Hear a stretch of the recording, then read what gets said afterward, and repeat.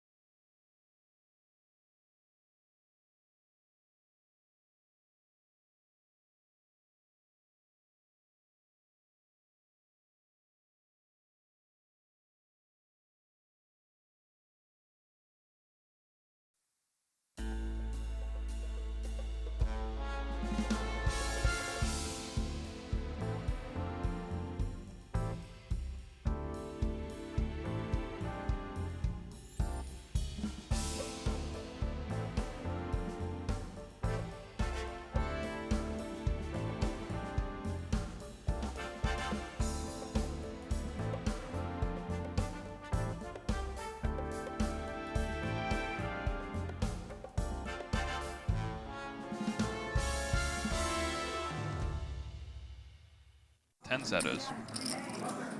Let's see. Bryn Kenny bet here again.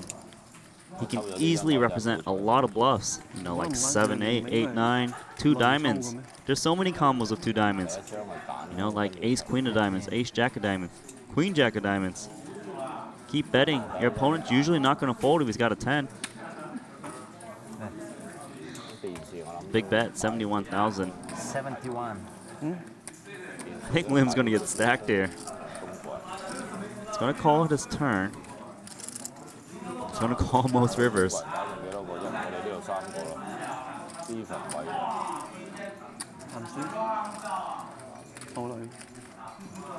Lim's in trouble right now. 10 seconds. Shot clock event. He's going to make the call. I think Lim feels like he's slow played this hand to perfection. He's going to lose all his chips here. Bryn Kenny's got a pot-sized bet on the river. River's a deuce. He's got quads. How can Lim ever fold this river? No way he's getting away from this one. Does Bryn Kenny bet or does he shove? He doesn't know that Lim is this strong. If he can see Lim's card, he would go all in right now. He might put Lim on like 10 jack, queen 10, king 10, ace 10, so there's a chance he doesn't shove. 15. I think he's reaching for most of his chips. All right, so he's betting almost all of it. 173,000. I do think he thinks that Lim is not as strong as he is, so he is opting to bet a little bit smaller than all in. Lim's just got to go, I call. 173. He beats too many hands still. He even beats pocket queens and pocket jacks. Showdown. And how often does someone say quads? Yeah, Lim was not expecting that at all. Yeah, that's a snap call. I think Bryn Kenny would play pocket queens and pocket jacks, and even like a hand like ace 10 this way. 3. Only 3 more.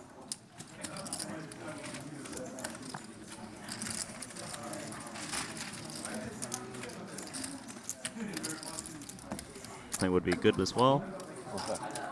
17 call. Yeah, I think it could go either way. I think against Lozier specifically, who enters pots pretty wide, I'm going to put ace-queen suited, even against an early position raise in my 3-betting range. So Winfred gives up the 7-5 offsuit, and we're going to see a flop.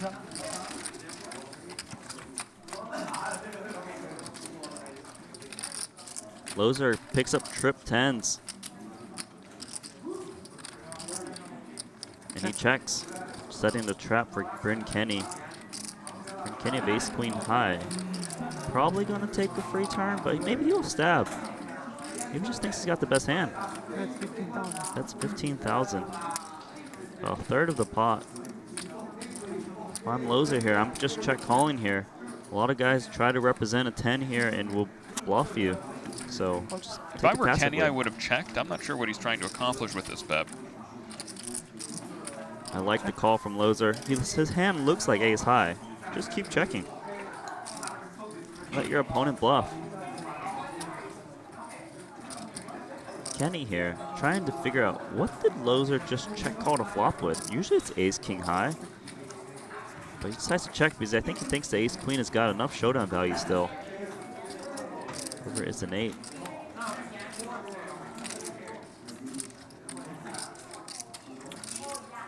So Loser needs to decide, should he check to try to induce bluffs, or should he pocket 7s to call, or like a random 9 or 8 that made a pair.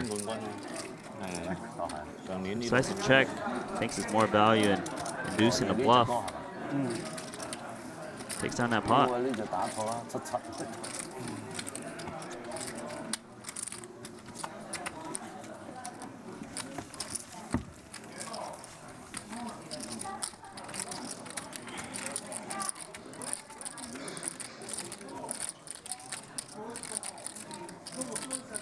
I think he is. He's going to put the pressure on Chidwick.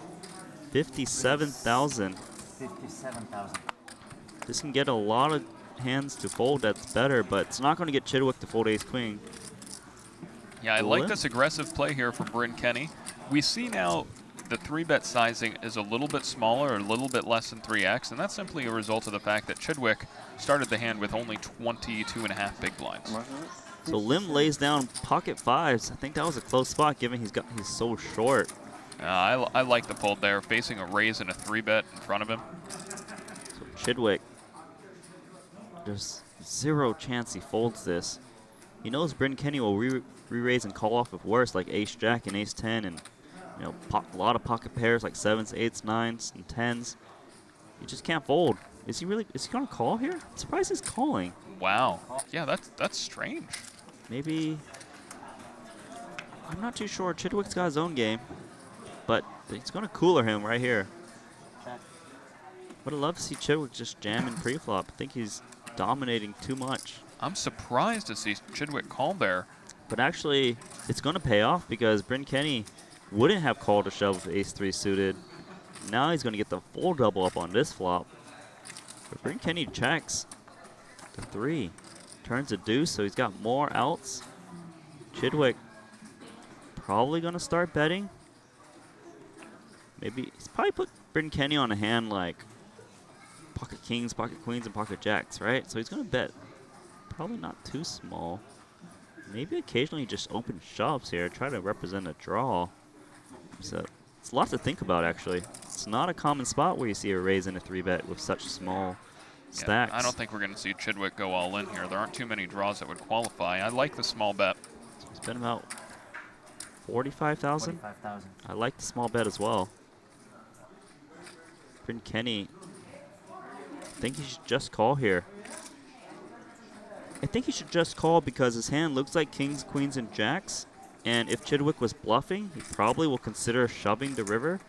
And, say Chidwick's got like king, queen, for example, just no outs. You want to get those hands to try and bluff into you when they're drawing dead. So it does make the call. Chidwick with half pot, king on the river. Chidwick's going to shove.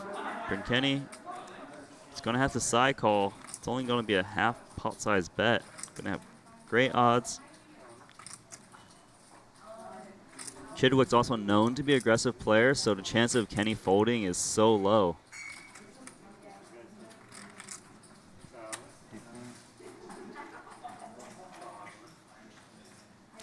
Stephen Chidwick gonna shove. How much? Gotta get a count. If I Not don't, all in. It's not all in. Yeah, he has a chip behind. not all in. Actually, good for Bryn Kenny. Saves a little bit. One chip behind can play if he lose this hand. 唔清楚。 Fine. 應該唔得，佢冇大哦，可以啊，佢可以玩到一鋪。 Dietrich Fast making sure the time was punched in. 哦，出招添，冇諗到。 You think Kenny can get away from this hand here? Against Stevie, no. Yeah, I would be calling here. 如果佢剩翻一 I 粒 think he's 可以 making a 玩到 call. Gonna see the bet. No, he didn't make call yet.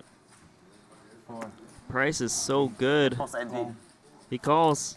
到 big buy 就唔得啦。 Yeah, he does call. He didn't like it.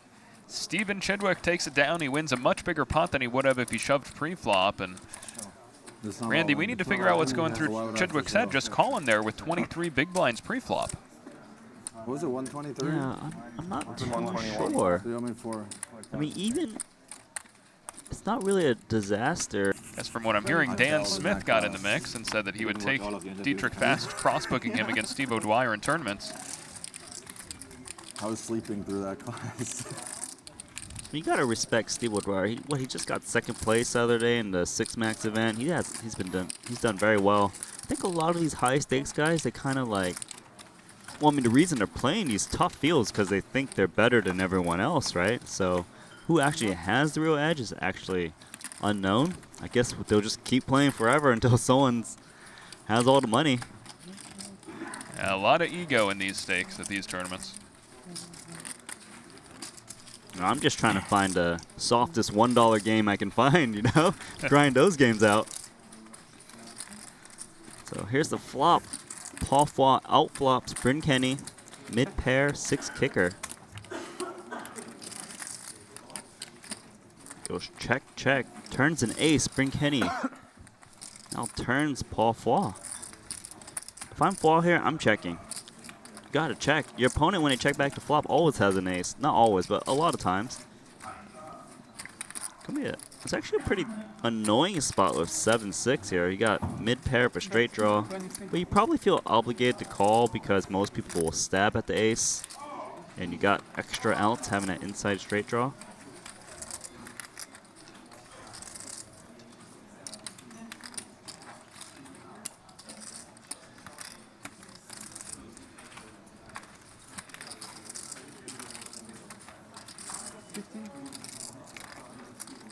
Bet is 23,000. I imagine we'll see Foy call.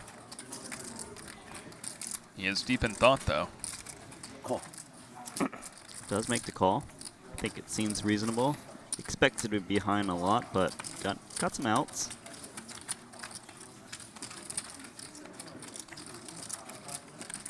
River card is a jack. No help for Foy.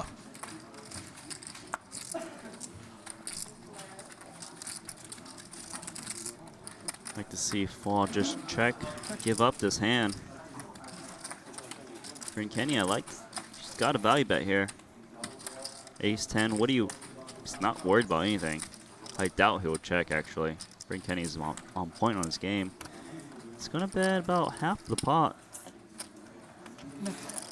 41,000. Just trying to get some trying calls from a lot of hands. You know, he beats like all the aces. Ace 9, Ace 5, Ace 6, Ace 3, Ace 2, so I like the value bet. Foy only beating a stone cold bluff here.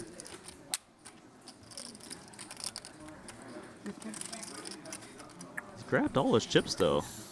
Maybe he's thinking about shoving? No,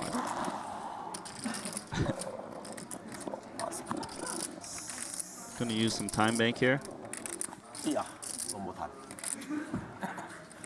It just holds. Good fold. Should bet the flop. Bryn Kenny takes it down, and he continues to run well. He wouldn't like hearing that, though. I had a good hand to call though. Anyway. I have ace of hearts. Yeah, ace of hearts. Ace of hearts and 10, so limp here, and Kenny actually check back this pre-flop. I was gonna say it, but I was like, yeah, I think I'd just fucking shoot myself if I was there for like too long. It was 5 of us, not only like. Yeah, right. 5. So 4 Charlie Carrots and you. Yeah. Yeah. His friends. So Loser here with 2 overs and inside straight draw. He's going to bet out here, trying to just take down his pot. Bryn Kenny's trying to play poker and have a conversation at the same time. Makes the quick call, top pair, and an inside straight draw. Turn is Just pay them to 7. don't use your shower. I think Loser should check here. A lot of times the opponent has a 9 or a 7 and won't be folding to a turn bet. So there's a house Kenny here, I think I like betting with Kenny's hand. I feel like there's a lot of bad cards, but he just checks. River is a 3.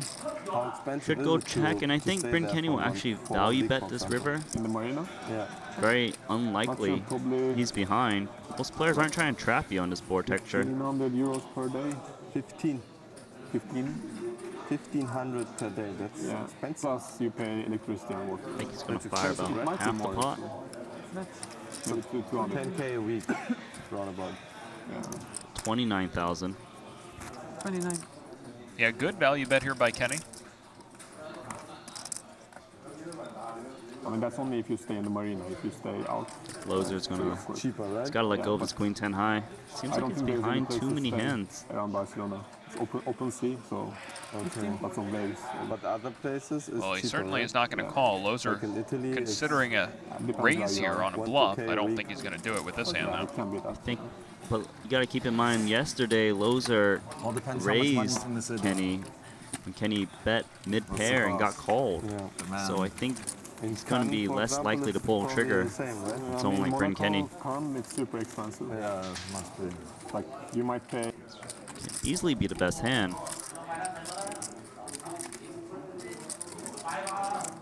Seems like a good spot to just see a flop.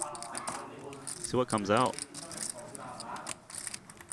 Great price. So yep, here we go.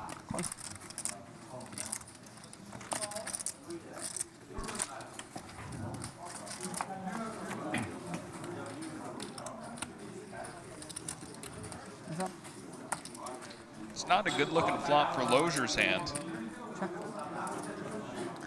He does pick up an inside straight draw. Just checks. I like this. Usually you'll get shoved on anyways. So if I'm Lim, I'm definitely betting this turn because you need to find a way to win some chips. And with an open and straight draw, it's a good opportunity to get a better hand to fold.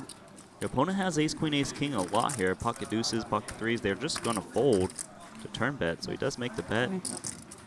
Loser shouldn't fold this though. He's got 2 little straight draws, a pair that might be best. His opponent can have queen jack, queen 9, 2 clubs. He does call. River's going to be tricky. It's a pretty small bet on the turn by Lim. River's a 10, not the card Lim is looking for because it makes, if Loser had a hand like king 8, ace 8, ace 7, he likes it more when the 10 comes. Lim would need to make a stone cold bluff here. Queen 9 offsuit high. I'll be thinking about what my opponent probably has and then ask myself, would he fold to a pot side shove? 15? Yeah, it seems like there aren't many hands in Loser's range that he's going to want to fold, but Lim does have a pretty good hand with which to bluff here. He's actually betting really small. I 31. guess he's just trying to fold out 2 clubs that, like, king, queen of clubs, ace, jack of clubs. Yeah, I'm not a big fan of this bet here. I would have liked to see, if Lim was going to bluff, I would have liked to see him go all in.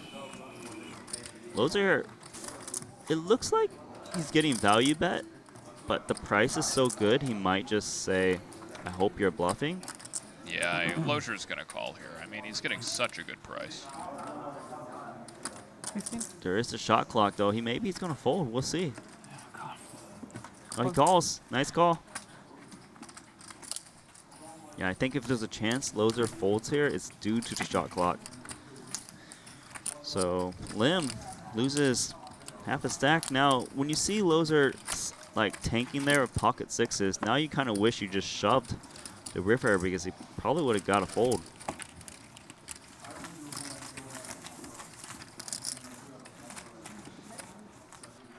Dietrich fast, queen 10 suited. It's going to make the call in position against Loser.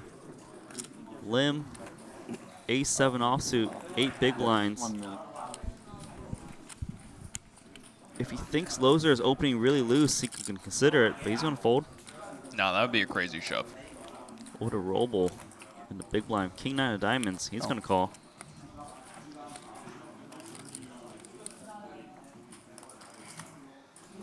Andrew Roble just bought into the tournament. 25 big blinds and a dream. 馬王中爆，馬王中爆，4條，佢啱啱嚟緊開18,000、4,800，個馬王，然之後我 flat 啫。 Roble flops top 2 pair.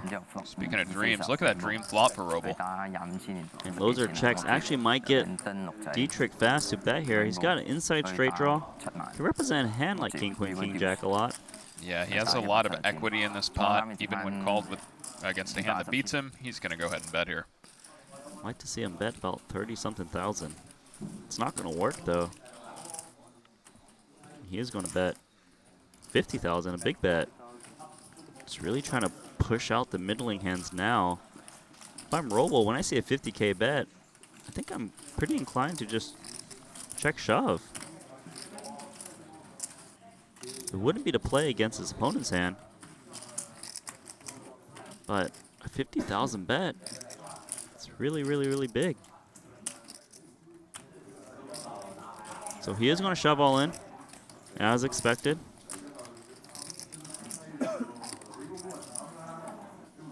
And it's going to get 2 quick folds. I think Dietrich fast should have bet a little bit smaller. Seems like he could have got the same effect. When there's a guy with like 20-something big blinds who's usually going to check shove a deep early position, but does have the dealer button. Andrew Roble of Queen Jack offsuit as well. Doesn't know his cards have been taken. He's going to make the call. He's going to have a 3-way flop.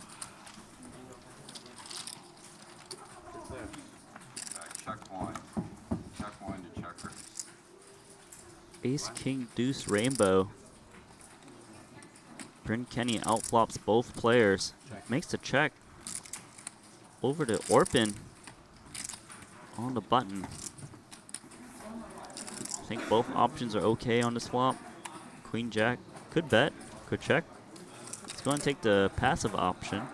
Trying to hit that 10. Doesn't. Turns a 4. Andrew Roble here. He checks. I think Bryn Kenny needs to bet now. Once he sees his opponent checks around on the flop and checks the turn, gotta think ace 9 is the best. Try to get value out of the king, so he bets 31,000 and gonna get 2 quick folds.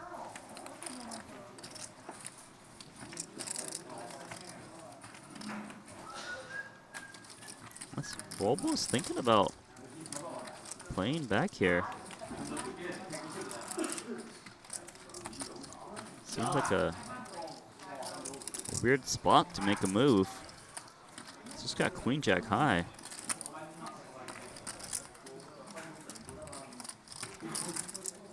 He's got a shot clock. He's going to make the call, actually. Maybe he thinks his Queen Jack high is good, a decent amount. Okay, I guess he thinks he beats spade draws. It's only got 9% to win this pot. Reverse the straight. Wow, calls with Queen Jack high, out of position. Hits it. Bryn Kenny of ace 9. Try and decide, should he try to get value out of a king, like king, queen, king, jack, weak aces?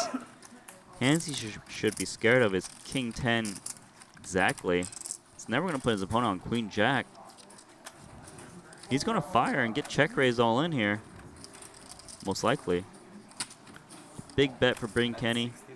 69,000. About half the pot. So Roble check around on the flop. Check calls the turn with queen high on ace king board. Rivers are straight. Seems like a suspicious call on the turn, but pays off. Just got to shove now. Hope your opponent has the piece.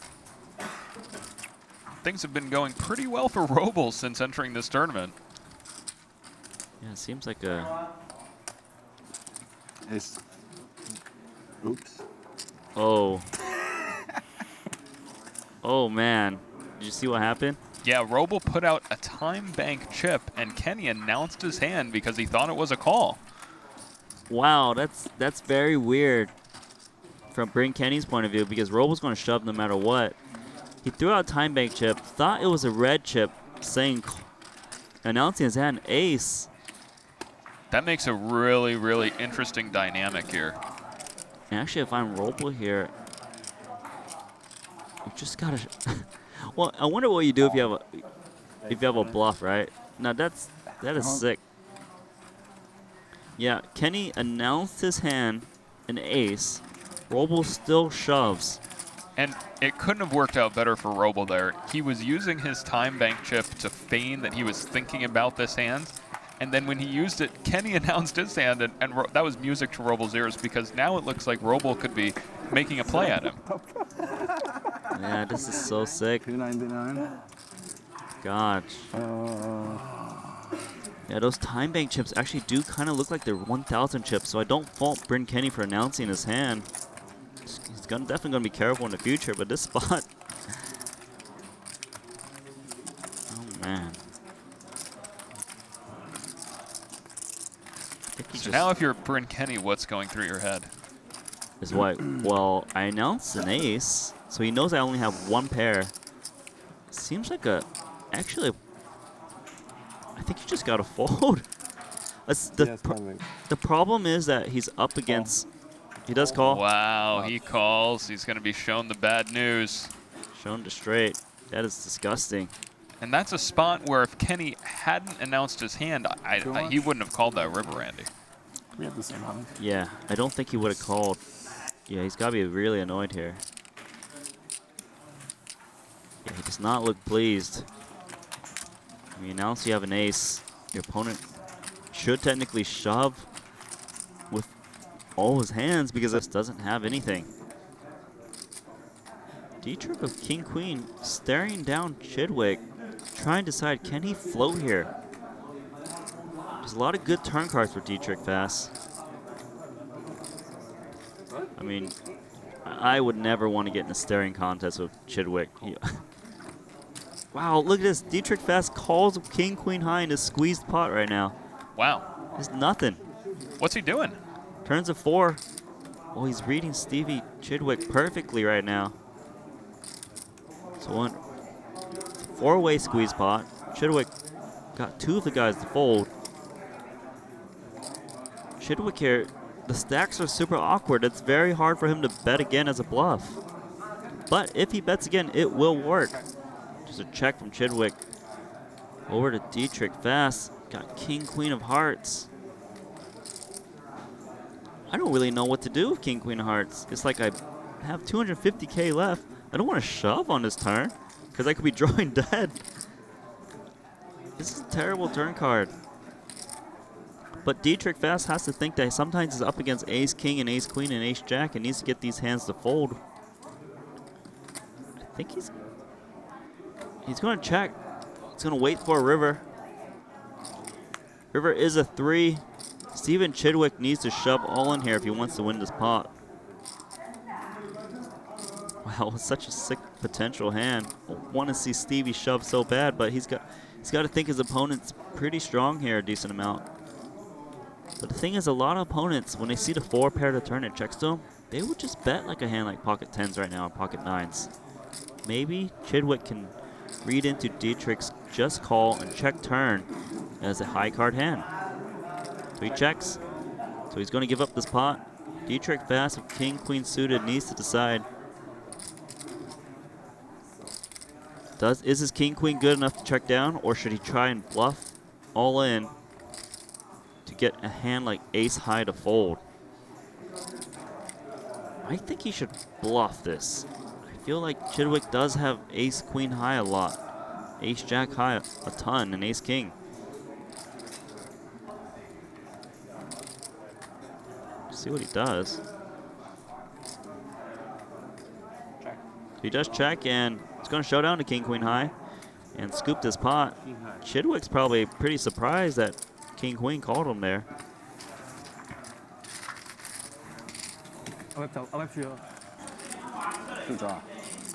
Yashi Sun, 8-6 offsuit, opening in the cutoff. Tom Dwan's not going to fold Jack 9 of spades.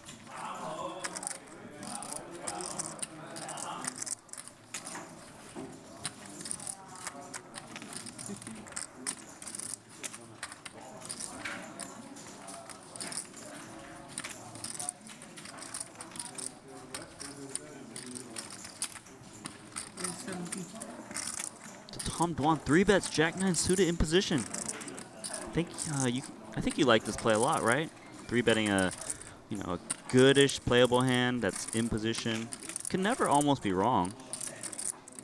Julian Thomas of Queen 10 offsuit. Maybe he's suspicious here. This would be a heroic play, but would it be correct if he can make the play? He's gonna fold. Thomas likes to take his time before folding. I'd love to see Thomas just prove you wrong right now and just make a 150K. It would be an amazing play. I don't think he's going to make the play either. So he passes. Does let it go, and I especially like this 3-bet from Tom Dwan here if he knows how light Sun is opening from the cutoff. Sun is going to fold his hand. And it's safe to say that Yashi's Sun is an aggressive player because he's raising 8-6 off, so he's got a million chips. That's my read on it.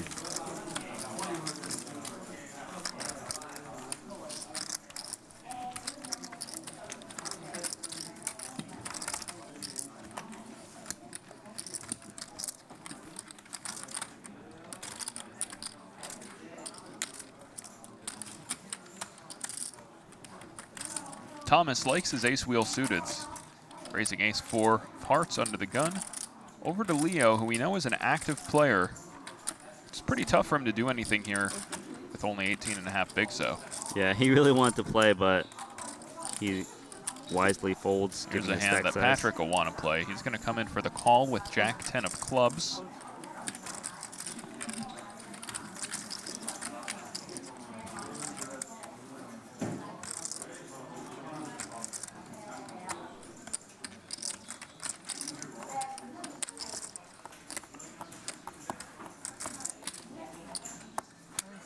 A 3-bet here from Sun out of the small blind up to 90K. Yeah, Sun is an aggressive player. I don't know if Julian Thomas knows how Sun plays. Yeah, and that's how he got all those chips. But this is a very aggressive because Sun's driven from the small blind against an under the gun open. Yeah, and I think for that reason, Thomas is going to have to let this go.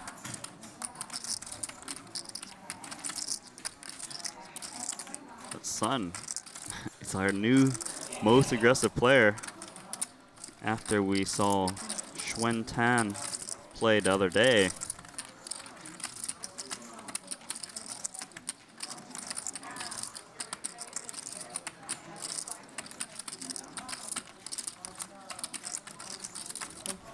And gets a fold.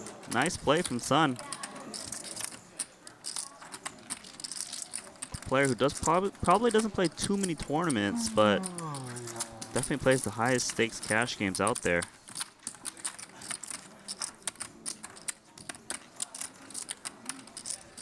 Back to the action. 10, 10, 10. Ivan Leo flops quads of Queen 10 offsuit. And he is not the aggressor. He's going to get Rui Cow to put a little bit of chips here. Ivan with 12 big blinds, quad 10s. Patrick Antonius is in the big blind.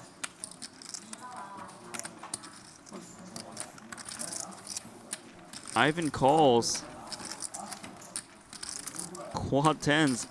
I'd be super excited. He's got to contain it. Turns an ace, a great card for Rui Cow to try to bluff, but it would be a disaster because he would run into quad 10s. Jacks think Rui's a little bit suspicious. River is an 8.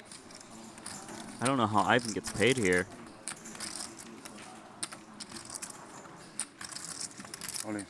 Shoves all in. Rui Cow is confused, but just gotta let this hand go. Unless he thinks Ivan's gonna float him with like king high or queen high. Be a very strange float because be calling from the small blind. Yeah, Rui asking for a count, but this obviously would be a very ambitious call. 186. 10? 186.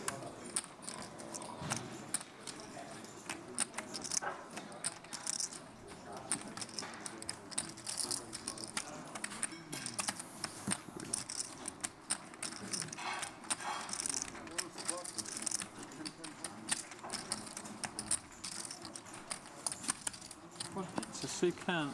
He makes the call, king high. It's a sick hand. Wow, it shows him quad tens. Rui Cao splashing around really hard. Just calls it king high.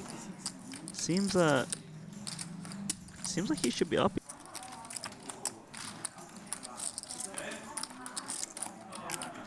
Rui Cao calls in a big blind, out flops Yashi Sun. Queen 9, gonna see him check, I assume. Check, check. Yashi Sun turns a little straight draw. Checks around again, and now Rui Cao should be looking for a bet with Queen 9. But he actually checks, and he's going to get Yashi Sun to bet here of Ace Jack high. I would love to just show down. I just think you win the pot too much. But he's going to fire. I wonder if this is actually for value, but he's only betting 15,000. So he's betting practically one big blind. So I do like that he's not trying to bluff with Ace Jack high. But he gets raised by Rui Cao. What a great play here. Makes the call. Wow. Rui Cao with maximum value. Queen 9 there on the river. I think the other people at the table are a little bit confused. Yeah. Great read by Rui there, showing why he's one of the best in this game.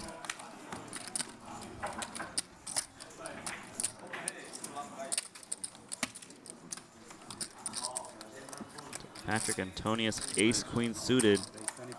It's up to about 20 big blinds, just raises this time.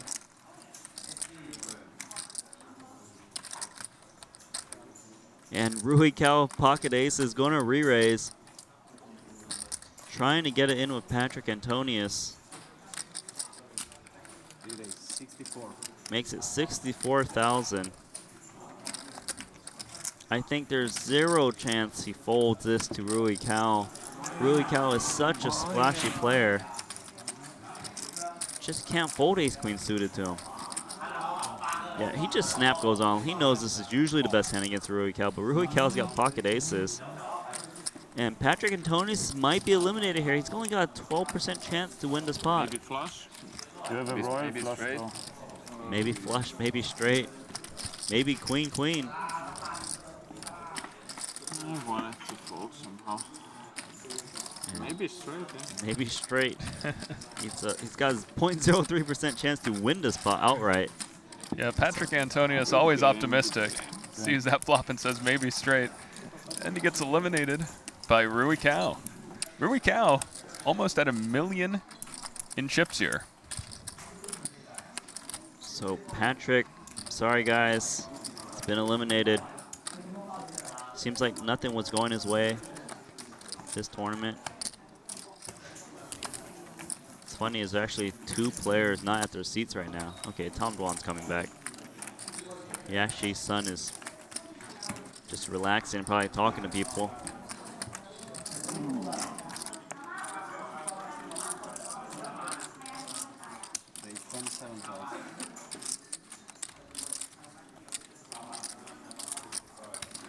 Oh, so fun to be playing like a different game than everyone else, you know?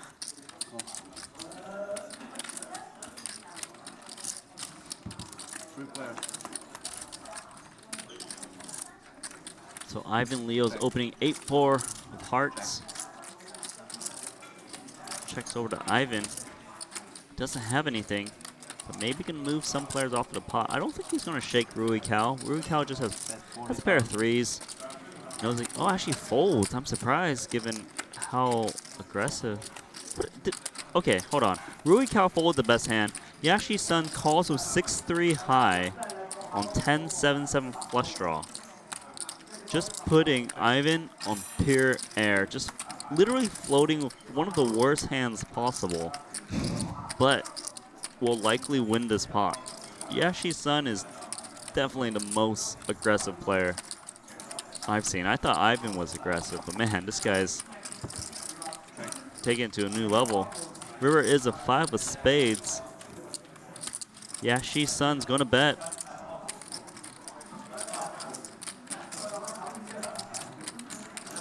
Gonna bet pretty small, 50,000. Just trying to fold out anything that isn't a flush. Fold out some pairs occasionally.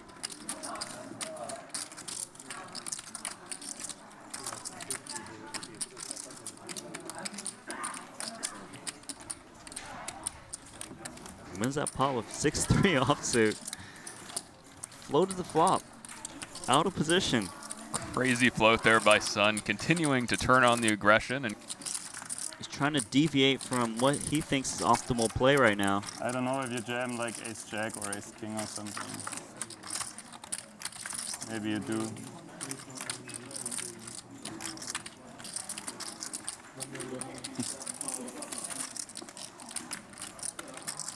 Julian Thomas in a tough spot.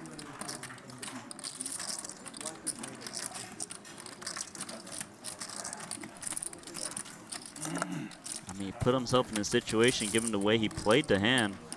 He's put half his stack in already. He's in the tank. You should count. 3, 2.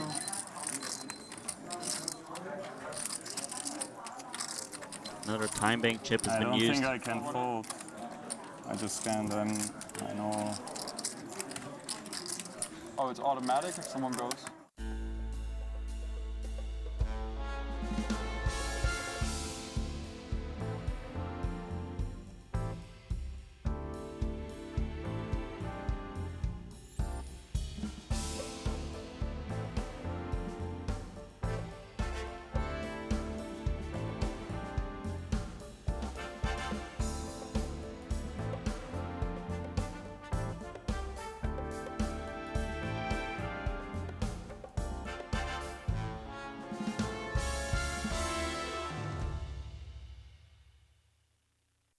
Enjoy the party. Come with me, let the good times roll. Got the sky and sea, you and me. Let's follow the sun.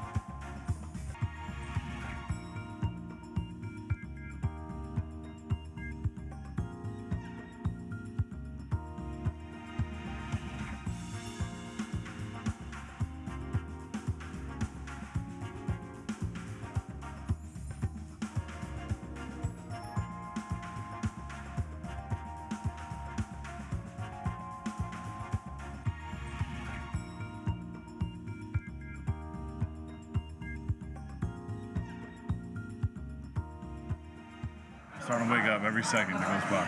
Good evening and welcome to the Triton Poker Series €1 million buy-in cash game. Phil, what can we expect tonight? It's difficult. I mean, you got to expect the unexpected, especially with this group of guys. I mean, there's some really talented poker players over here. So you just never know. I mean, you know, every time I go into a poker game, hey, I'm on camera time. This is more like a home game for you then? Yeah. I play with a lot of these guys all the time, so I'm not really expecting much, but I do expect there probably be some big bluffs and maybe some strange hands that may come up. When you're playing with a group of talented players, you just never know what may happen. It could be boring. It could be quite fun. You just never know. Hopefully it's going to be a lot of action. Yeah, hopefully. All right, well, good luck. Okay, thanks. Back to you guys. I'm not saying like I'm a great player, but just a couple guys who are winning.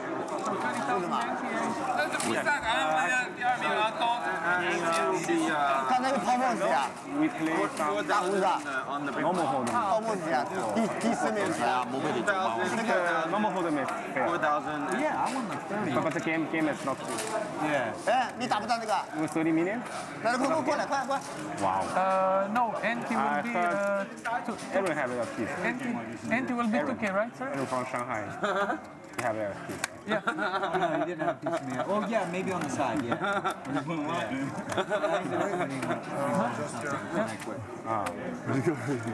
We're shopping afterwards? Most from... I'm only playing for like 20 minutes prior. Yeah. I go in 2 binds. But normal hold'em... What about you? You're still in? Not too many. And you did not... I won a lot of it in January. Cool. Well, that'll be a fun sweat tomorrow. Now it's no game, right? Oh. No, this was, yeah. Okay. Yeah. Nikita, Boots, you cast. How'd you do? How'd you go? Blue cow? 要不要吃个底啊？ Are you still in the tournament? 要不要吃个底啊？ Who bubbled? Rui, who bubbled? Who bubbled? Stevie? When you just move your chips on the cart, you will put pictures. Sorry to bother you, but No, it's 2K, 4K euros.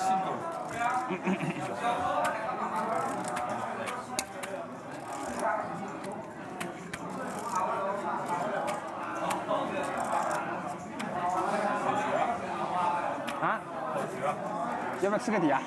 帮我追追数了。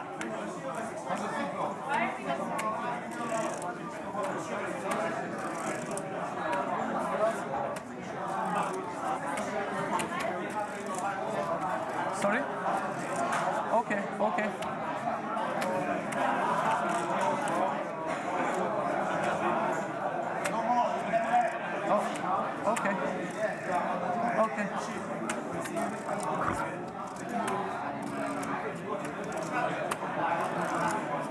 Where Tom the one seat? The one. You don't have a seat?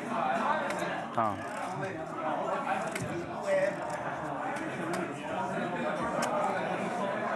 Well, it's got to be much later. It's got to be in 2 hours, not 2 a.m. because it's like almost 1 a.m. already. What is that? They're rotating? Yeah, they're rotating it to 4 hours. And I'm saying it really can't be 2 a.m. I think we start at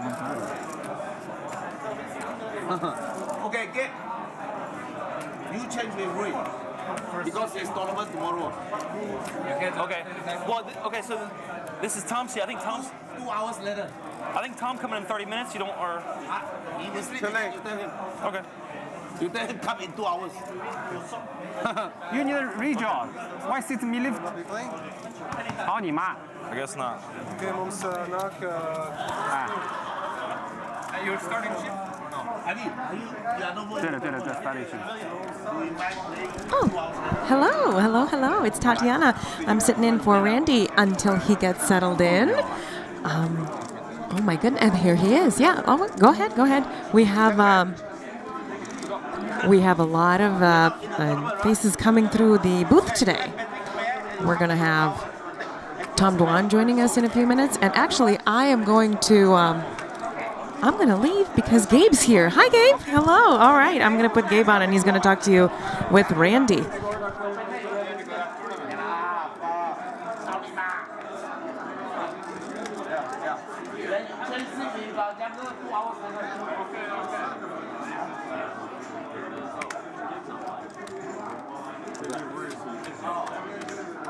Get come back 2 hours later. Whatever, it's okay. They start. 800K, okay. You start, you play 2 hours later. Like that. You take risk play. Let's go. Okay? Okay, you and Patrick switch 2 hours later. Okay. Production guys can just go resolve. Only thing is one outside. Okay. So who is the two versus? Who in? Fish and all in.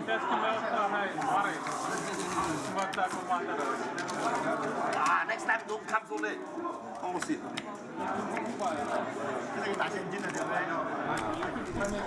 Hey guys, this is Randy Nanonoko Liu, and I'm joined by Gabe Pogorski. Is that how you say it? That's right. Hey everybody. Yeah, we saw him playing the short deck event.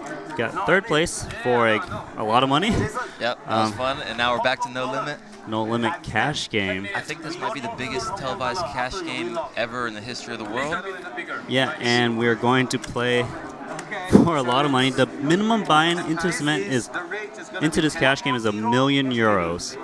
So Sky yeah, high. €1 million. This is actually, I've never seen so much money on the table. The blinds will be €1,000, €2,000, with a 2,000 big blind ante for everybody. Now, you're familiar with the chip denominations. Maybe let the viewers know. Yeah, those big gray plaques are €100,000. The red ones are 10,000, and the chips are 1,000 each. 1,000 each. Okay. And yeah, hopefully we see some chips fly. I want to see a €2 million pot. You know, with the players that are at this table, it's like guaranteed, right? I don't know. I think the table's half nits, if you ask me. Half nits, right? But then it's going to be the aggressive players that are going to try to push the nits around, right? So we'll see. Yeah, I think we definitely got some action people. I haven't seen... 3 seconds. Okay. Really, Antonius is the only guy I haven't seen much No Limit from. I think he probably stays pretty in line. But I guess we'll see. He's got a badass haircut, so maybe he's got some new style. Are you primarily a tournament player or a cash game player? I play both. I don't win in tournaments, but I play. Don't worry, I know that story too. Yeah, I play mostly cash games. Cash games. Maybe let the viewers know. Are you like a 6-max, 9-max, live, online? I'm a live pro. Live pro. Live pro. I like playing in games where everyone's having fun. Yep. And you know, the best situation is you're in a game when everyone's having fun, and that's my skill. Is having a good time with people. Yep. And trying to get in good games because of that. Well, look at this. Already €9,000.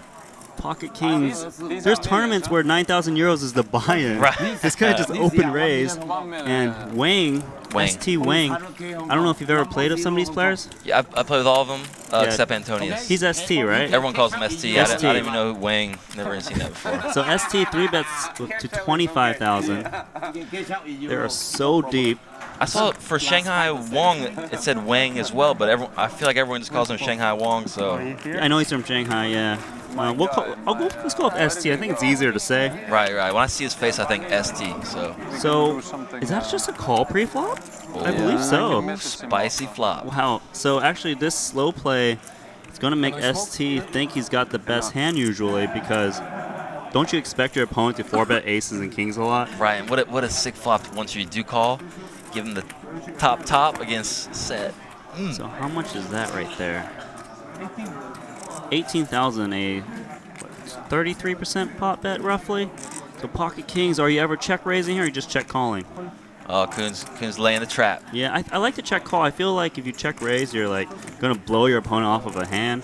A lot of people, when they 3-bet you, they just want to represent ace king, so they're just going bet. But he actually has a hand this time. Right. There's so many hands. It just looks weak. You know, you can have all the gut shots. You can have King X in the mind of ST. So ST should be pretty confident and just keep blasting here. Yeah, he is going to blast again. They actually have rubber bands around these chips. Right. There's too many of them. Don't want to be spilling the plaques. So. Man, when I see these boards after playing short deck, I'm thinking 7/8 to nuts. Like, get it in there, 7/8. I've played so little No Limit. It's funny seeing this. Yeah, you're going to see a deuce and a 5 coming soon. I'm just going to warn you ahead of time. I played the main event today or last night, and every time you get a deuce in your hand, it freezes your brain after playing short deck all week. Well, 56,000 seems like a very reasonable bet. Jason Koon here, should he just call again or maybe check raise? What are your thoughts here? I think I'm calling here. I think this more likely get your opponent to just keep blasting at you. It's so hard for him to be Koon to be bluffing when he check raises because, like in theory, ST has way more ace kings. Yep. So it's not like the turn was something maybe like a 10 or something that you could rep bluffs it's more like the with first your hand set. of the day. Who really bluffs all their stacks away? So River's an 8. I think this is gonna go check personally. So nice check, and Jason Koon's gonna show him pocket kings. ST's gonna be like, what? Right. That's I kind of think, I know it doesn't seem standard, but if Jason leads the river, it might look bluffier, and it's kind of unlikely ST bets anything except top set and ace king there, and it's hard to have those hands. So it's kind of. And you're gonna still get called by ace king anyways. Right. You're not losing value. And that's a good point. It doesn't kind of make sense, but I think it works. Yeah, I would say if it was a bluff, it'd be like queen jack, jack 10 with the backdoor flush draw, right? And you see the flush come in, and you're like, okay, I was just trying to make some really weird play, but sometimes when you see weird plays, you call more, right? Right. It would be if you had queen jack and play it that way, or queen jack of spades, maybe where you turn spades.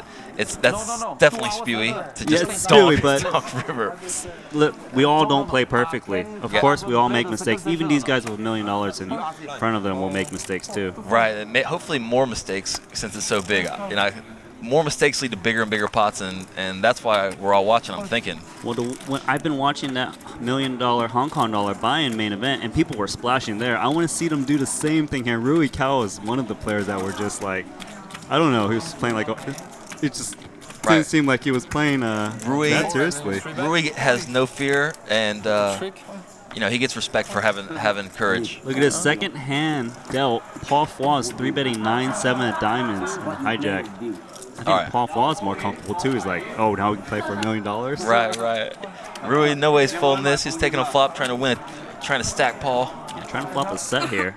See a little 7-7-4. Well, the flop misses both players completely. As long as someone takes a stab at it, they will win this pot.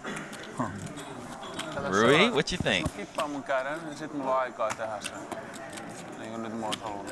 Rui trying to.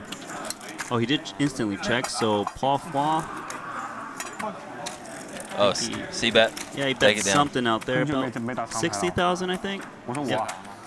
Paul, you got to show the bluff. Put it in his face. Let him know. I like Paul Foy. He's always chatty. That's what I've noticed. Yeah, Paul's the man. It sounds like they're talking about some games they played years ago in Macau together. Maybe Paul has some reads from back in the day against Rui, because they haven't played too much lately. They're kind of on different stratosphere for Paul, of course. Shanghai Wong, he's a notorious dude in Macau over the years. I know he's known to play like the biggest games, one of the best, right? Yeah, he's got it's going to be interesting to see what he does, because Shanghai Wong, you know, he's learned poker on his own, and he has some serious tricks. I would love to see these serious tricks. Right. He has some serious tricks. I've seen him. I forget exactly, but it was like he min-raised someone in like the biggest pot in this game once, and then just started laughing. He just wouldn't stop laughing after he min-raised bluff the river. I think it might have been against Andrew Roble, and Andrew Roble like sighed, folded, and then he showed. I got to show, yeah. No, it's great to hear these stories. Yeah, he's good for the game. Elton Sang, I don't know if you're familiar with Elton Sang at all. Yeah, Elton. He won the $1 million Monte Carlo tournament. Right. Most what he's known for. He's really good, and from that tournament, what I understand is they weren't letting all the pros in. And yeah, he was like the best player that was playing, right? Right, and they saw his name, like, oh, let a guy from Asia play, and then he just smashed him up. So nice job, Elton. Well, look at this. ST has flopped a flush. Is he going to check raise or going to check call here? That is a check raise. Yeah, it's like, what, a 55, 53. Elton here. It's going to have to let go of this 8-high flush draw. I think both these guys are pretty familiar with these Rose games? They're pretty straightforward. I've never seen these guys do anything crazy. They're on the nitty side, but they're very, very solid. They definitely got some moves. They're smart guys. They've won a lot of money in poker. Well, so just because someone is tight, I like to say that if you've got a tight image, look for a spot to bluff because the credit you're going to get so much more credit than normal. Right, and these two dudes for sure are going to be going for it. Someone like Rui Cal, he's got a terrible image in my opinion. I don't know if that's true in cash games he plays, but from what I've seen, all he wants to do is try and bluff people. Yeah, he has no fear, and that's why it's cool. We haven't seen any multi-waste yet. These guys, maybe they're just warming up. So, when you play live cash games, how many people are usually playing at a table? I try to avoid nine-handed games. But they do exist. They do, yeah, they exist, but I understand that sometimes there's like an empty seat for like the VIP, so sometimes I guess it's shorter-handed, maybe like six-handed. Right, in the Macau public games, it's usually 8 or 9-handed with a VIP seat. But the short deck stuff hasn't played 9-handed in a long time. I see. And is short deck more popular now, or is it kind of still both games running? Well, it's not legal in Macau yet. Sure. So it's not going to be more popular yet. But from what I can tell, every single person who plays it after playing No Limit likes it and thinks it's better. And so it will be more popular. It's no doubt growing at least in the Asia scene. Right. In Triton, they're talking about running a smaller buy-in short deck tournament. Maybe the next stop in Jeju. So hopefully that'll get more of the tournament pros who are kind of scared off by the big buy-in to flick it in there and and kind of get their feet wet. Funny, and that's the first time I ever seen short deck. I was watching. I was like, I feel like I know how to play the game, but I don't want. I feel like when I put my money in, I'm going to lose it very fast. Yeah, it's cool because people can. Let's see if we got a hand here. This is not going to be. Like Wang Chang is going to bet here pocket sixes. I wasn't sure. I think he's a pre-flop raiser, but Shanghai Wang is flop. Shanghai Wang is what everyone calls him. Yeah, Shanghai Wang. I'll go with that. And I believe his name is Chong Wang. And then ST got a little. Just call there. Trapping. Now, have you ever played with Chong Wang at all? This guy here? That's Shanghai Wang. Yeah, actually I played with him a couple nights, or we played all night a few days ago. So this guy's Shanghai Wang. That's Shanghai Wang. That's ST. Okay, I thought you guys were saying the same thing. Now I figured it out. The guy with pocket sixes, everyone calls Shanghai Wang. Let's go with that. The guy who's going to win this hand with King Queen, that's ST. Yeah, I played some big pots with him the other night, and he's kind of crazy and he's action sometimes. All right, well, ST is going to call here. 35,000 euros. I'm guessing they've played a bunch and they're familiar with each other, and I would think Shanghai Wang isn't gonna go for it. Like ST, when you're on the river against ST, he usually has a good hand. Especially when he's check calling. Ambitious bluff here, but sometimes when you got such a bad hand on the river, you just feel obligated when more cards look scary. This would be right. Maybe he bets like 400,000, just goes for it. Yeah, 400,000. That'd be intense. Like if he was the pre-flop raiser, he has more aces, ace, kings. To be fair, yes. And it looks like he's charging the flush. He is going to bet again. Oh, he's trying to get an ace to fold. I would like that more time from but I don't think he's going to fold an ace of that size. So. ST here. He's got King Queen. I think this is just a mandatory call. Sometimes you're up against a flush. No real reason to raise. Find like you usually don't get worse to call. Yeah, raise. There'd have to be some crazy dynamics to ever consider raising. And we just started this session, so that's not possible. So let's see. Yes, he's just maybe forgot what he has. No, don't do that. No, you did not do that. ST. God, that hurts. That hurts me. That hurts me. Can we get those cards back?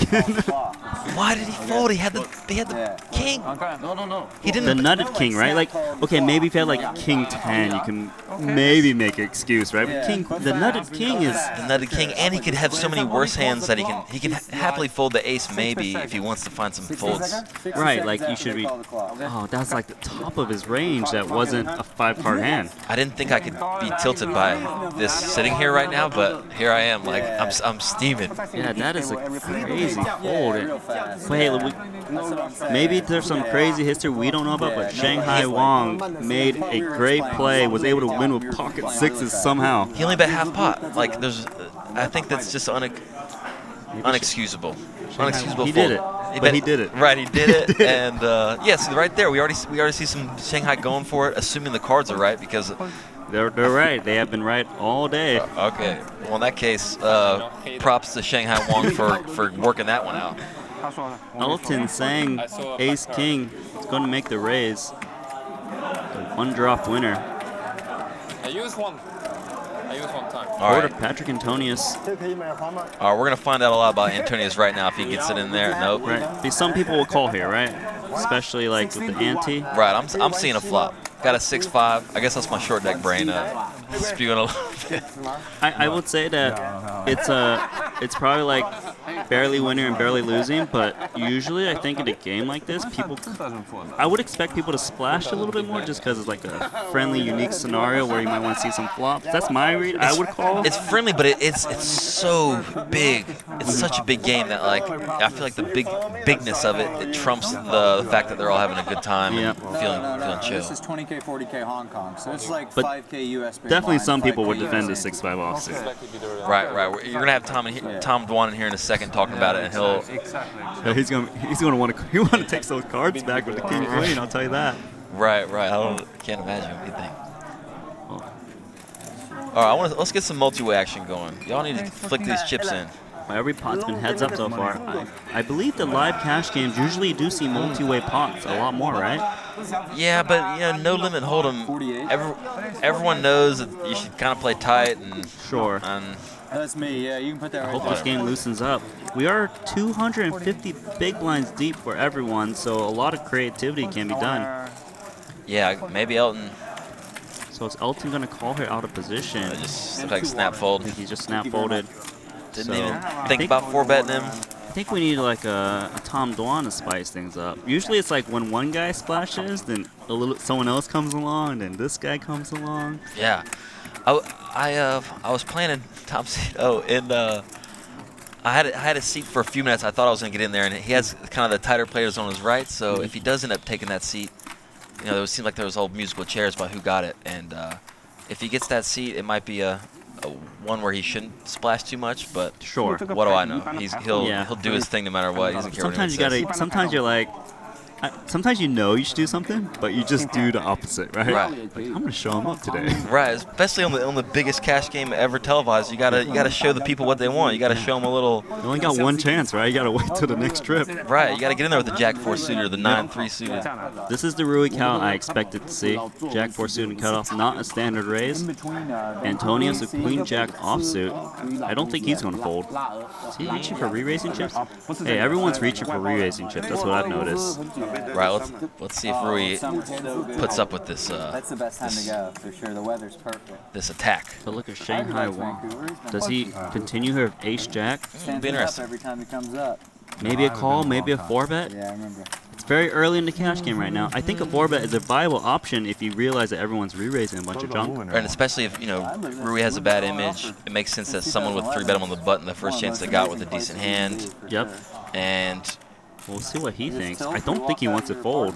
Yeah. That's 100 making it right there. 114 to go. This guy knows how to play. I'll tell you that. Right. He's got moves. Something different up there. If you see him, you might just think, Chinese VIP, but this guy's got moves. No, I've learned, do not disrespect anyone. They may not play the way you expect to play, but they do some things that are actually pretty good. Like, I was watching some players play. I'm like, oh, that's kind of loose. But then they were getting some sick value where I'm like auto-checking. So they actually play their image very well. They understand how people perceive them and can really make nice plays. Right. Also, live reads are a real thing. And if you're an internet player and then you can play with these guys, they might just tear you up. You might get torched. Well, he's gonna let that one go. Well, I guess good fold, but he still got bluffed in a way, you know, like. Yeah, no, I would consider this a 4-bet bluff because not everyone will 4-bet ace jack here. Right, you're not supposed to kind of. Like most people just go, oh, side fold. I only put in the big blind anyways. Yeah, so once Shanghai Wong gets rolling, you know, he might keep it going too. He's not the type to just wait for aces all night. Yeah. Oh, I've seen it. Okay, we've only played like 5 hands. This guy's bluffed a guy off with king queen trips. Just instantly 4-bet the first opportunity of ace jack. Right, didn't really hesitate. He was just like, oh, I got a 4-bet. This is the play. And actually, it's probably hugely plus EV, and I think so. I just feel like people are very 3-bet happy right now. And here's an open from Elton saying he's been actually picking up some hands, but he's down 80,000 euros right now.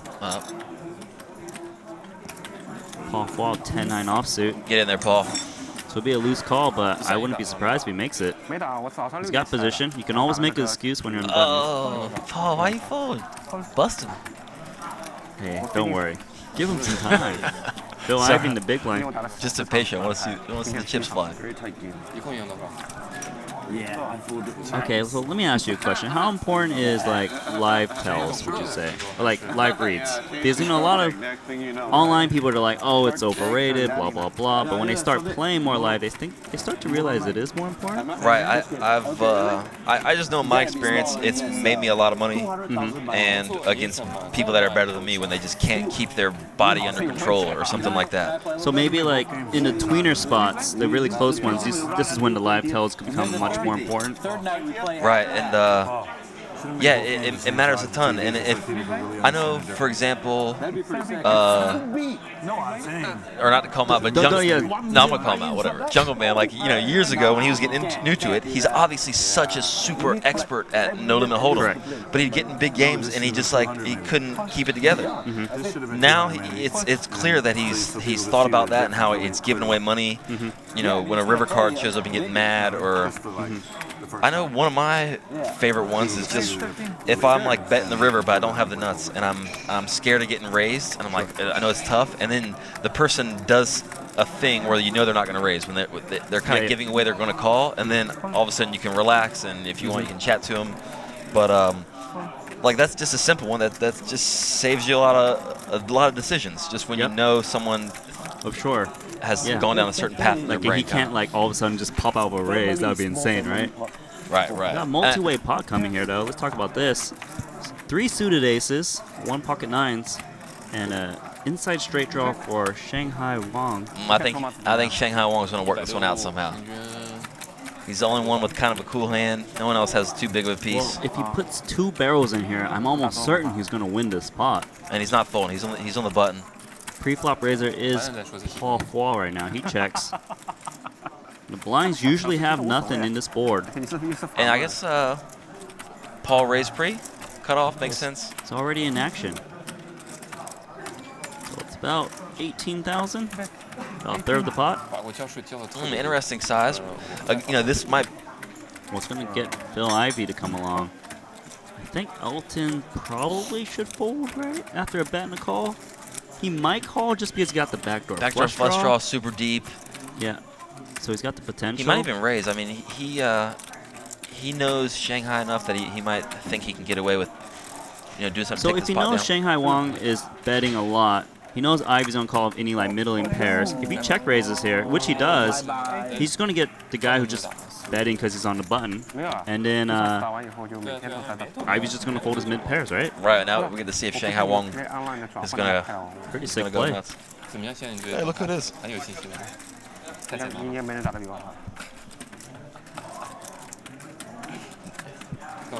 Tom. 8折。没人比你好，你谁给谁8折？不是，中国人。 Shanghai Wong, yeah, peel this. Oh, Shanghai Wong is going to peel up the ace-4 high right now. Hey guys, it's Tom Dwan. I just stole Gabe's headset just to throw in there. I think Shanghai Wong has the I'm about to do something crazy look.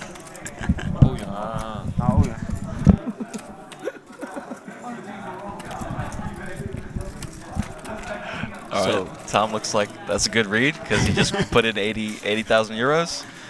And turns 2 pair. Well, this crazy move won't work now because Elton's got 2 pair aces up. He won't need to do the crazy move because he's got a top pair. So imagine Elton's going to keep betting here, right?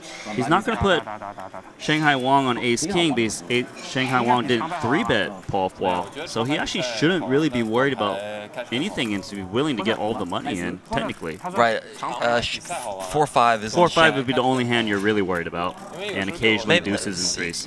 Yeah, set of deuces and 4-5. He probably thinks he has a king. He's probably not going to get too greedy with these bets because is that 120? 120. So I like the smaller bet because his opponent most likely has king, queen, king, jack if he's going to continue. Occasionally he has a hand like ace 4 and ace 5. Yes, there's the ish. So I don't ever expect Shanghai Wong to fold this turn just because he's stronger than what he's perceived to have. I mean, if Shanghai Wong just ripped it all in, I mean, it sounds crazy, but like Tom's laughing in the background. What's he gonna call with? He's gonna look him up at the set, put all the money in when he puts it all in. Well, they are playing 250 big blinds deep. He does make the call, so we're coming to a river. He's got 23%. River's a jack. Doesn't really change anything. But if I'm Elton here, I think I'm betting pretty big. I'm going to hope Shanghai Wong river 2 pair of like king jack. Yeah, you got to bet this. You got to bet this. There's no bluffs that you can, if you check and you're hoping he bluffs, what could he have? Usually what happens is if you check, your opponent just check back and you just give him a free showdown like king, queen, ace 5, ace 4. Right, there's no air balls that he could have really, unless he just floated, made it in suicide float type of thing. The only air ball I can see, and I can only see is because I'm a DJ and I see 4-6 suited and like 5-6 suited. Yeah, where the 5-6 at? What are you playing over there now? So Elton, the one-drop champions, going for a big bet, I believe. I asked him how your guys' heads-up game was going. I think he's looking for a snap call, Chips. I just had breakfast one morning, asked him what he was up to, and he said you guys were playing heads-up. I was like, oh, that's cool. 200,000, so he's basically trying to size against king, queen. 2 weeks session. Wow, that's long. Yeah, he's just doing the old. He makes the call and gets shown the bad news. All right, so thank you, Gabe. Adios. And let's get Tom Dwan in here.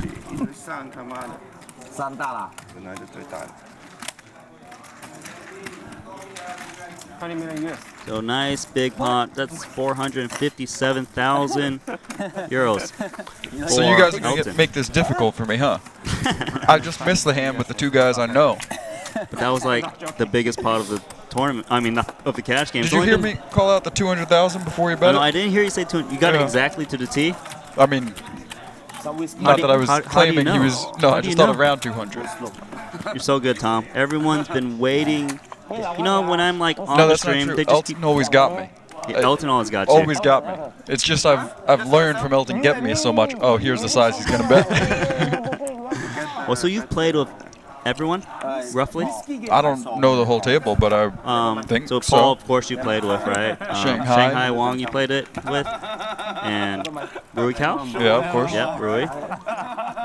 And ST, you played with, I assume. Yeah, a lot. Yep. And Bill Ivey. Yeah. Maybe Jason Kuhn you haven't played with too much? Not that much full deck cash games. No. Right. Really not that much. Well, look at this. Shanghai Wong's already raising again ace 5 offsuit. He's going to think that Elton is attacking us. What's going on here? It's just 1,000, 2,000, right? 1,000. Yes, I believe it is. That's a pretty big open. Wait, is it 2,000, 4,000? Are the blinds higher than I expected? It looks like it might be 2-4. 2-4. Okay, this. I don't know. I can't really tell. Oh yeah, it is 2-4. 2-4, 4,000. Okay, wow. So I thought it was gonna be 1,000, 2,000. I guess the game just doubled. Okay. Just big. So. You're mainly playing short deck, long deck. Which one is? What's happening in the scene right now?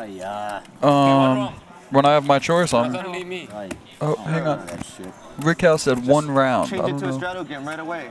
Nah. We've already played like 2 rounds, right? Come on. Oh, they want to play bigger. It's time to pump it up. Right, Ivy? Sure.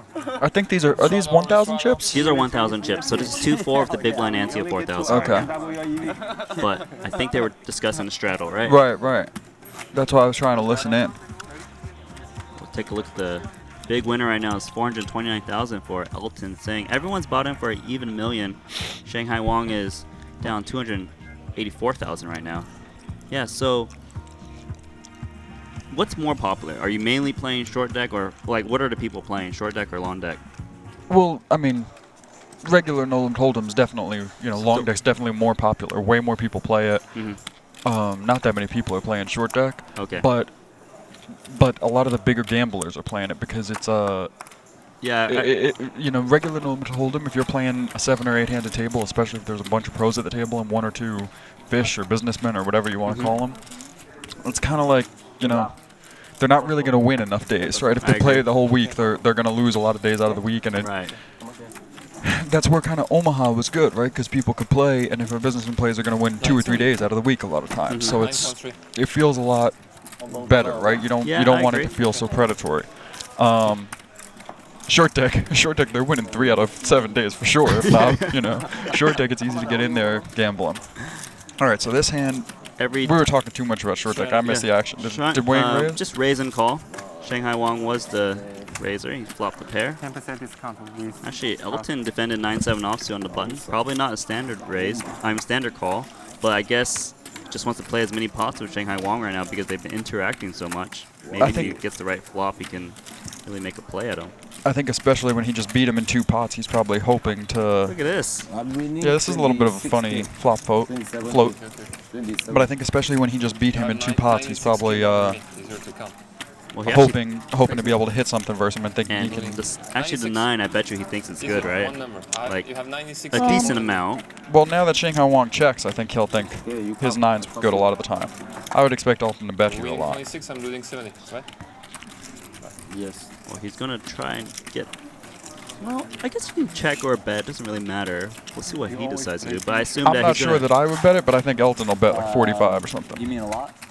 Close. 34,000. About half the The pot. last couple of years, I've got to play some really good ones, yeah. Well, Shanghai Wong's going to check call here, I imagine. Yeah, I can't imagine him folding. Yeah, that was good. Or raising. Those are good games, Well, anything's possible. Yeah, in pretty good stakes. 104,000 euros in there right now. They don't run very often that size, so it's good to get to play that. It was like 600, 1,200, 300, 600, 1,200. Yeah. Should be making a call shortly. Exactly, yeah.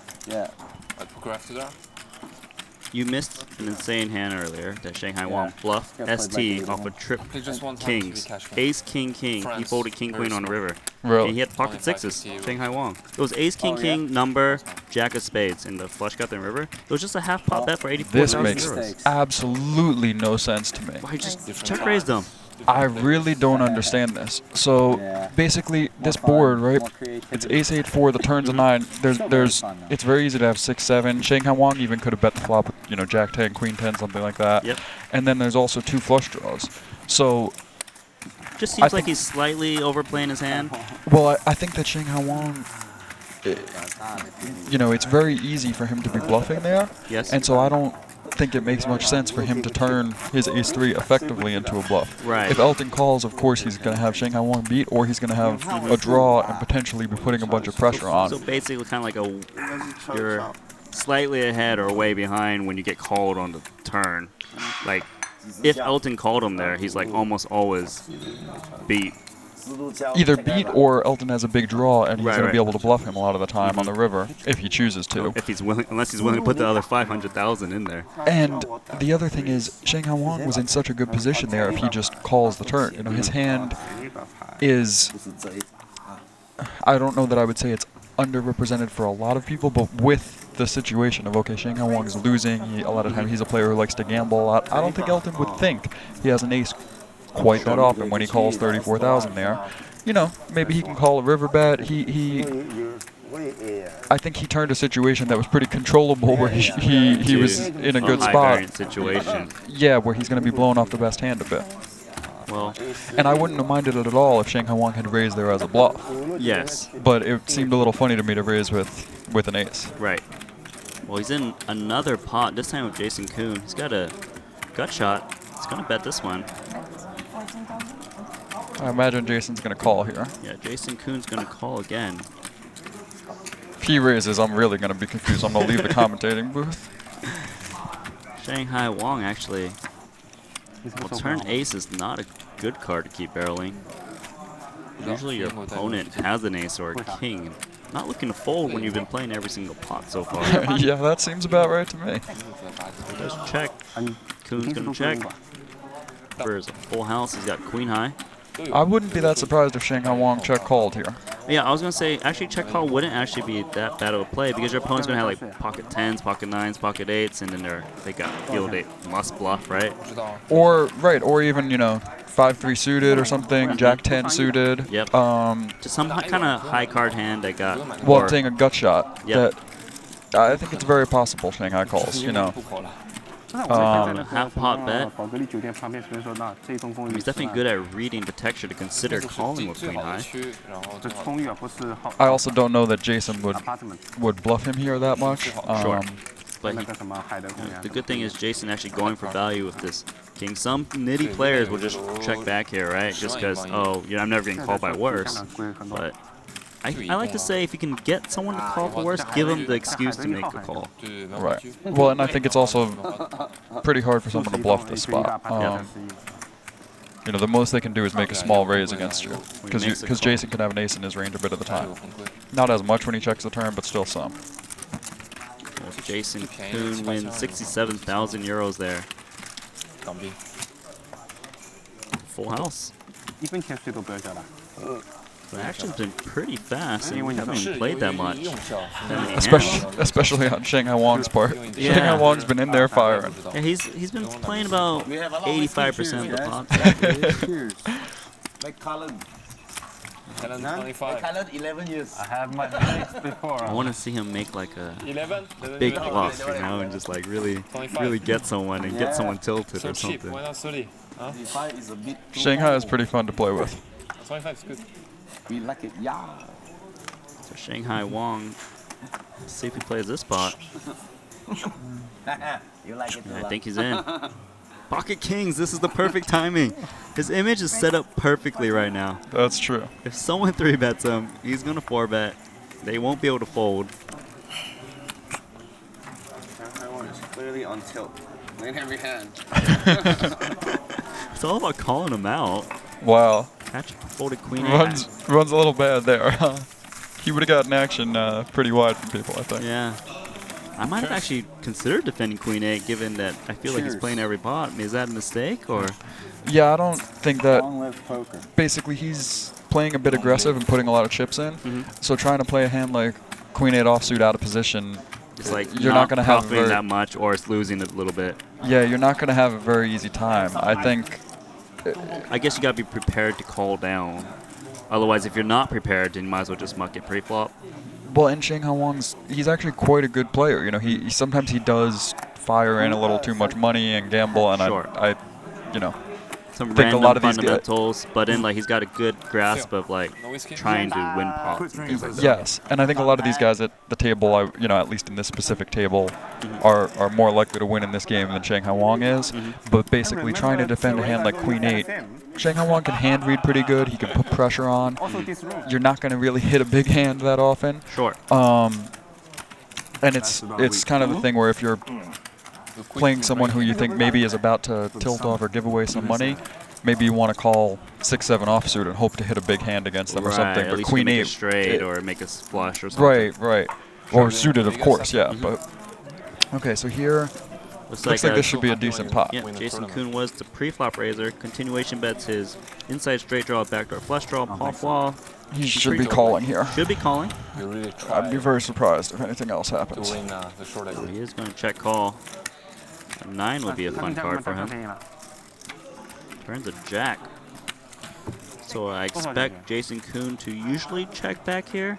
It's hard to get your opponent to fold. It does. Where's an ace? I'm getting the vibe it's going to go check. Yep. So Paul Flaw is going to win this 66. I don't know. Jason didn't. I've been reading the action. You're the live player watching the actual players make the checks or not. But I imagine Paul Flaw will check, right? Yeah, Paul's almost got to check here. But I wouldn't be that surprised if Jason bets. I think it's a very good card to bet. You I expect think the I'd opponent bet to it a just lot bet of the the time. jack, right? Like if oh, I just went check. I was gonna say Jason Kuhn, he checks him again. He probably expects Paul to bet a jack on the river. Not necessarily. I mean, Paul could check raise a jack a lot of the time, but still, Jason just has so many aces here. He raised pre-flop, he bet once, and then he checked the turn. Right. And if he bets the river, I think Paul actually folds there a bit of the time. Fair enough. So I'm a little surprised Jason just checked it so quickly. I don't know their history. Maybe Jason bluffed Paul 5 pots in a row, and he's like, oh, he's calling me this time. I'm not sure. But I think if I was in Jason's spot there, I would have thought about it. We are playing this €1 million cash game right now. Blinds are 2,000, 4,000, 4,000 ante. Blinds are bigger than tournaments I've seen. Jason Kuhn's going to make it 10,000. Do you think 10,000 is kind of a smaller raise given the antes and blinds? I think I'll be raising 10 or 12 when I get in there, depending on what seat I'm at. I think when you're this deep, that's a little more of an option. When you're, I'm sure there's arguments of one size being a little better than another, but when you're shorter stacked, it's more important. When you're shorter stacked, there is a bigger difference between. Sometimes you should only raise 2.5 times the blind or 3 times or whatever, and if people do 4 times, it costs you more. When you're this deep stacked, it's not as big of an issue. Well, Kuhn bets small on the flop, induces Shanghai Wong to call with just queen 5 high. I actually don't mind this call from Shanghai Wong. Yeah, I think his call is fine against the sizing. I think Jason Kuhn specifically bet the small sizing to get Shanghai Wong to try and make a play at him. Right, but I think Jason would bet this with a lot of his hands on this flop. Now he's betting big pot size bet. I guess he's just hoping that Shanghai Wong check called an ace and turned an ace, trying to get some value. Because you have the bet money 40K. Okay. Thanks, Tom, for having me. No, you're out. I'm out. Yeah. Okay. Well, I will see you guys later. Going on that one or this one?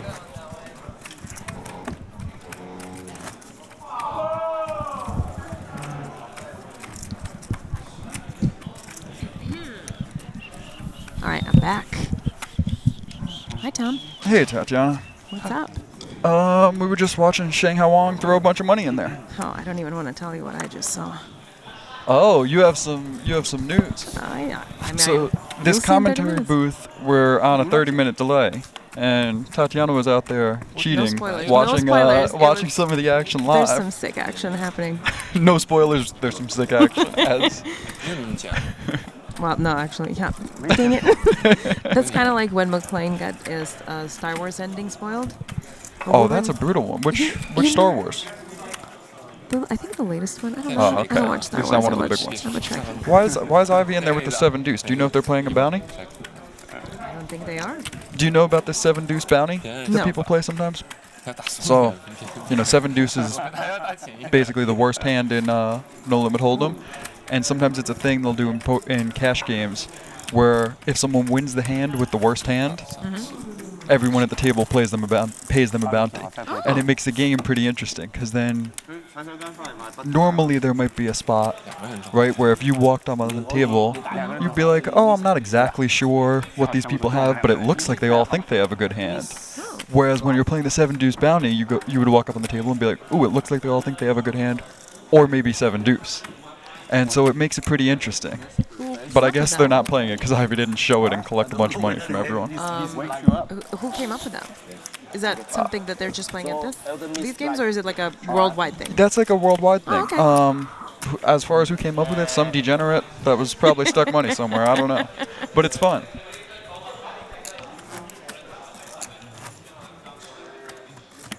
Ivy's looking so serious there. He's always looking so serious. Giving me such anxiety.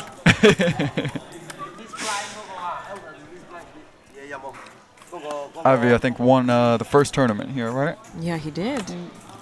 First short deck tournament. So, how long have you been playing short deck? About a year, I think. A little over a year and a half. Oh, so here we have Shanghai Wong throwing some money in. So, when you have a jack and a 7, I don't know how much no limit hold'em you play, Tatiana, but you normally don't put a lot of money in the pot. That's not very good cards. And Shanghai Wang's actually gambling a bit lately. So everyone at the table is going to be kind of expecting him to do that. What do you think even he's more doing so, I think he lost a few pots and he. He's a little upset. Maybe? Yeah, maybe it just wants to put some money in there, and it's not that he raised on the button. It's not the worst thing to be raising this Jack 7. And this is actually quite a neat bet from Jason. He bet a really small bet into this Ace 8 2 flop when he has nothing really. He has King 6. And I think he might have ended up winning the pot for it a lot of the time, but then Shanghai Wang hit a pair. Hit a pair. He's also looking super intense in this picture. Who? Shanghai Jason. or? Shanghai Wang's a funny guy to play with. He sometimes will look very intense and then show up with a hand that makes no sense and just start laughing. Oh my gosh. I could see that being fun, but sometimes frustrating. He's fun to play with.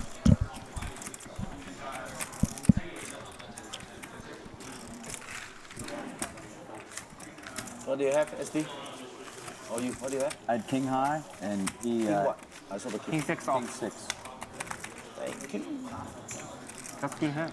And there you have Paul in there trying to find out everyone's hand, figure out. So the reason he asked that actually is because Shanghai Wang raised on, I think, the button. Jason called the big blind. And then Jason bet 8,000. The pot was, I think, right about 30,000. Okay. Which is a pretty funny move, meaning it's not something you'd see that normally. So Paul was extra curious. Oh, what did this guy have? That's weird. And that's something that'll happen a lot. Basically, if you do something normal, meaning if you raise on the button, I call, I check, you bet, I fold, you're not that curious. What did the guy have? Fair enough, yeah. But here, Jason made a funny bet, and so Paul was trying to notice, oh, what did he do there? See, I always thought when did televised poker like really become, I don't want to say like mainstream, but they started doing these like live streams and showing hole cards. I always thought poker players wouldn't like that because sometimes you don't want to show. Yeah. I think that there's some downside to that, and that can change the dynamic some. But I think it's nice. It's nice to give people a window into here's how I play a lot of the time. I wouldn't want people to be able to see my cards every single time I play. But for a day here and there, if it's a day every few months, I think it's kind of neat. It lets other people see. But it gives also your opponents, like when you're playing high rollers, there's only there's only so many people that are playing it. So technically, I could go back and like watch quite a few of your final tables or whatever and study you. That's very true, right? And people do that, and I think it's probably worth something for them to do, especially if people don't change their game. And so because of that, you kind of need to be cognizant of like, ooh, maybe the last few years I was bluffing a lot on TV. Ooh, now maybe I should bluff less. Well, that's awesome because it forces you to change your style. Right, and it makes it more interesting. Instead of you just playing the same way for 20 years straight, you need to change everything pretty regularly. So do you? Oh, so just now Paul said no one does that anymore because Patrick just called under the gun. He didn't raise, and used to be basically this used to happen all the time, and it still will happen a lot of times if you go to a game in a casino that a lot of people there might just call hands. But a lot of pros will very rarely to almost never what we call limp in, meaning just call a hand. They will open raise, and especially with an ante in the game, you can get away with it, and it's kind of fun. And when you're this deep stacked, it changes the game a little, and it confuses people some. And so I don't mind this play by Patrick. Now, actually, you would kind of guess that he had a hand just like this when he limped. Wow. If you were to guess, you would say maybe he has a small pair. Yeah. And so I would expect Patrick's going to have a hard time winning this hand because Jason's probably going to guess he has a lot of hands, like small pairs, and put a bit of pressure on him. So is this I mean, it's fun to do it, but now Patrick got himself in a little bit of a pickle? That's fair enough to say, yeah. And I think that there's, Patrick could have a hand like ace-4 of spades, ace-8 of spades, something like that, and sometimes even bigger hands. Sometimes he could have been being tricky with, ace-jack, something like that. So you don't think that he was putting him on a pair? No, I would guess Jason thinks he has Patrick has a number of pairs in his range, and especially when he just calls the flop. So I would expect Jason to put a bit of pressure here and bet the turn and possibly the river. Oh, and Did he check? He did. Yeah, he did check and kind of quick. And I think this is maybe a little bit of a missed opportunity by Jason, where I'm not sure. Maybe Jason's played with Patrick more lately than I have, and has reason to be worried about Patrick having an ace here. But I think Jason could have bet 50,000 on the turn and bet the river a decent amount of the time and won that pot very often. Play like this with that hand, but then nobody do that nowadays, you know. So do you think that these guys are playing differently than in the States? You always want That they to put in play a small little pair more, under the gun, like right? the style is different? Well, so this game is 2,000, 4,000, and everyone started with $1 million. So that's 250 big blinds. Yeah. Whereas often if you go to a casino, people can buy in for 100 big blinds. And at 100 big blinds deep, doing something like limping under the gun, it's a little harder to work into your overall strategy. You can still do it and stuff, but won't be as often. yeah, it's nice having this kind of structure and then having the ante. Basically, it gives everyone a chance to put some more interesting or kind of what I would call funny plays in to their game, and even if it's not perfect, they can get away with it a bit. Oh, so this could be quite a big hand here. So Ivy raised, Patrick I'm sure will be raised, and I don't expect Ivy to fold. He has king queen suited. I never expect. I expect everything and nothing from him. Ivy and Patrick have obviously played a ton of very big poker against each other over the years, but actually the last few years I don't think they've played too in a much. game together? I'm sure they've played Oh, yeah. some, but I don't think it's been, the three of us used to play against each other all the time. And the last few years, I don't think Ivy and Patrick have played very often. I haven't played with Patrick very much myself. This is such like back in the day situation. Okay, so this could be quite a big pot. You had given a spoiler about some fireworks. I wouldn't be shocked if it was this. Oh no. now you're ruining more. No, because it hasn't been. We're 30 minutes delayed. I'm just teasing. Okay, so I'm not now ruining. Patrick flop top set here. He has a lot of options here. I wouldn't be surprised if he checks. I wouldn't be surprised if he bets. And I don't expect Ivy to fold unless Patrick bets huge. Yeah, so Ivy bets Patrick bets only 40,000. Ivy's not going to fold here. I expect him usually to call and hope to hit on the turn, but sometimes he'll raise the flop here.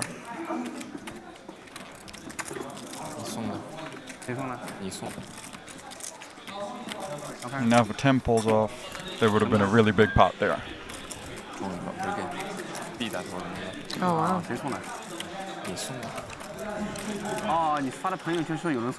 So now this is a little bit of a funny spot for Patrick actually, because since he has two aces, there's not that much he can hope that Ivy has to be able to call him really big.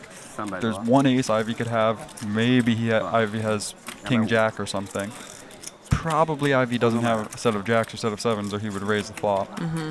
And so this is a pretty interesting turn for Patrick to check if he wants. But it also makes sense for him to make another bet some of the time, especially with Patrick's history, that he a lot of times can put a lot of pressure on people. And if I was in Ivy's shoes here with king queen, I would be cranky and unhappy, and a bunch of the time I would end up folding, but I sometimes would also think back through all the hands that Patrick shows up with 8-9 or something here and call on the turn. And I think that's what Ivy's thinking through here. I expect him to fold, but I wouldn't be shocked if he calls.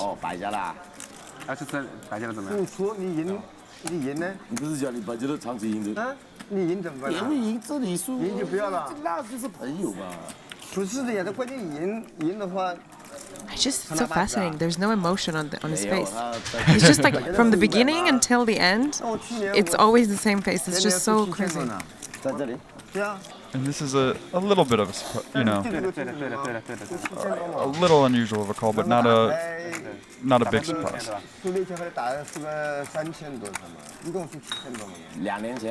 And now Patrick, I expect, will bet again. If I were Patrick, I would be probably just like laughing right now, be so happy. I mean, this is just so much work just to stay, serious like that. 今年还特别冷。去年晚 Oh, I see you in the background over there, There I Tatiana, am. even though you're coming. I am multiplying. 第一次太大了，不止了，我来了已经来了几次了，我已经不止了。 So the same thing I had said earlier, how Patrick has 2 aces and Phil can only have 1, that still applies. And that's, I think, part of why Patrick's betting so big here. He doesn't expect Phil to often have a hand that's just 1 pair, like an ace-10, king-queen, something like this. 前年是 He's hoping that Phil has something like 2 pair or a set, and is going to feel like he has to call. And Phil just quickly folds it there. Doesn't try to be heroic. Seems like he wants to. That is a big pot.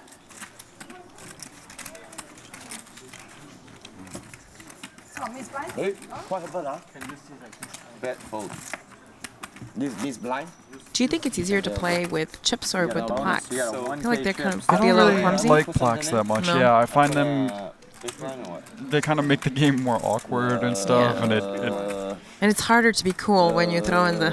yeah, it all just feels less splashy. I don't like it that much. For a TV game, it doesn't matter as much because you have the high rail thing, so it's already a little bit uncomfortable. But I did hear that people love playing with them. I think they had them at the Million Buy-In in Vegas, because people are like, oh, it feels very James Bondy.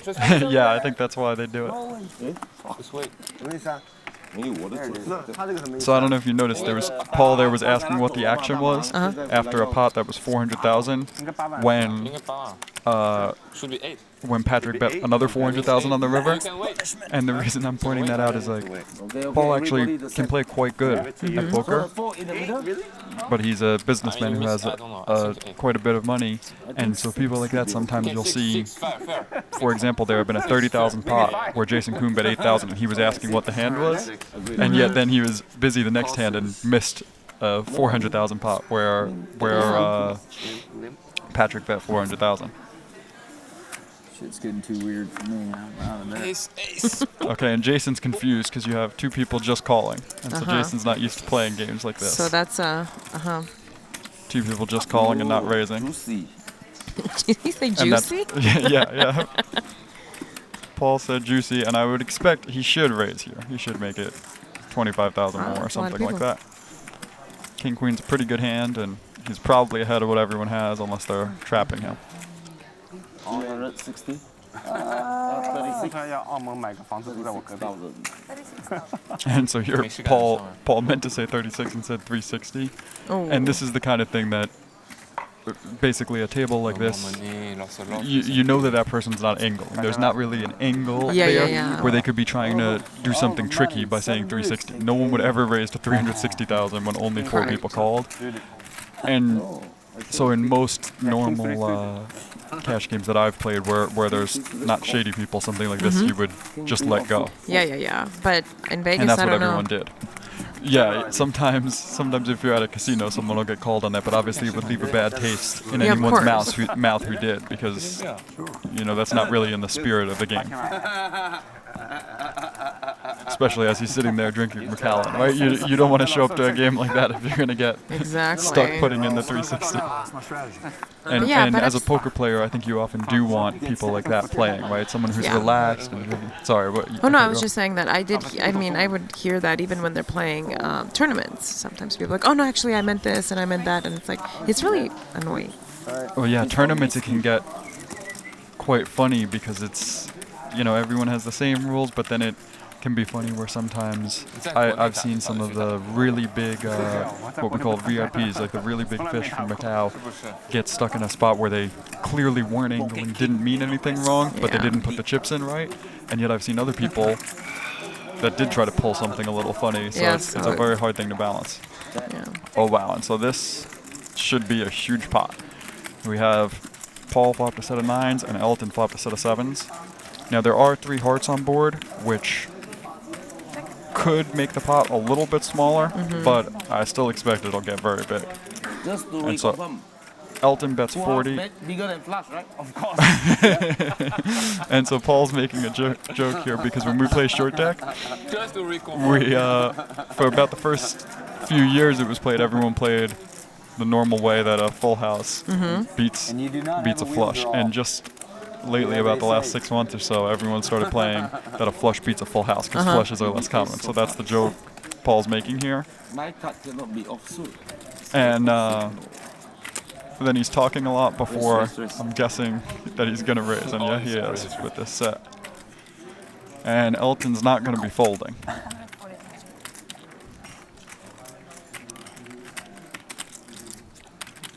Yeah, so Paul started this hand with 925,000. They're playing 2,000, 4,000, so that's what we call 230 big blinds, which is pretty deep stack. Yeah. And a set's a very good hand, but there are 3 hearts on the board. So 230 big blinds with 3 people in the pot is a pretty big amount to get in the middle on a 3 flush board with middle set or bottom set, but I still expect that that'll end up happening a lot of time depending on what the turn is here. And that's partly because Paul and Elton both have a history. They both play big pots against each other. Sometimes they try to bluff each other. I can't even speak English. Yeah, and on this card it's a offsuit 3, so it's going to be very hard for Elton to fold here. I think just about whatever Paul bets, Elton's at a minimum calling and very often going to be shoving because Paul only has about 800,000 left and the pot's 326. So if Paul bets, say, 200,000, if I was in Elton's spot, I'd probably call, but I wouldn't be surprised if he shoves here because I've seen Elton and Paul have a lot of times that they get in, even though they both generally play pretty tight, they can sometimes get in some pretty loose hands against each other. I'm not sure. But so I think Elton might be thinking if Paul bets 200,000 or so and he shoves, maybe Paul has kings with the king of hearts or aces with the ace of hearts or something, and Elton can get the money in ahead. Show information is 1 piece of information, 2 pieces of information. But also it's very possible, I think the right play if Paul bets 200 for Elton here is to call. And I would guess that's what he does, but I wouldn't be shocked if he shoves.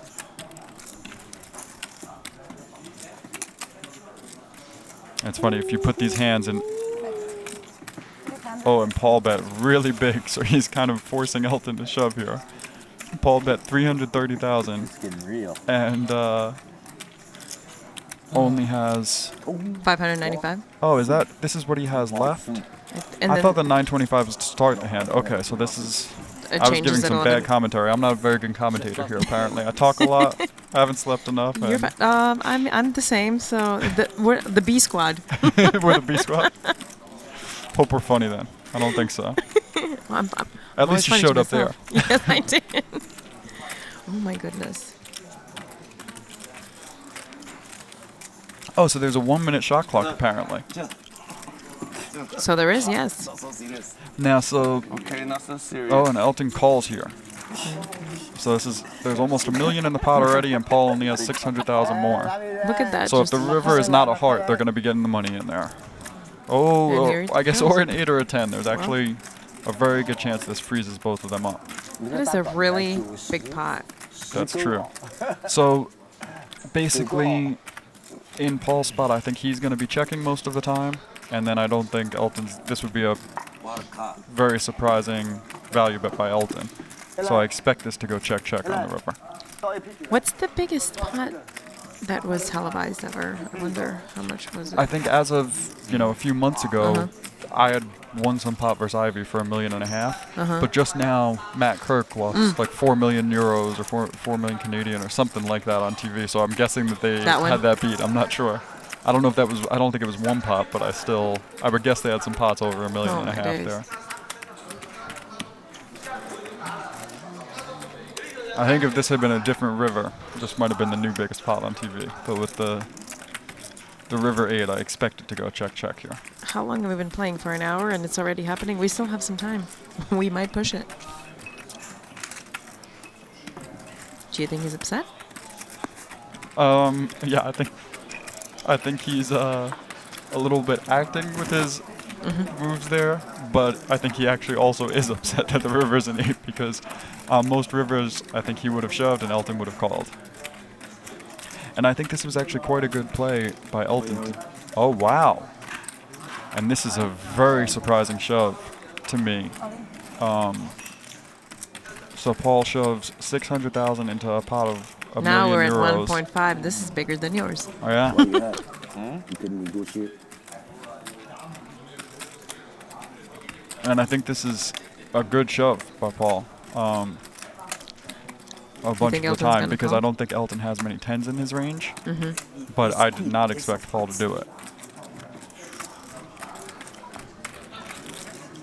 I think Elton could call here. I mean, he could think Paul's bluffing, but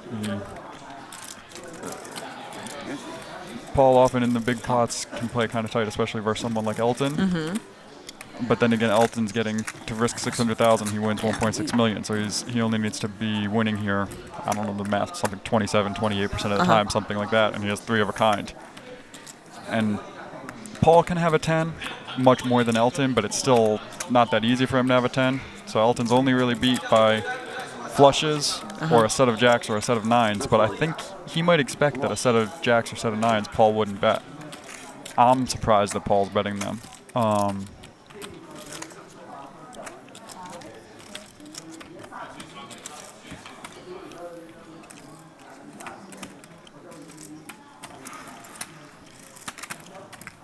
It's taking a long time to count all these. What a pot.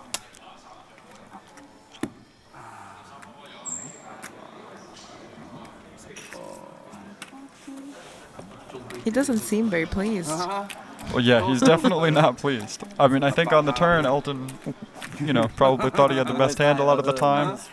And also, if he had paired the board, would have almost definitely thought he was winning. And on But this do you river, I think he's not happy. Do you think Paul being so excited right now is a giveaway? I think Paul is quite good at balancing. He's very used to playing very big stakes poker. So is Elton, and so I think they're both quite good at balancing kind of live tells in big pots and stuff. That doesn't mean you still sometimes get them. So maybe Elton did notice, ooh, Paul seems a little too relaxed here, just like you did. Oh, you have 7 nines? You have 7 nines? I played that. Really? Yeah. And see, Rikau is also very surprised that Paul shoved a set of 9s on the river there. Oh my god. I think I agree with that. I think Paul should have checked the turn with a set of 9s.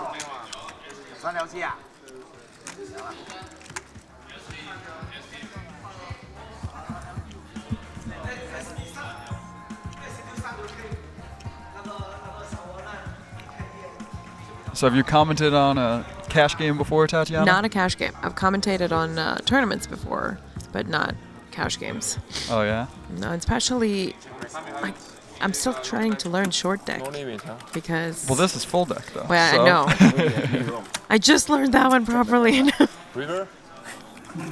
All right, I'll give you some short deck tips. If you have a 6 in your hand, Okay, if you call fold. off. If you've got 2 cards that are touching, that aren't like 6-7, meaning if you have 10-9, Jack-10, don't fold. Okay, all right. And if you have an open-ended straight draw, really don't fold. Probably just keep raising.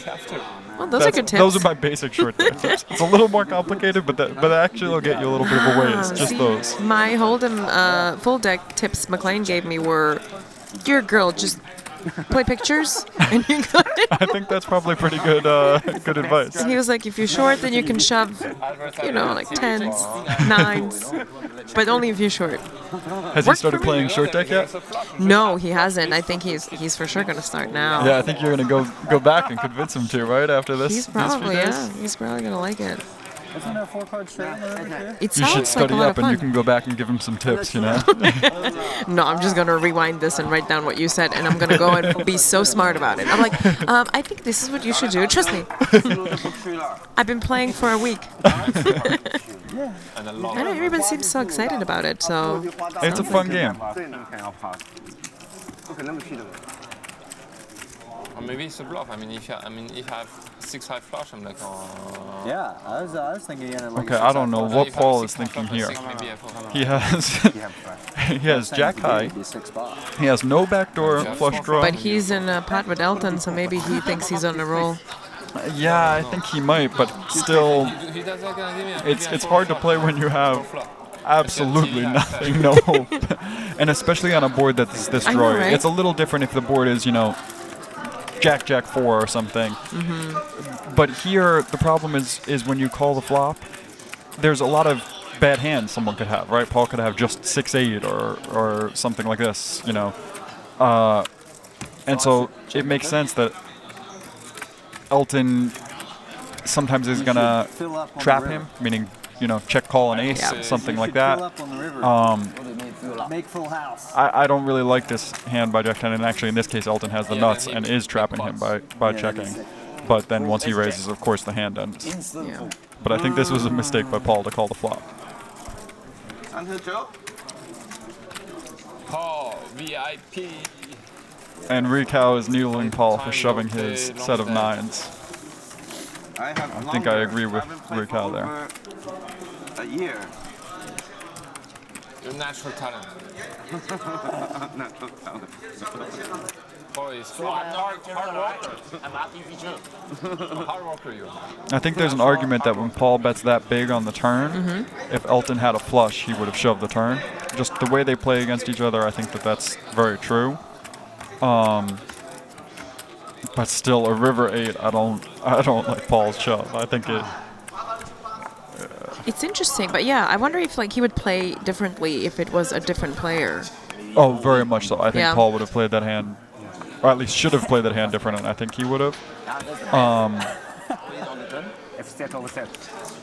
Yeah. If Abdi had both, Abdi would be uncle. He seems really funny. he is. But we don't know he upset. Yeah. I think check the best. Check raise. When did Sometimes poker, oh, sorry, go ahead. When did poker get into China? Because I feel like that's such a Western game. Well, Ivy and I think John Jawanda were all there in about 2009, and there were some big games in Macau. And so this just now was a very funny move by Paul. He got out the 12,000. Weak builder. I'm always shifting.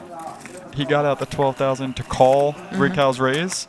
Looked like he was about to call, and then put it back and raised to 50,000. And so it looked like he must not have a good hand, but obviously Paul's sophisticated enough to sometimes do this with a good hand. So he's all over the place. Yeah, but I think still, you know, Rikau probably would have guessed that that Paul didn't have as good a hand as normal. He could be tricking him and stuff, but Rikau had Jack 3 suited, so it's hard to fight out of position with that hand. You were saying you were in Macau in 09? I think it was 2009 that we first went there. And were they already playing it? They were playing full deck, yeah, regular Hold'em. Short deck wonder- only started last, Yeah. I don't know, 2 years or I something. just 3 wonder. years. I never thought that poker was that popular in Asia. Yeah, no, it was popular then, and it's been growing since. Back, being visual, like people can follow you again. Everybody's loving that. Getting to play enormous stakes. This is the year of poker. This is a great year, man. Everybody's playing, Everybody. playing the biggest cash game. Your ball. And yeah, so Paul is pretty funny. He had just said this line, if Auntie had balls, she'd be uncle. And Oh, he's- we say that in Croatia for a grandmother. Oh, really? Yep, then He's she would be a actually- grandfather. He's gotten me on this one quite good before. I forget the specifics, but we're in some huge game I was playing, and I don't know if I called or bluffed or what, but in the spot where I really was thinking it through, thought it made sense, and lost the pot. And I was like, oh, but what if? What if? He's like, oh yeah? What if? What if? If Auntie had balls, she would be uncle. Right when I Yep. had lost this huge pot, and Oh, I yeah. was just sitting there sad.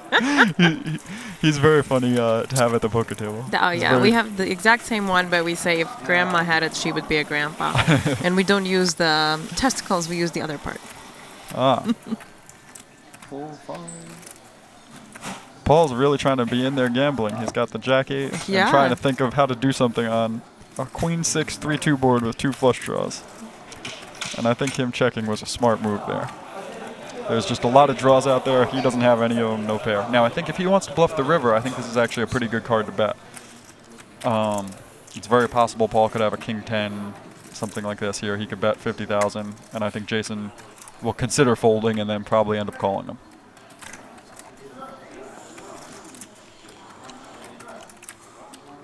But I also wouldn't be very surprised if Jason folded here. Paul has a somewhat tight image, but I think Jason's probably noticed that Paul's drinking a few Macallans and might be a little more eager to call him here. I see. What's your bet? You think Jason's calling or no? It's close. It's right about 50-50, I think. Yeah, he might. I'm voting. You're voting no, I'm voting I yes. was about to say I'm voting fold, but that would have been wrong. Then I saw him pick up the 46,000. I got sick reads.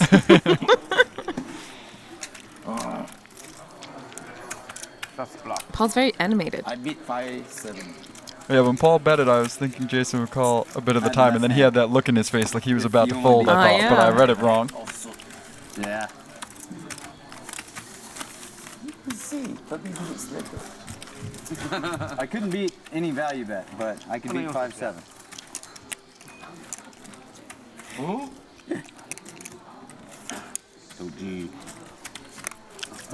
Tochi means bluff in Chinese. I think it actually is steal your chicken or something like that. I don't know the literal translation. I love these sayings. They're good. Yeah, but it's one of the first words I learned, and then I learned the phrases Tochi Shenko and Tochi Puchenko. Sounds Russian. And yeah, I'm probably pronouncing it terribly. My pronunciation is really bad. So what does it mean? But Tochi Shenko is bluff successful or steal the chicken You stole successful, the chicken? something like that. Yeah, I don't know the exact translation, but something like that. And the one I know a little better is Tochi Puchenko, and that's bluff no good. And that's because I've said that one a lot.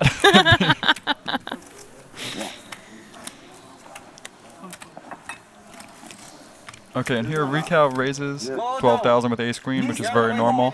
Elton has 10-2 suited, which most people would fold, and I think he probably should fold. Oh, heck. But it's actually kind of a fun hand to get in there gambling with. I don't think it's losing that much. He's on the belt button. I would probably throw in the money here sometimes also. And I think this is one of those reasons why Elton's pretty good for the game, because he's finding ways to gamble, not just trying to sit there folding every hand.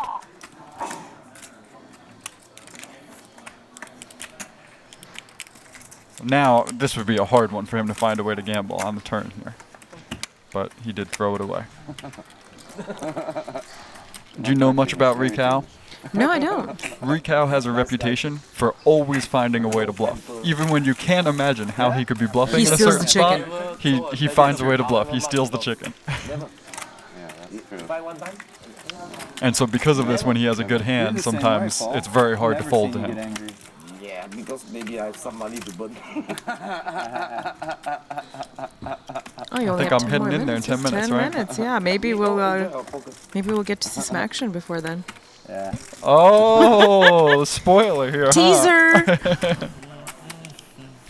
Like I said, I was not the UPS woman at the UPS that came and yelled the end of Star Wars on the day it premiered. How does that even happen? She just walked in.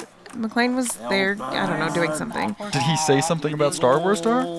No, she just literally walked in, she said it, and then she ran out. She was like, I guess upset with the clerk or something, and so she just walked in, she said the words, she ran out, he called me, he almost cried. And then Jason Les, who's my best friend, he already saw it, so I called him and I was like, hey dude, did this happen or not? And he goes, well, you can't tell him, because if you tell it didn't, it's a spoiler. If you tell it did, it's a spoiler. So it's pretty bad. That is mean. That is quite mean. Okay, so this should be a pretty big hand. So Jason has, you know, an overpair, not a huge one, just a pair of nines, but I would think he should be pretty happy with this 2-5-6 flop. And Shanghai Wang has an open ender, so he's definitely very happy. This is just about as good a flop as Shanghai Wang could get. One more whiskey? Now, seeing as you gave some spoilers that there might be big pots, Teasers. I'm guessing that there might be a 9 coming at some point in this hand. And here goes check, check. It's not a 9. Now, a little surprised by Shanghai Wang's flop check. I mean, I'm guessing he would have been check raising if Jason bet. And once Jason checks, Shanghai is going to bet. Why do we call him Shanghai? Is he from Shanghai? Yes. Okay. No, he's Pretty sure actually that's from how LA. he got the name.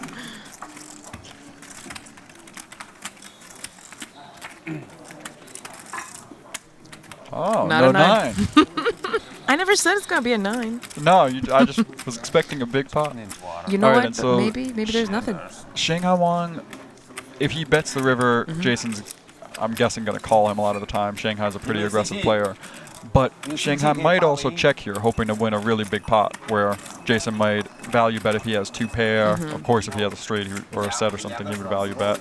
And even a pair of 9s, Jason, would probably think about it for a second and then check. Okay, and Shanghai does check. Jason pretty quickly checks. And I don't mind Shanghai's check there. I think if Jason had just a little bit better hand, he would have been thinking about betting it. Now he seems upset. Well, yeah, if he had known the hand Jason had, if he bet 60,000, I think Jason calls almost every time. How long has Jason been playing with these guys? I'm not sure. Not for a long time, no? Yeah, I haven't played with Jason that much in Asia, but Jason, I've been playing short deck lately, and Jason was playing. He only just recently got into short deck, so I don't know. The last year or two, he might have been playing a bit with them. He wants to be And so Shanghai Wang, I think, was about to take a break there. He had said to Paul or something. Paul was saying he wanted to miss. And then all of a sudden, straddles happened, and Shanghai Wang stayed at the table because he was happy to play bigger. Oh, everyone's drinking whiskey. And they're putting ice in their whiskey. That is a sin. No, a small amount. If it's just a small amount of ice, it's nice. If it's just too much. it's supposed to just be a drop of water to open it up. That's it. Which is What about those circular ice ball things that they put in? I like those. You don't like them? I like them in like an old fashioned. See, old fashions, they have something in them that I don't like. I'm not sure what. Okay, and so the graphics say 3-bet, but Ree actually just raised here because there's an 8,000 straddle. So Ree just made a normal open raise to 26,000. Paul has King 5 offsuit, so his cards should already be in the muck, and we should be on to the next hand. But maybe those McCallums are hitting him there a little bit, and he's trying to gamble.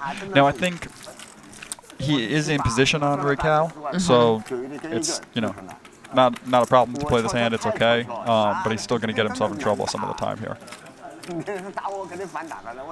And it would have been different if Raquel was one position over, basically. If we're playing 2,000, 4,000, 8,000 now, so if Raquel had been the 4,000 and raised, that's different. As the 2,000, Raquel's got a bit of a tighter hand. It's a little harder for Paul to fight.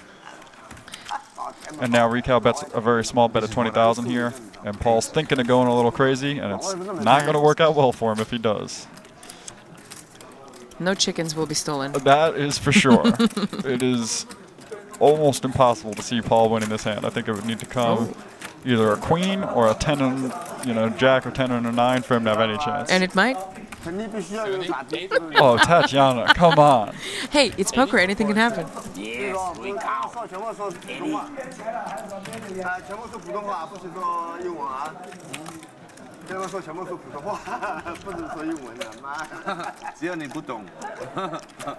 Quite a big pot of 220,000 here. Oh, and Raquel with the accurate read, trying to bluff on TV, Paul. He is right. That is what Paul's trying to do.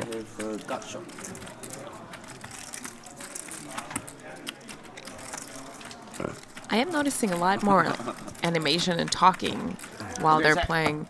I think that's partly because everyone's friendly, and then I think it's also related to, everyone drinking, playing a TV cash game that it's people that we play against a lot. So you kind of, if someone's coming in staring at you, not giving anything up, a lot of times you don't want to give anything back to them, right? Yeah. Whereas when everyone's more relaxed, it can breed this kind of interesting game. It's good energy, good vibes, so you can have fun too, I feel like. Because sometimes there's games where they're just staring at each other and just quiet all the time. Yes, and I don't really like that.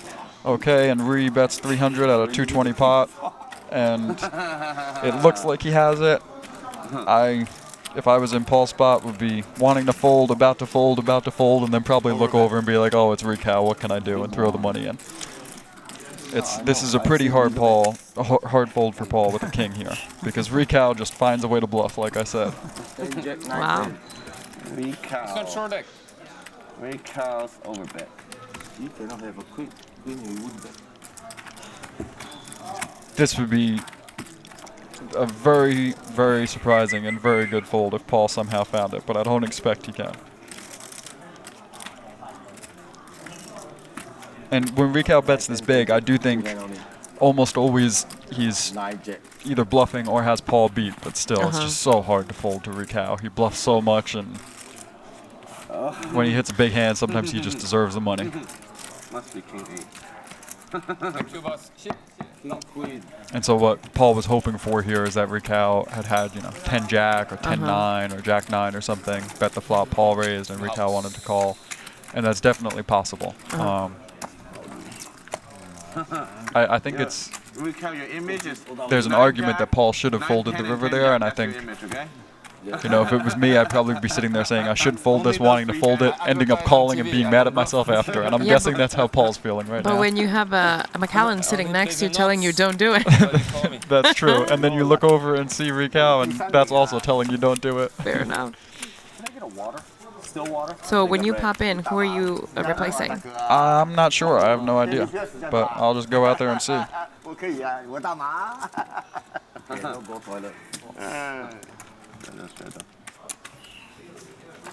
Are we going to see this game happen tomorrow again? I think tomorrow is the short deck cash game. And so that should be really interesting. That should be fun. I'm losing, I just straddle. So in short deck, when you play cash game like this, do you get almost every hand? Is there some kind of action? Is it like way more action? That's what you said to me. So right here, like Shanghai Wong has Jack 4 offsuit, right? In No Limit Hold'em, there's a lot of hands like this that you really kind of can't play, and if you try to play them, you're losing so much. In short deck, you can play tighter, and a lot of people do, but it's kind of if you're choosing to gamble, it's not as bad. And so that's why sometimes you'll see games where a huge percentage of the hands, everyone's in there gambling. Whereas in No Limit Hold'em, if you see that, usually someone's losing really, really big because they're going to have hands like Jack 4 offsuit, and how can they make any money? Somehow it works. So I think I should get out of here, right? I'm about to be up. You're about to be up. I notified Randy. He should be here any moment. Yeah, once. All right. And yeah, if you need to go, it was a pleasure to. I hope you or Randy or someone is commenting as I drag a bunch of big pots as opposed to losing them. Hey, that'd be great. Just checking. Yeah, here's Randy. Was it 16? I don't see him. I do see him. Tatiana's over here giving spoilers, Randy. Teasers. Teasers. They are teasers. All right, thank you. So how much is that? 6,000. You want triple straddle? Triple straddle? I'm alright. Yeah. Triple straddle. You want to object? No. Cannot. No object. Cannot object. Ace is on the bottom. Wow, Patrick, you're so lucky. Thank you. This is a good one for some.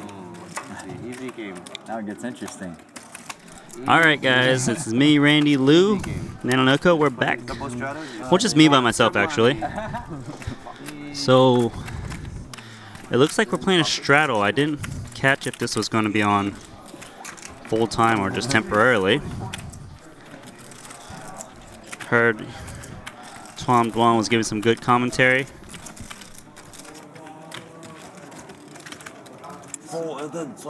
Single raised pot for 44,000 euros.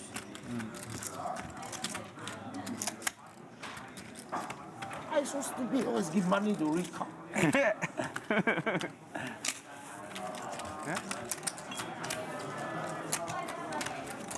How many chips you have in the tournament? 1.6. And 9 players left, right? How many left? Nine, yeah. 9 left. What's the average? All right, so this is a 1.5. re-raise pot here. I'm just trying to get in touch with 63. what is going on ever since I left. So looks like Elton's got king 3, but Just by the feel. Shanghai Feels like 1.5. Shanghai Wong is betting with his bottom pair. Yeah. No kicker. Okay. I had 800 earlier today. I had, yeah, around that at least twice and just busted 3 bullets. And I won So one hand. Elton here of King 3. Yeah, they move quick in that tournament. I mean, Offsuit really doesn't have anything. I guess he's considering making a play at this. Well, with these players, things for sure. Seems fast. seems a little bit Yeah, ambitious. I like the structure of this But I one, guess though. the game is so splashy. I mean, I didn't follow this action completely, so it's hard for me to give you accurate information. Are you gonna try to play the short deck tomorrow? It's really fun. Yes, You should get in there and try to play it. It's really fun. I might play the short deck cash So it looks game like later. Elton raised to 133,000. This is pretty sick. I wonder if Shanghai Wong is actually going to call here of 6-5. It just seems like 2 guys duking it out in like a home game, but we're in for €1 million instead. The way that you bet is really similar to PLO in a lot of ways, except it's no limit, so you can just shove. But like in a lot of spots where you can't shove, you kind of choose the same hands that you would use in PLO rather than a no limit to bet with. Yeah, this is People insane bet pot. More like a bigger bets, like a pot size bets in this game. You face big bets a lot. So apparently it's been a triple straddle pot. That's what I'm being told by the chat. Equities run super close together. It seems always. insane. You get there a lot. Like open enders are really sweet. All I know is just 2 guys they're just really going to good. war. One has King 3 high. Doesn't mean has runner, Set is awesome. runner Set is 3 high awesome. flush draw. Another guy has bottom pair, Even if, I mean, backdoor it really straight depends. draw. It must I be guess really weak specific. backdoors is the way to play this hand. I mean, even normal no limit that don't for 2K, 4K, 8K, 16K. He's gonna give this pot up. So Elton's showing you You can do it on how the to river spend in that game, but you can't really do it on 133,000 flop. euros with King 3 high to win 108,000 euros. Yeah. So my name is Randy Liu, Nanonoko. I'm going to try to give you the best insight into this game. Now, I got to say, the way these guys are playing is just quite erratic. So we're going to have to try to adjust to that. Rui Cao is the big winner right now, 344,000 euros in profit. Shanghai Wong is currently the loser with 338,000, but still has a massive amount of chips to play with. Phil Ivey's down and ST Wong is down 2. Patrick, slight winner of 189,000 euros. games where you can kind of. Yeah, cheers. I like when you can bluff with blockers. Alright, so Yeah, for sure. I'm joined back by Gabe Pogorski. Hello, ni hao. Yeah, ni hao. As you do know some Chinese. Yeah, yi tian tian. Do you speak any? Or how do you? I speak a little bit just because I am Chinese. Oh, okay. Yeah. So this straddle game now, 2K, 4K, 8K. Oh, I hadn't noticed. I just got here too, and there was just an insane pot that just happened. I don't know if you missed it. You would have loved it. The only thing I saw was they were all drinking Macallan. Yeah. I know that's the only thing different I noticed. But yeah, what happened in the hand? Who? I missed it, but apparently it was a triple straddle pot. So 2K, 4K, 8K, 16K. And Elton at King 3 offsuit, he raised. Shanghai Wong defended 6-5 offsuit. I think he let out 50K on ace 7-6 flush draw. Elton made 133,000, and then Shanghai Wong tank folded. Oh, yeah, it laid just it down. So that's so sick. They're playing sky high, and they just can't help but make it bigger and bigger. Yeah, so Shanghai Wong just raised and stole those blinds. Okay, so who's most likely to be on tilt from losing and drinking right now? Elton stuck a little bit from the set. Yeah, Elton's stuck from the set, but Ivy he's stuck been a little bit. splashing. Shanghai Wong's been splashing. I haven't seen all of the hands, but Well, I know Tom's getting in there soon. yeah, he's gonna be ready to go basically. Right, well, and we'll see if he spices things up a little bit. So they are straddling to 8,000 right now. Jason Kuhn's got 8,000 euros in with 8 deuce suited. Gotta see a flop, Jason. Okay. For now. Trip up that deuce. I don't think So it's gonna. anything. I would like to see Shanghai Wong open this. I know he's gonna open it, right? It's a straddle pot, so it makes it 30,000. It was cash game tournament. Cash game tournament. In 2 hours, it's gonna be Elton, three straddle. Queen 10 of diamonds, and the big blind, which is kind of the small blind since it's straddled. Yeah, you can't fold this, but Is he going to re-raise this against Shanghai Wong? Dominating hand. He's just gonna call. just call. Jason Koon's got to throw away his 8,000 euros. Whoa, come on, Jason. Suited, closing the action. My favorite player. Put some hearts out there. Make him regret. All right, well. Well, that Shanghai Wong's out flop. Elton. See if he c-bets or check. I think he's going to c-bet just the way he's touching his chips. But both options probably fine, right? Right, that's the only clue for him, is that he's grabbing the chips, because I don't know what he's thinking. I just know he's got moves. Yeah. Well, 44,000. Elton's got a lot of moves too, actually. But this does not connect at all. But I feel like he just wants to play every pot with him. Yeah, it's going to be hard to Queen 10 work it out here. Yeah, but he didn't insta-fold. Most people insta-fold here, right? Why is he interested? There's kind of no good options he can do. Okay, he's going to fold. Yeah, you just want at least a backdoor diamond, right? Right, a back, yeah, something where you can hit. They're having a good game there. Everyone's laughing. Right, that McCallan's starting to get in their veins. I guess everyone has a glass. I saw like 4 people drinking. Yeah, they're all cheering. It's all gone. It was so fast. Yeah, maybe some of the pros just made it look like they're drinking though. We'll see. I think Makita has a bunch. Phil Ivey's pretty quiet at the table.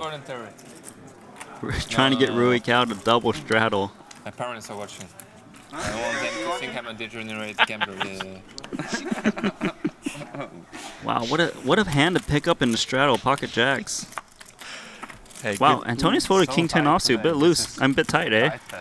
Straddled. His haircut, he's repping like he's a loose aggressive player, but playing the opposite. Yeah, he's trying to trick everyone. You don't want to be a fool on TV. Well, Ivey's going to raise a 20,000.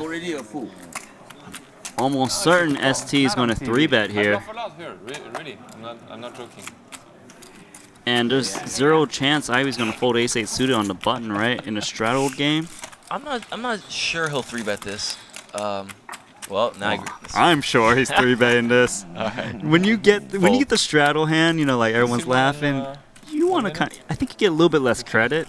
I think it's the play to do it, but my personal read is I wasn't sure if right. ST. I'm 1.3. Does it? Well, he's only playing 100 big blinds effective with this straddle, but well, Ivey just snap folds. So just playing a bit. Maybe he just thinks ST is not bluffing there too much. Yeah, he's been pretty conservative all week, Ivey. I think from watching how he played on the short deck stuff, he played really conservative compared to what I know of how he plays. I've played a bunch of the last few months, and he's usually in there trying to win pots. Yeah, and he didn't play that way, so maybe all week he's just gonna let the money come to him. I think it's okay. Well, the money did go to him in that tournament. Yep. Props to Phil Ivey. He worked it out. Jungle plays really well, and Phil got the win with kind of.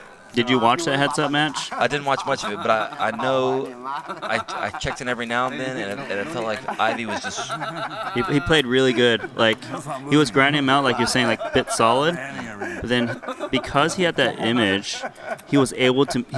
When he made the bluffs, they like worked really well, and then just like really just destroyed Jungle Man that match. Even though I know Jungle Man's a really good player, but just felt like Ivey had a stranglehold. Right, Ivey had the.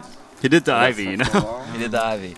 He really likes winning tournaments. Yeah. Like when he's in there, he might try harder than you'd normally expect when it's a small tournament relative to his history. So Paul Foy shows a 5 to everyone, trying to liven this game up. It's pretty sick. Like the Ivey, what did he win? Like 5 million Hong Kong? He won. I know he won 600,000 US. So you can do the math on that. So it's about a little bit more than 5 million. 4.8, 4.9, something like that. And this buy-in is more than that. Yeah, he basically is trying to free roll this game right now. Yeah, I'm gonna free roll a cash game. Right. Bring 250K to Montenegro, double up here, and he turned it. Yeah, you must win the tournament to get. It's like a satellite. Right. It's a satellite, but this is all just a big satellite to the baccarat tables. You know, like. It's a satellite to a satellite. Right. It's just step 2. Paul Fall has ace queen. Elton's saying if ace 8 suited, it's gonna see a flop. I imagine, at least. Oh, is he grabbing a handful? A lot of guys have been 3-betting these hands so far. Boom. So 100K roughly. Kind of a reckless. Speaking of live tells, that's kind of a reckless way to throw it in. I would be more likely. I'd be leaning towards that he was spewing here. Well, you are accurate right now. Paul. There's no way Paul's folding, right? Like. He's been splashing in pots lately. I wouldn't be surprised at all 3 options. 275. You know, he's not really like a technical player, but I think he like reads the, how do I say, like he reads the Chinese like mindset well and all the people he plays with. He's grabbing for more chips. So you played semi-deep, no limit hold'em. So he grabbed 2, then he grabbed like 7 of them, and now he dropped them all down. Semi-deep, no limit hold'em. Right, he's kind of not keeping it together. That's good. Yeah, it's like. We were deeper. We're gonna play shallow poker soon. Hey, let's see what he says. He was saying they're deeper, but now we're straddling.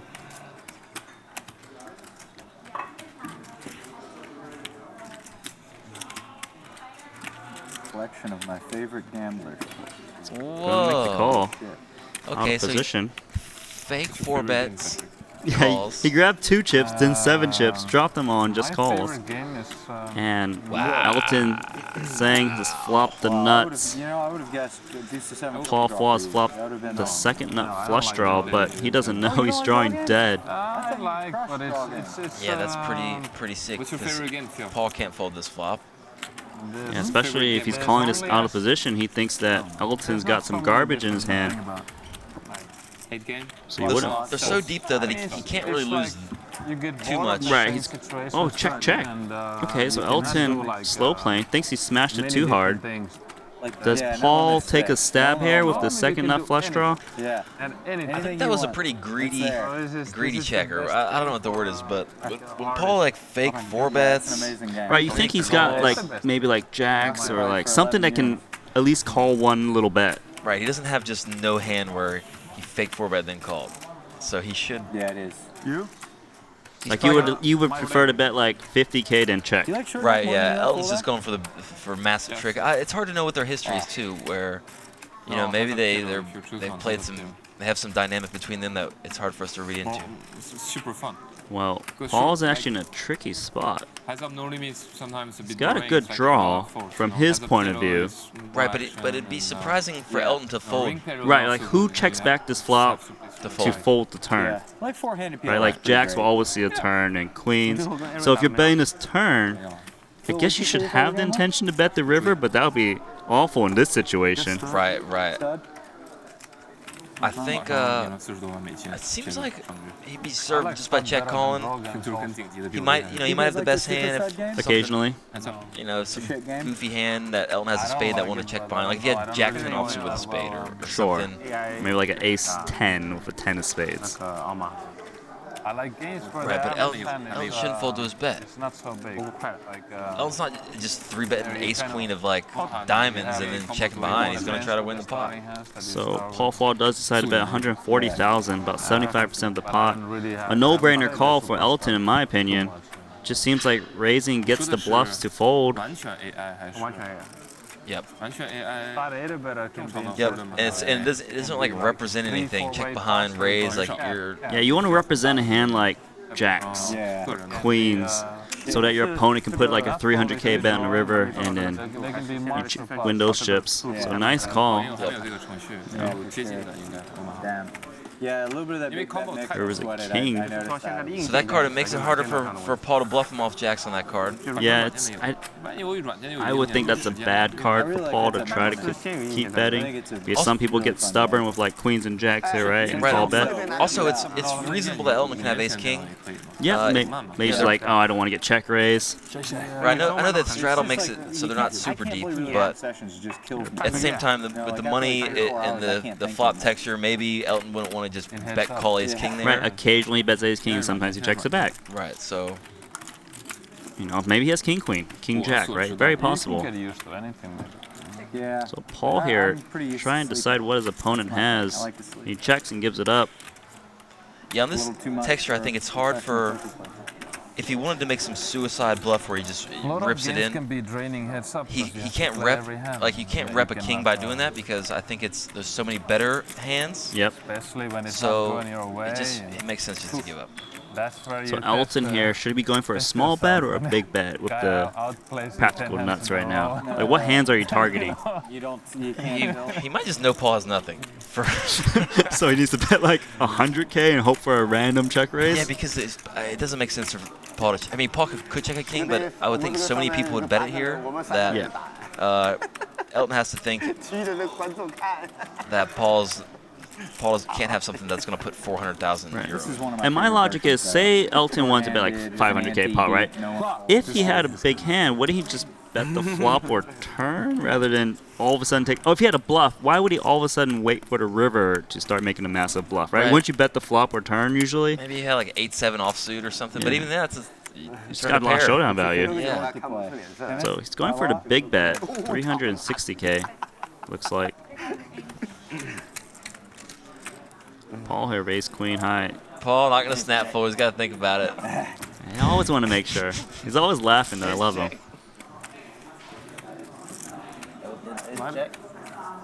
There you go, Paul. Put him on the one hand you can beat. He just said no. Nice move by Elton.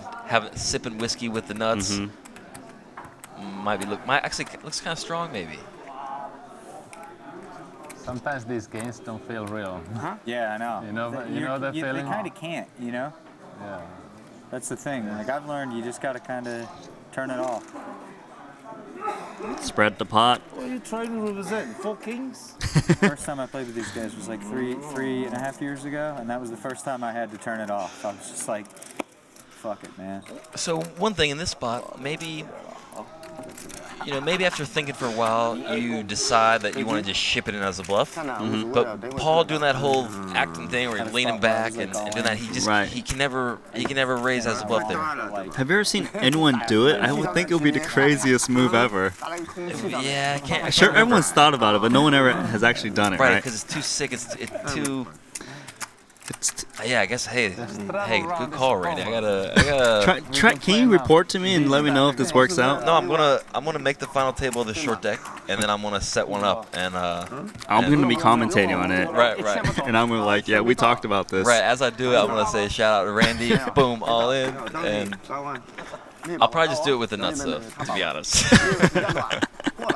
I want to see it as a bluff, though. But the thing is, usually when that happens, they say it's usually the nuts, right? So. Well, maybe I'll do it with an open ender, so it's like I'm bluffing, but it's pretty good. So.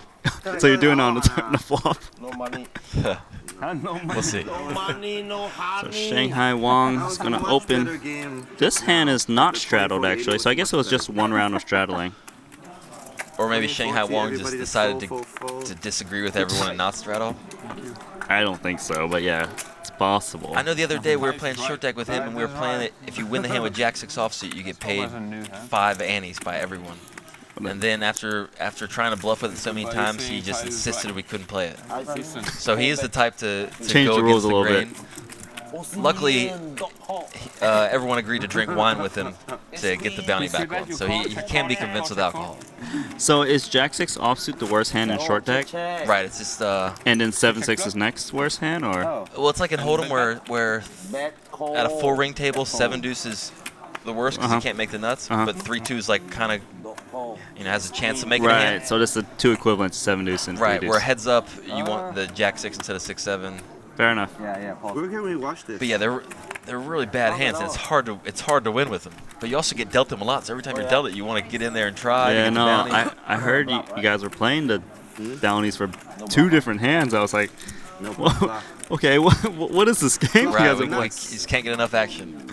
So Elton's going to raise the 14,000 of Ace Queen. Paul Foy in the big line of King 8 offsuit. One more space. It's kind of weird dynamic when the straddle drops.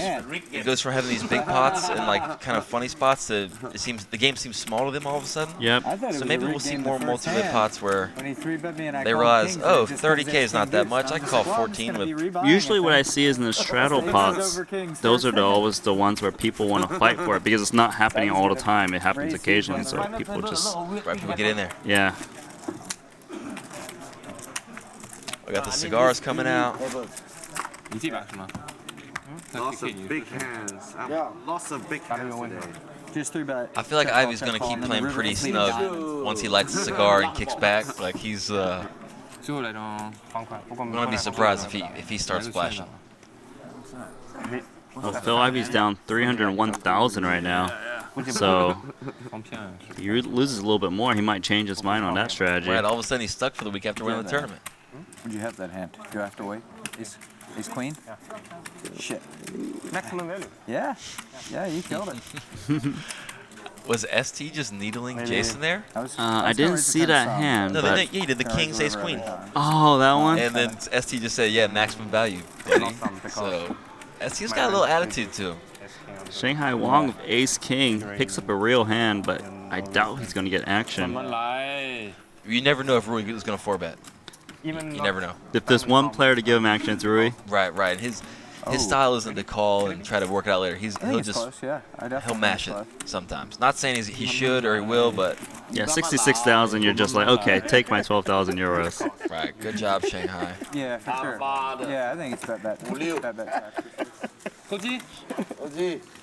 Toji means bluff. If you hear him say that. All right, learning new words.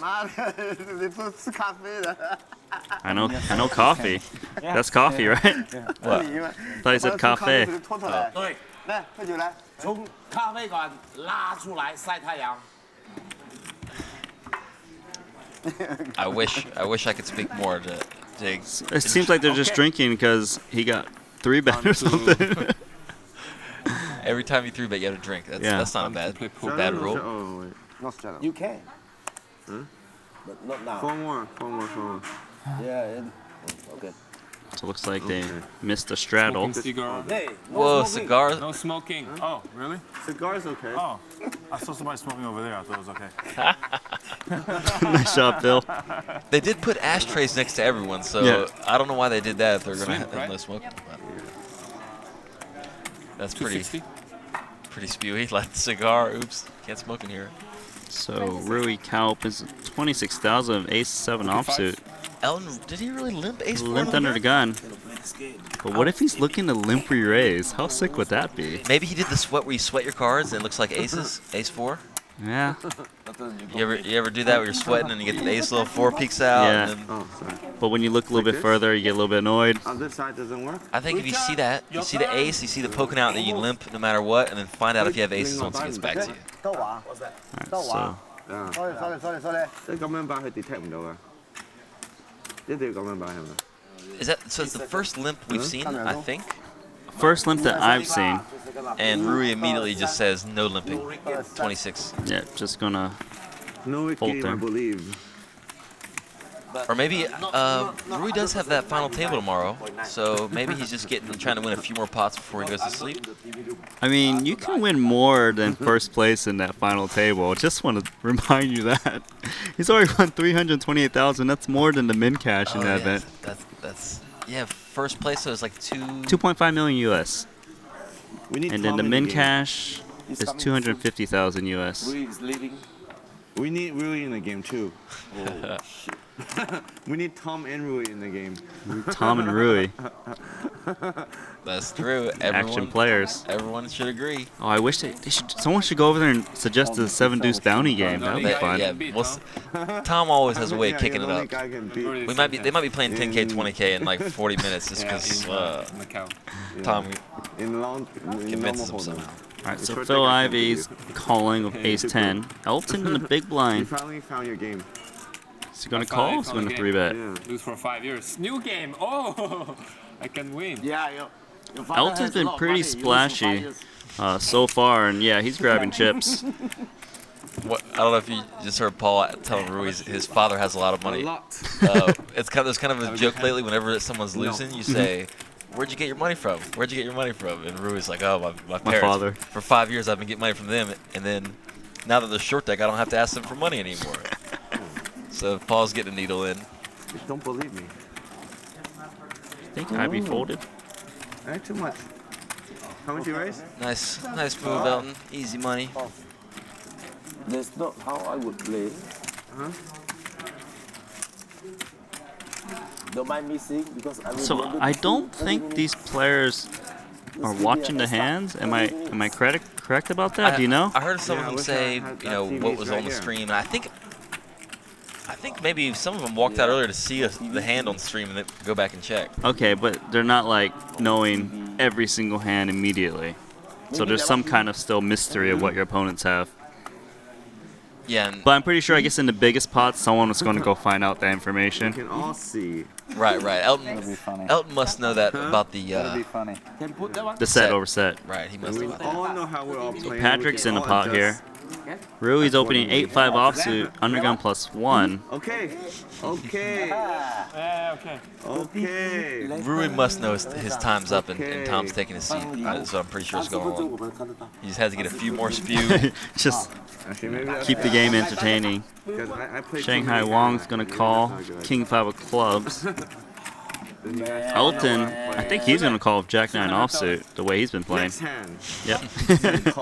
I'm scared of Patrick. Making a fool of Jason's coming along. Jason Kuhn's got to come along here. So we got a multi-way pod. You've been asking for these. Can't wait. I want to see a 7, 8, queen. It's a big request. We'll see if you're right.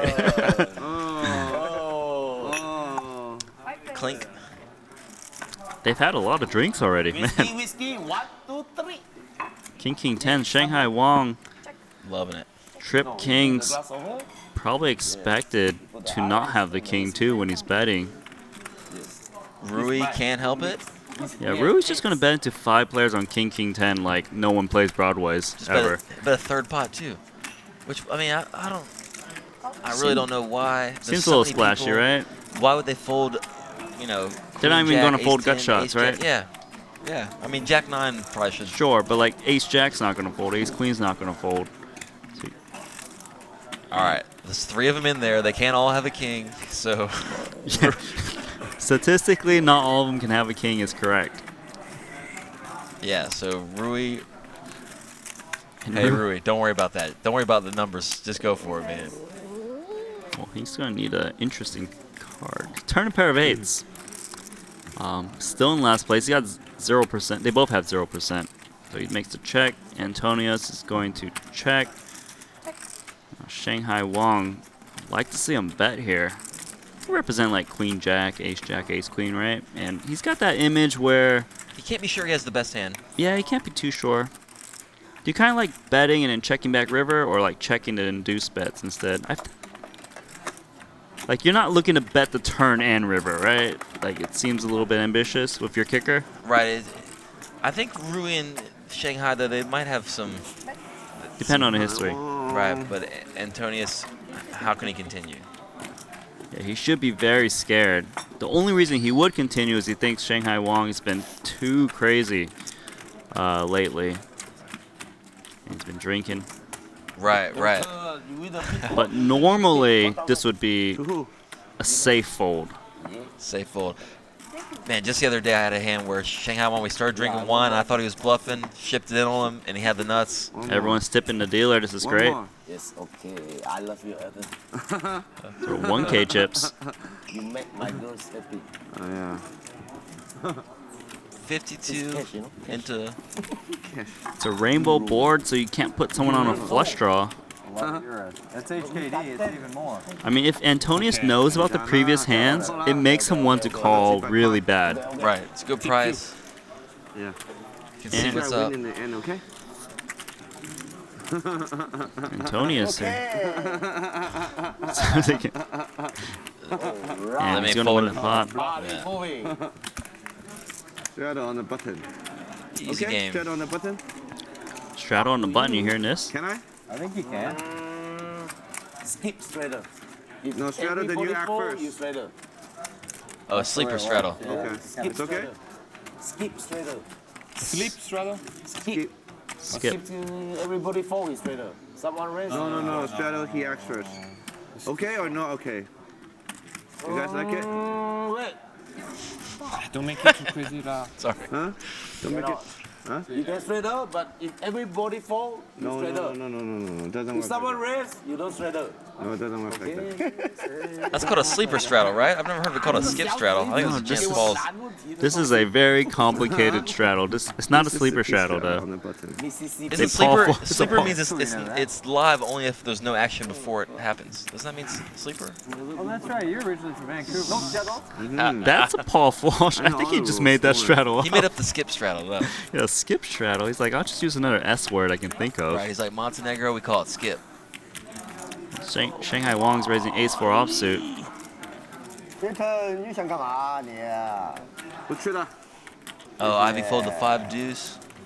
It's one of his most famous hands. I don't know if you remember that high stakes poker hand where he just Yeah, I saw that one. 4 bet or 5 bets 5-2 all in against Razzie. Yeah, I remember that hand. I think he tries to forget that hand too. So Jason Kuhn 3-betting king queen suited. I just thinks that Shanghai Wong is going to defend very loosely. So he's going to call with like dominated kings, dominated queens. Make myself a fool. Just got ace-4 high. Get in there, Shanghai. Let's see your magic. It's gonna make good fold. So deep. Good info for you, huh? I knew it already. Whoa, shows the ace. Whoa, what a. Show he's got discipline. Right, but why does he want to show that? He's Shanghai Wong. I think he's setting up something for about. Something's gonna happen in about 40 minutes. Right. No, one round. One more round. Okay. Recount one more round, you take his seat. 什么意思啊？ Hey, this is not mine, this is your tip. Huh? Hey, you mind? No? So he got everyone to give a 1K chip, so you just take it. Yeah, leave real cow VIP. Come on. Okay, I leave.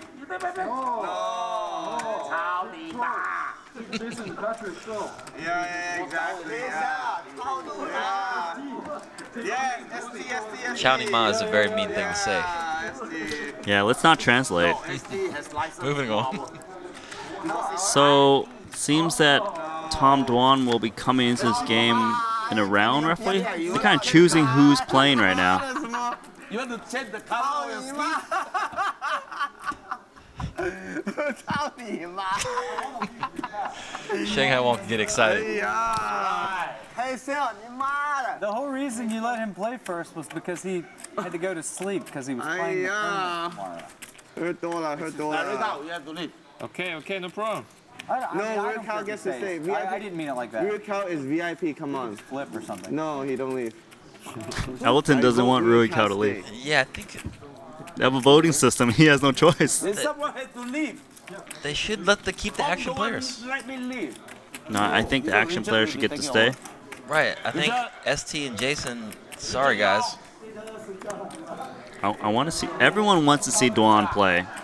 I was shocked that. I'm pretty sure the chat's like, let Tom Dwan sit right now.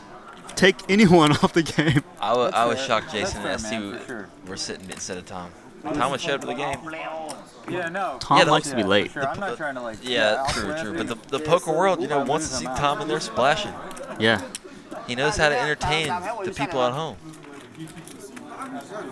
All right, so we got a 6-way pot. How do we know how this is possible? They've done it. Raise pot. Antonius. So who flops? Okay, Ace Jack and Ace Queen's got two pair and 1 pair. Yeah, so many hands. Can't even fit everyone. So Antonius Is the pre-flop raiser, and he's gonna bet Shanghai Wong with Ace Queen I like calling. I feel like when you raise, you let someone off the hook, like Antonius with ace-jack. I'd be shocked if he raised. Yeah, so just call here. It's so deep, it's not what you want to do this. Yeah, and you still have like four people. Someone can have a big hand, right? Or if you got king queen, you don't want him to fold. I was here. I was here early. Call your bluff. All right, so everyone's gonna fold, but these two players. I look stupid on TV. That's why. I saw this. From the turn. Turns an 8. What happened? So it adds a backdoor flush draw. Antonius checks. I get the feeling he's not going to fold to a turn bet to Shanghai Wong because Shanghai could have like queen 10 of clubs, right? And it might fire this part. But checks back the turn. That's very tricky. And it's punished here. So rivers are straight. I would have liked to see him bet. I guess Shanghai Wong, he can still do something tricky if he tries to. Maybe he folds. Like Antonius shouldn't have a jack as much as, you know, like before he bets, he shouldn't have a jack that much. Right, like who bets king jack on the flop or queen jack? Right. There's only the ace jack, and even then you have an ace, so it's not likely. Well, Antonius is only betting 40,000. He's just trying to get Shanghai Wong to call with side 2 pair, basically. Right. I mean, the bet sizing is good. If you're playing against a player who just seems to want to see what you have. But also maybe like it looks like king, so you can get this hand to raise him. And that happens occasionally. The good part is he didn't bet big where it's harder to get called. 4 cards straight out there. 8, 7, 9. I think if Shanghai Wong really thinks about it, he should just remember this is a 6-way pot. Is Antonius really going to bluff the flop or this river? You know, it just seems like he can't show up with like 7 high. It would just be ridiculous. Right, and if he has kings or queens or aces, if he has a set, he's betting the turn like so much. So Shanghai Wong can have some discipline. I think he's going to make the fold. It's going to be a very good fold. Shanghai. I mean, Antonius knows he's got like 2 pair usually. Nice fold. Thinking bet is very stupid. Yeah, I guess the turn check, I can see where it makes sense in his head. Antonius has been tight, raising on the gun, everyone's in there, he c-bets. Yeah, and it looks like Tom's trying to get in. Up to you. No, I think Cal should stay. Can you deal, what, 4 cards? Okay. Whatever Tom said. 4 cards, produce 4. Only this time. Oh, the And then flipping. whoever's got the biggest card. Who for? One second. These 4. second. Biggest card is out first, second biggest card out second. Yeah? Okay, but what do you mean out first and second? First for me, second And then when jungle gets here? Yeah, right. Okay, sure. Okay, go. Okay, No, okay? Okay, it's okay. We want low cards, right? Yeah, you want low cards. We want low cards. Yeah. But, SD, if you are out, you can come back 15 minutes later. I give you my seat. I'm going to sleep. Wait. If I play that, please show you. Okay. Oh, this is like it's like the chip race. You really want to win. Right, it's funny too, they do it face down instead of just flipping them up. Hello, Rico. Out first. See? Can I play 2 more hands? Biggest card out So first? when jungle gets here, jungle gets your seat. I feel so bad. I've ruined the game. Okay. Oh, you ruined the game, man. No more fish. Okay, I'm leaving too. Everyone's leaving now, I think. Yeah, that's a Game's bummer. over. Rui had to be on that flip instead of the nits. 没有曹乐要走了，打到2手，Tom 下来。抽签抽。 All right, Tom, get in there, do some magic. So in case you guys didn't know what happened, basically Tom Dwan is going to get in this game, but they need to remove a player from the game, and they just high card for it for the players who, you know, doesn't seem to be giving as much action. Hey, no matter what, after the end of this next second hour, I'll leave. Because I won the flip this time. So I'll just like... After Well, I'm saying if somebody else is trying to play again, and then and I'm not gonna like try to... Press 22. Yeah, I'm not trying to like bogart the seat or whatever. Jason Kuhn being a nice guy. Yes. Shadow, yes. I'm not even sure what he was saying. He's leaving in an hour, but then the game's going to break in an hour and a half or something. Yeah. Basically, he's saying he will leave the game if necessary. Well, I think a lot of people want to get in, so yeah. We'll see. So Elton's gonna raise his straddle pot. Play like 3-on-3 or something. Yeah, 2 or 3. Just depending on how late this goes. Yeah. Yeah. All right, so what happened here? Paul Fwa defended his straddle, and Elton bets 10K. Yeah, whenever you pick up your cards like that, right. You never raise, right? I haven't seen that one. Definitely haven't seen that one. You make it so everyone behind you can see too. All right, we can get a little Tom Dom. Okay, maybe we should not show introduction. that actually. This is too much information for us. It is pretty. And I think in almost all the cases, people are playing all their own money. Every now and then you have a funny thing like this where it's like, okay, you give a friend a few percent of you. Or like just now, since I stole Rical's seat, I gave him 15% of me. Whoa, that's a lot. Well, yeah, but I stole his seat, so so he's gonna be sad if I lose. Oh no! So he has to sweat it. I mean, he doesn't need to sweat. You know. We'll see. Good luck. So a lot of business. Rui Cao has 15% of Duan's action when he sits down. Yeah, but it's only. Usually it's a good thing, but Tom Duan's a high variance player. It's like a lotto ticket. Right. You can win a lot of money, can also potentially lose a lot. Rui might wake up with a text saying, "You owe me 300" or something like that. All right, so Elton's gonna open up Ace King of Diamonds. Fold it over a Shanghai Wong. Shanghai limping on the gun. Yeah, he did limp on the gun. He didn't straddle. All the limps are getting punished. Yeah. Is he gonna limp to call this hand? I'm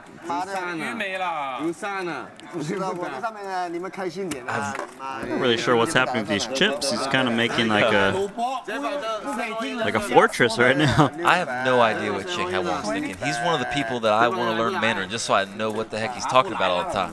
Because he seems like he's really happy, and happy with himself a lot. Wait, is he getting up now? Is he taking a little break? Oh yeah, he just quit. I flopped the nuts. Or maybe he feels bad that Tom Duan's taking Rui's seat. Way too much information. Shanghai, is he winning some money? I already forget. I don't think he's up money. I mean, we'll get the little previews when they come up. You get to see mine too. Yeah, I'm surprised. Maybe they're gonna play a different game or something. Yeah. Maybe he wants to play short deck. I'm not sure. Well, everyone wants to play short deck, but there's not always a game. So Tom Duan's gonna take Shanghai Wong's seat. We'll replace one action player with another action player. So as long as he plays like Shanghai Wong, we're in good shape here. It's good that that Rui's still in there, and Tom's got a seat that means he's going to be playing some hands. I think if he was in Rui's seat, he'd have to be a little tighter. So for the viewers, where we're a little bit more likely to get some good splashing going on. So Elton's actually up 300,000 right now. I mean, even after losing. He lost like 700,000 that set over set hand. Was it that much? He lost 700,000. It was a check rate to 140,000, like a 300K term bet or something, 375K term bet. Yeah, and he's still up 300,000. Assuming he didn't add on, and I don't think he did. Yeah. Well. All right, so Rui Cao has Jack 7 of spades. Paul Fwa wakes up with Ace King. Gonna see him 4-bet here. Seems like a mandatory 4-bet when you're playing against Rui Cao. How much would you make it? What's the standard size? It's so deep, and like getting all in with Ace King this deep is probably a bad idea. Right, but usually I guess you just take it down pre-flop. Right, but it's kind of like you're almost bluffing in a way. Somewhat, yeah. But you're out of position, so it's like. Yeah, you don't want to peel. Yeah, you don't really want to call. call. Like, I just make it like 100K, a little bit more. No, You think? maybe 105K? Yeah, I'm hoping he calls because then Tom will call Queen 7 suited. So. Can you give me one McCallum? Thank you. So it looks like people can see the hands behind them. Oh, they're showing that. Yeah, So everyone gets the equal information. So Paul here. Is Paul? How much is he having plaques? He's playing. I thought I read he was playing 800K roughly. So about 200 big blinds is my read on the situation, but his plaques don't really say that. So I'm not exactly sure. 200. I win 200. Yeah, I think he. 4-betting does seem like it's not like Rui's that tight of a player that you should. Oh yeah, he's worry got about plaques, so. Yeah. Usually you're just gonna take it down pre-flop, and there's like what 50K and then 55,000 in the middle. It's right. It's a lot of big blinds. Take it, put it in your stack after you make it 100K right here. Yeah, I think he's gonna re-raise. It seems he's just trying to decide how much to make it. Yep. Okay. Let's just put 800,000 euros in there. 762,000 euros. Paul is seems like he's scared to play post flop because no one's calling him with worse here. Yep. I guess someone with King 7 suited. I mean, it's a profitable play, of course, because usually they would just fold and chip up. But it's like the simplest way to play the hand is just going all in with your best hands. And I mean, Jason, I guess if he has queens, it's hard to put the money in. Probably would fold, right? Given the action. But still, kind of just wasted. Jungle come in for Shanghai and Rui. Way to ruin a poker game. You said Jack 8 suited, so fuck. No, 7 suited. Jack. Right. I said offsuit. 2 hours up, so many. No, actually, wait. I play until my next. big blind. Paul's trying to get rid of Rui for some reason. Open 5-8 offsuit. Right, he's putting money with no hand, and they're kicking him out. I'm trying to be good on TV. Yeah. It's funny because Rui does have the final table tomorrow, but if this game ran all night and Rui had a seat all night, he'd probably just play it all night. All these guys are sick enough to do that if they had a spot tomorrow. So Ivy folding his big blind with rags. Where's Jungle? Yeah, where's Jungle Man? I see him. Okay, I love the way Jungle Man plays. Okay. I'll give you my seat. Wait. Jungle Man. The Jungle Man. On the 19th of May, 20th of May, 12 hours cash game, okay? 4 hours block. So you're gonna give a seat to Jungle. Whoa, I'm leaving. Just wait for my big man. Oh. I'm leaving. Jungle. Play 2 more hands. I play 2 more hands. Count your stack, Mr. Foy. What you 2 plus 2 plus 2? That's it. That's it. Okay, that's it. Count your stack. Was he saying there's going to be another huge cash game in a couple days? No. It's okay. I thought he said he said a certain date. I didn't hear which date, but he's like, we're gonna play a 12-hour cash game. 19th, 20th. Yeah, he's just trying to like block it out. Well, that's awesome. I look forward to seeing some more action then. Yeah, no, this is gonna be fun. Now over to Ivy in the small blind with 10-3 of diamonds. Oh, actually, Elton's in his pot. Don't see his hand. Okay. Oh no, more. 180. GG guys, good luck. Later, brother. Good luck tomorrow. All right, so is that Rui Cal that's gone, I believe? Right, Rui got booted. Nice. Jungle Man is in the wings. We have a new player that will be joining the game. Dan, hello. Hi. What were you up to? I was playing on PokerStars. Just from one game to another. Were you following the stream at all? No, actually, I wasn't. You weren't doing any notes and homework? No, I maybe should have been, I guess, but too late. Too late now. What are you expecting from this game? I think people play a little bit differently, and probably a lot of gambling. You like that? Yeah, that's a good thing. Awesome. So you're coming in hot, played online. You're ready to play this game, right? Yeah. All right. Good luck. Thanks. Very well said, Jungle Man. You didn't. Just the words you needed to get your point across, right? Yes. He's efficient. Yeah. If anything. It's also weird hearing him called Dan.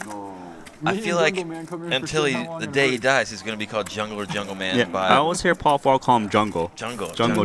Jungle. Just sleep. Yeah, Dan. Who's Dan? So Antonios and Elton Sang are in this pot. 1.2 and 1.3 million stacks. Let's see, we've got a open and a straight draw, mid pair, backdoor flush draw. Tomorrow we do it properly. Yeah, I think. Actually went check, surprisingly. I think this was. But it's okay. So Still now fun. Elton's got to think he's got the best hand usually. I think he's going to start firing. And the way Antonios played the hand, likely to call turn bet. He represents a lot of hands if it goes check. Sometimes Elton has a hand like king queen, he bets a turn and just check folds the river. But it's okay. No wreck. So Antonius raised pre. or He he's did not raise big pre, blind, correct? yeah. So river's a 6. Shit. So if you're Elton here, basically you're deciding, can I get a worse hand to call, or should I check and try to get like missed diamonds to draw? He does check, so very nice check. He knows he's got the best hand. I guarantee he'll snap call a river bet. Right, got to put the money in here. Antonius, he needs to bet. You know, like a lot of times Elton will just have a missed draw himself, so he's gonna win some Right, you got to chips get him here. to fold queen high and king high. It's so important here. So 32,000. Elton's pretty much calling. Right, no point raising for bluff or value or anything. It's just take, There goes. take the money. Bye-bye, 64,000 euros for Antonius. Very well played. Now, this is a great sign of a great player because some people, they're like, oh, if I have the best hand, I must bet the river, right? But Elton's thinking about how can I pick up more money by actually inducing bluffs from missed draws. And I think that's just a big sign of a strong player. Antonius knows he has a tight image too, where if he doesn't have it on the river, he's gonna have to bluff. He's gonna feel like he has to bluff. Starting with you. I don't mind. Yeah. Starting with you. 8,000, come on. One round straddle, everyone. Jungle Man gets onto the table and he has to straddle the first hand he plays. Welcome to the game. So he thinks he's playing 2K, 4K. Now he's got to play 2K, 4K, 8K. Cates with 1 million. All right, we can get a little Tom versus Jungle first hand. He's got Jack Deuce offsuit. Phil Ivy's got 6-5 of diamonds. He's going to make the raise to 3x. The straddle. Ellen looks like interested. Yep. Suited on the buttons. Why not? Why not just make it 80K, Elton? Is that what you're thinking? Yeah, it wouldn't surprise me the way he's been playing. But he's going to at least see a flop, and that's what he's going to do. Yeah, all right. And he's actually dominating Phil Ivy right now. That's why I called. Yeah, Jason Kuhn with Queen 9 suited. He lets it go. ST with pocket 8s. He's going to try and see a flop here. Just kind of play it straightforward. But you can have a little bit small piece free. And Daniel Jungleman Cates is out of there. 8,000 euros gone. Ivy. So we got a 3-way flop here. I think ST set hunting maybe. Oh, wow. With what? Set of pair of fours? Paul just told everyone what ST Yeah, you had. don't want to get called out with the hand you actually have. Right, you got to be a pretty tight player when people know you just have a pocket pair of pre-flop. So Phil Ivy flops a 6. Thinks his hand is good, so he bets 30,000. Elton in position. When you call with a hand like Jack 5 suited pre-flop, it doesn't feel right just folding it. You gotta get weird with it sometimes. Well, you're definitely going to think about it. He's thinking about, okay, does Ivy have a queen here? Can I represent a queen? What kind of creative move I can do? He really just has nothing. Playing the player. I would think it's going to work too if any type of raise. I really think he's thinking about so long that he's not going to. Yeah, when you touch these chips, you're not folding, right? Man, Elton is such a sick player. Oh, is he folding? Oh. Man, that was a lot of move just to fold. Just want to flex on Ivy a little bit and then. Well, ST's going to check call here.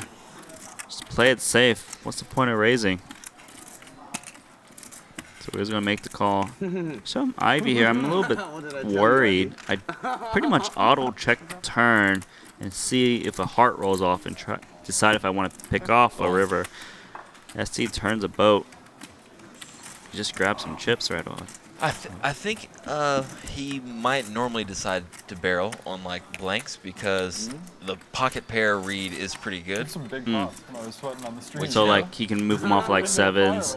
You know, like some people can have a lot of queens there. People, you know, but like if he has queen 10 offsuit, I think pre-flop he's not getting in there multi-way behind two people. I think he's just playing like queen jack suited type of stuff. Sure. There's not that many queens. But the flush card makes it even. So Paul Faw's like, read is spot on. He has to show everyone he's got his pocket eights. Yep. He wins a nice pot. All of these little pots will add up. Hey, I'm doing marketing. Did you really have to buy cakes? No. You'll see real soon. I mean, Ivy. done something there. Didn't work, Ivy. No way. That Jack 5 suited could have worked it out though. It would have been ambitious. I have one playing the what's it called? bike we hurt you. So Ivy is down 385,000 right now. And the whiskey is getting spilled on the table. It is a good game. Playing the super high roll or the whatever, the poker after dark cash game. There's never been a bad poker game when there's whiskey spilled on the table. I actually thought I had like quite a good read on Roble and JRB, and I just went for it with the 9-2 offsuit and chunked off a ton. I have seen that hand. I don't usually do these. Usually I got at least like a 9-2 suited if I'm going. You gotta have the suited. 9-6 off, something like that. A little. Yeah. This one I just thought I had it. Annoying. Looked like an idiot. All right. Money, First Tom money, hand of the money. night. Get in there. Without money, you have no honey. Oh, this guy is so funny. All right, so Tom Dwan opens in the straddled game to 22,000. Elton saying, I'd be surprised if Elton 3-bet a hand like this at this point against Tom. well, he's going to make the call. Maybe in an hour if it's the same exact hand, same exact position, he's 3-betting, but he Kuhn doesn't want to gonna- get Tom to start have his head spinning. Maybe Kuhn will play this one if he's in position this time. Yep, he is going to call. And I like to see Antonios come along with Jack 8 offsuit. So we got a Does he have it in him? 4-way closing action. There you go. Flick it in there. 4-way pot, 98,000 euros in there. Need to get this money in All there right. fast. So So it looks like Elton flops the best here. He's got 76% chance to win this pot. Only diamond, another top pair. how many more reserve? Everyone's got a piece. I mean, Tom Dwan's needs some big creativity to try to stab at this pot, right? His hand. But maybe he is going to bet. He is. This is crafty. Pop the bands. Do we mind 9 players? Betting into four. This is a 4-way pot, and he's just bet 70,000. You don't mind, Tom? I mind. Was that a plaque? He did bet 120, right? No, 70,000. Okay, sure. So Tom Dwan has the worst hand and is the one betting right now. Right. His first hand dealt in. You come in, he go. He doesn't care. Now Elton saying here, top pair, the king queen. He's got the king flush draw. Should just be calling. He's got 2 other players he needs to worry about. So he does call. Different stacks maybe you can raise, but here just call him. Put it in. Antonius and Kuhn are out. Kuhn didn't think much about that top pair, just pitched it. Turns a king, so 2 pair for Elton. Tom Dwan's just got bottom pair. I mean, when you bet this flop, there's a chance he thinks he should be betting this turn. He really just doesn't have anything. This is not a great turn to bet because usually your opponent does have like king jack or king queen, or even ace 10 with 1 diamond. So he does check. And, Elton's got to bet this. It just seems. Too often your opponent just has a lot of outs. Right, and this hand's too good. Like there's just plenty of worse stuff. You want to get value out of like ace king, ace queen, ace jack. So he bets pot 200,000.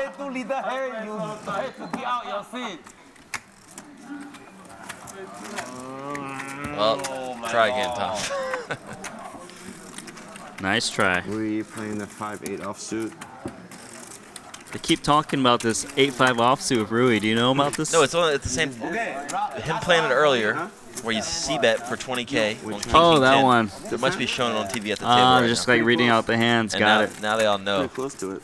But it doesn't. It's no good because he's not in the game anymore. They can't even needle him about it. Yeah, so he set up this image just to walk away from it. Right. Right. I guess. Okay, 1 round. He's setting up for like next week's match or something. No, I think Rui's not the type to set it up because his image is his image because he always plays that way.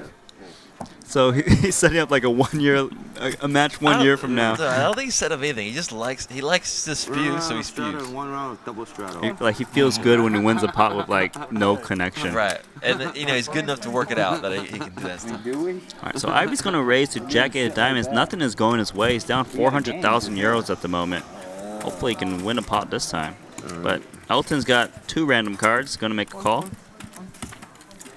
I think Elton's actually been one of the, might be the splashiest player at the table. Right, that's really surprising to me. And 68%. props to Elton for getting in there. Well, Jungle Man, pocket queens in the small blind.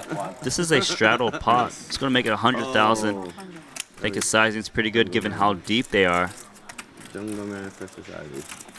All right. So Ivy's probably going to fold. And Elton, Sorry. oh, must have been some really bad garbage. Yeah, another Jack napkin suited. No, Phil Ivy's, I think Paul Fall's just going to show his cards. We get to see it anyway. What do you mean? To grab I saw Paul grab his cards. I don't know if he showed it, but his bluff grabbing his cards. Man, I let you see Tom. That's mine, I think. Yes. No, it's true. He always, whenever a VIP looks at mine, what do you Alright, Ivy. Your straddle is my double. Okay. Huh? You know I love my double, right? Small good for Elton Sang. Huh? we got a dealer change. Oh, Monstrello. Yeah. So Elton Sang, this current big winner, 487,000 euros into profit. Phil Ivy is the current loser, 409,000. Everyone else is up or down 100K. Jungle Man 2 hands up 50K. Tom 1 hand down 100K. So Tom Dwan's hand was a little ambitious in my opinion. I think he had a plan, but the king was like, I'm not going to do some crazy like 3-barrel. Right. It's only 8 hands. But it's a good sign of things to come. That he did the zero equity, or not zero equity, but like. Yeah, and everyone's going to be seeing the hand like, okay, Tom's going to be up to no good today. And then maybe he can set up like a nice value bet or something. Or just you set up an even sicker bluff that no one would think you do because after the first few bluffs. How long was he? So we might have a little audio issues, but hang in there, guys. Yeah, they cut the table audio. Maybe they were saying that Chinese phrase too much.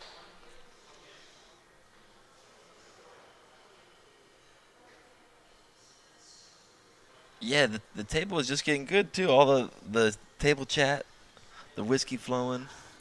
Yeah, not too sure if you guys can hear us, but if you do, let us know.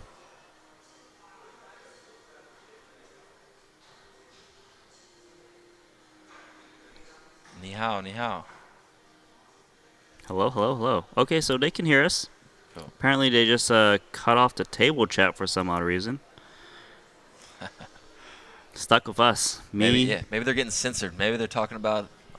Yeah, they're talking about something that should not be heard. But that's funny. 2,000, 4,000, 8,000, and Elton put on the triple straddle to 16,000 right now. He's got 6-4 offsuit, and Jungle Man wakes up with Ace Jack offsuit. Has to put 40,000 as a. This is like a regular pre-flop raise. This game's getting sick with the triple or the double straddle in there. Elton doesn't give a hoot. So, Ivy. Does he let go of his King 10? Okay. Now Elton, I really doubt Elton's gonna fold 4-6 offsuit here. A lot of money on that pot. I mean, usually when you triple straddle and you get something that looks playable, you're going to see a flop. Right, So he does make the call. The raise wasn't too big. That's a good point. When you triple straddle, it's not because you want to play tight. Yeah. It's because he flops 2 pair. Jungle Man has 2 overs and a backdoor nut flush draw. So he actually might continuation bet here. He might check it back. You can really see both plays being viable options. When you bet the flop, you know, there's a lot of good multi-barrel cards, usually like a diamond.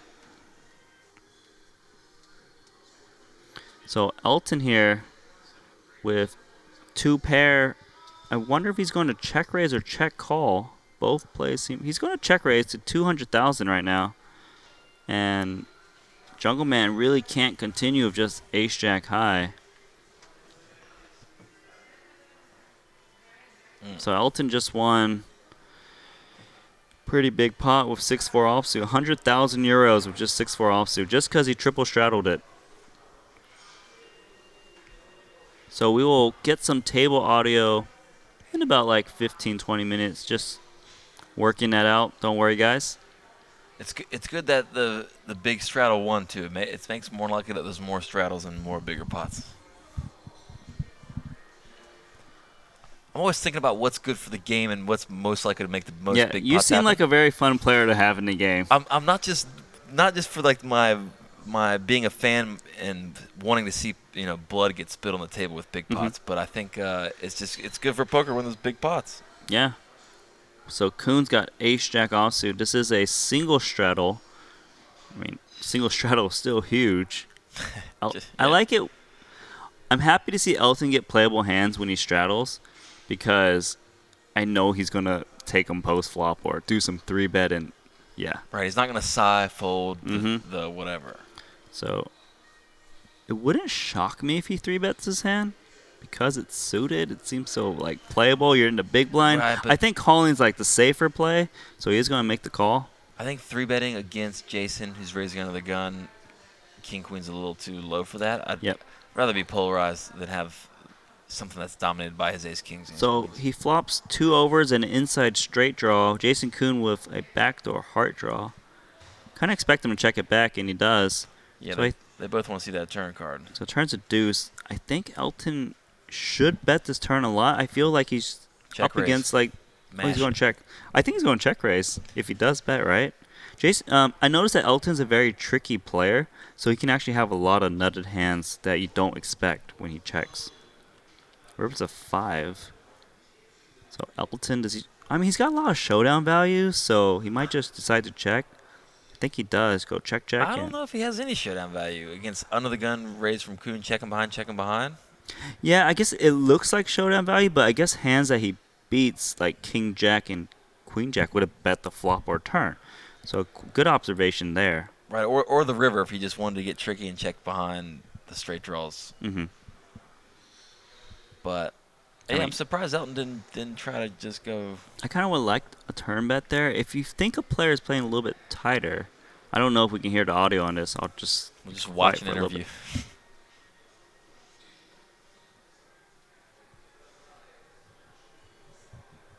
Can you read lips? Yep, I'm going to try and play in this splashy game. I'm going to triple straddle. And maybe put the 4th straddle out there.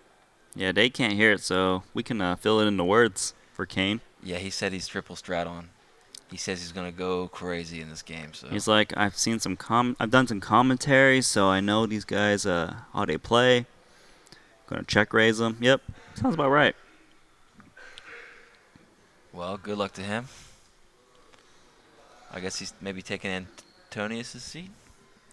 Yes. So I like that they're rotating out, players. You can see a lot of different styles, and they're keeping in the action players. So Tom Dwan here is coming along for 32,000. How is there 32,000 already in the spot? It's a straddled. Paul just made a big old raise. Yep.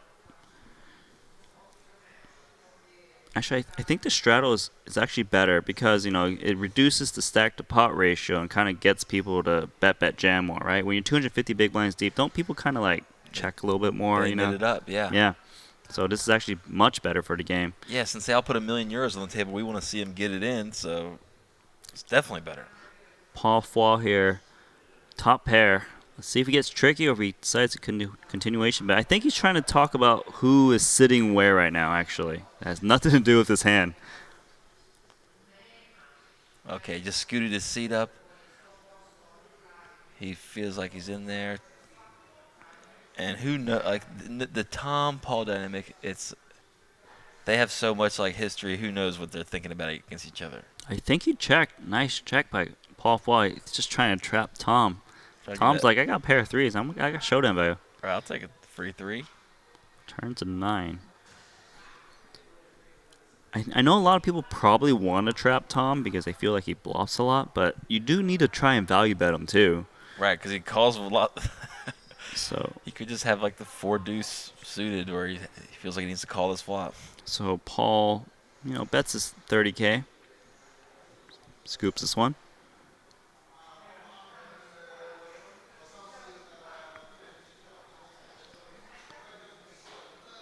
So Tom is he's not going to sort the deck for us.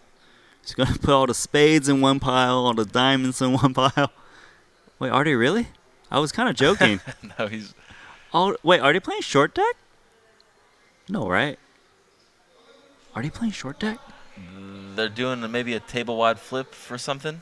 That makes sense. Everyone's drawing... Oh, he's drawing for a seats. Seat. Yeah, okay. They're going to try to squeeze him in somewhere. Oh, maybe... Oh, they're making it 9-handed? I believe. 1, 2, 3, 4. Is that 9-handed? Yeah, I think Paul might have mentioned that earlier. He said something about can we do 9, and now they're squeezing him in. All right, so we got a new player, Kane Callis. He's been in the booth with me a lot. I'm not sure if you know that, Gabe. So he's been commentating. Yeah, I don't know if... To be honest, I saw his name. I didn't know he was a poker player. Yeah. I know you're a poker player, but I didn't know he was. But Thank you.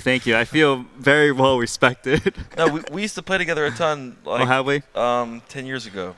GP333 on Stars. I know we played. I've seen your screen name. Yeah, I think we might have played like 10,000 Is any chance you have a cat as your avatar? Yeah, no? it was like a At leopard. one point? It was like okay, yeah. I can't tell the difference between a cat and a leopard. I'm sorry. Yeah, that was back in the day. I remember you being a splashy player. That's Hey, my memory. Right on. Okay, well. No, I remember like when they used to track all the 2-4 games on Stars on like poker table ratings. You were always the biggest winner at 2-4, and I was always the second biggest winner over. So I'm like, no one can see you because everyone's looking at my graph, and you're like, oh man, I gotta get this nano because he's just like. No, I can't catch up. I couldn't play enough hands. All right, so we've been joined by Kane Callis in seat 9. So he's been commentating. Says he hasn't been playing that much recently, so we'll see if he's going to be ready for such a big game.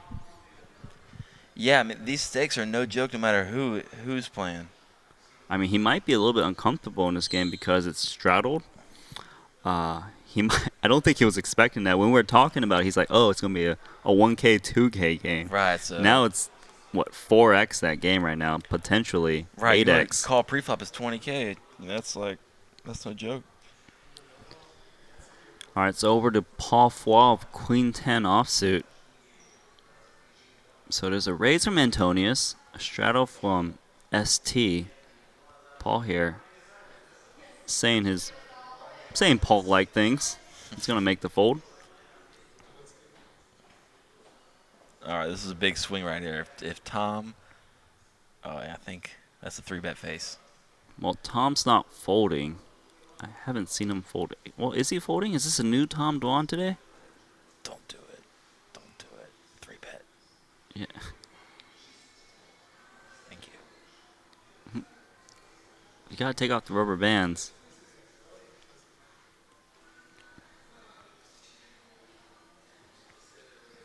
I feel like the longer you play with Tom Dwan, the more he gets like a good read on what you're doing. So like, sure, maybe he's gonna bluff off some chips here and there, but he really thinks about previous hands to kind of like set up like future big bluffs or future big value bets, right? So someone like Tom is like pretty scary to play against over a long amount of time. He remembers everything. Also, it's worth mentioning how, Tom and Antonius had that challenge together. They've had a couple challenges actually, because they had one in London where maybe it was like a 50K freeze out or something like that. Okay, sure. They had this heads-up battle that was televised or streamed or whatever years ago, and I remember then Tom, he really got the best of Antonius, where Tom had made a lot of good hands, but he just had to fold them on the river because he had such a good read on Antonius and what he could lay down to him. Wow, Antonius just folded King Jack of clubs right here, so playing a little bit tighter. Yeah, and Tom got him in that challenge, and also of course the Dur challenge where Antonius quit earlier. So I think Tom might try to pick on Antonius just because he feels like he's got the drop on him. Yeah, well, he just made him fold a much better hand. Oh, Antonius is mad about it too. He's like, Tom on my left. Yeah, I mean, like, King Jack clubs, of course you don't want to play this pot out of position and re-raise pot, but against Tom, I feel like if Tom is re-raising you with a bunch of garbage, it's really hard for him to win if you defend with strong ranges, right? It is 9-handed though, so like. So like maybe he does pick up hands too. That's the thing. 9-handed, it's calling the 3-bet King Jack suited like because Tom's wide. Yeah, you might just end up sad when it comes King High and you lose.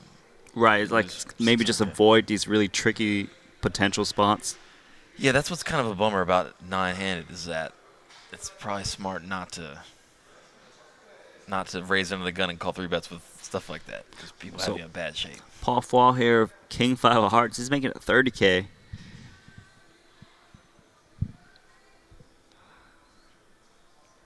And it's over to Elton. He's going to fold this Queen 5 offsuit.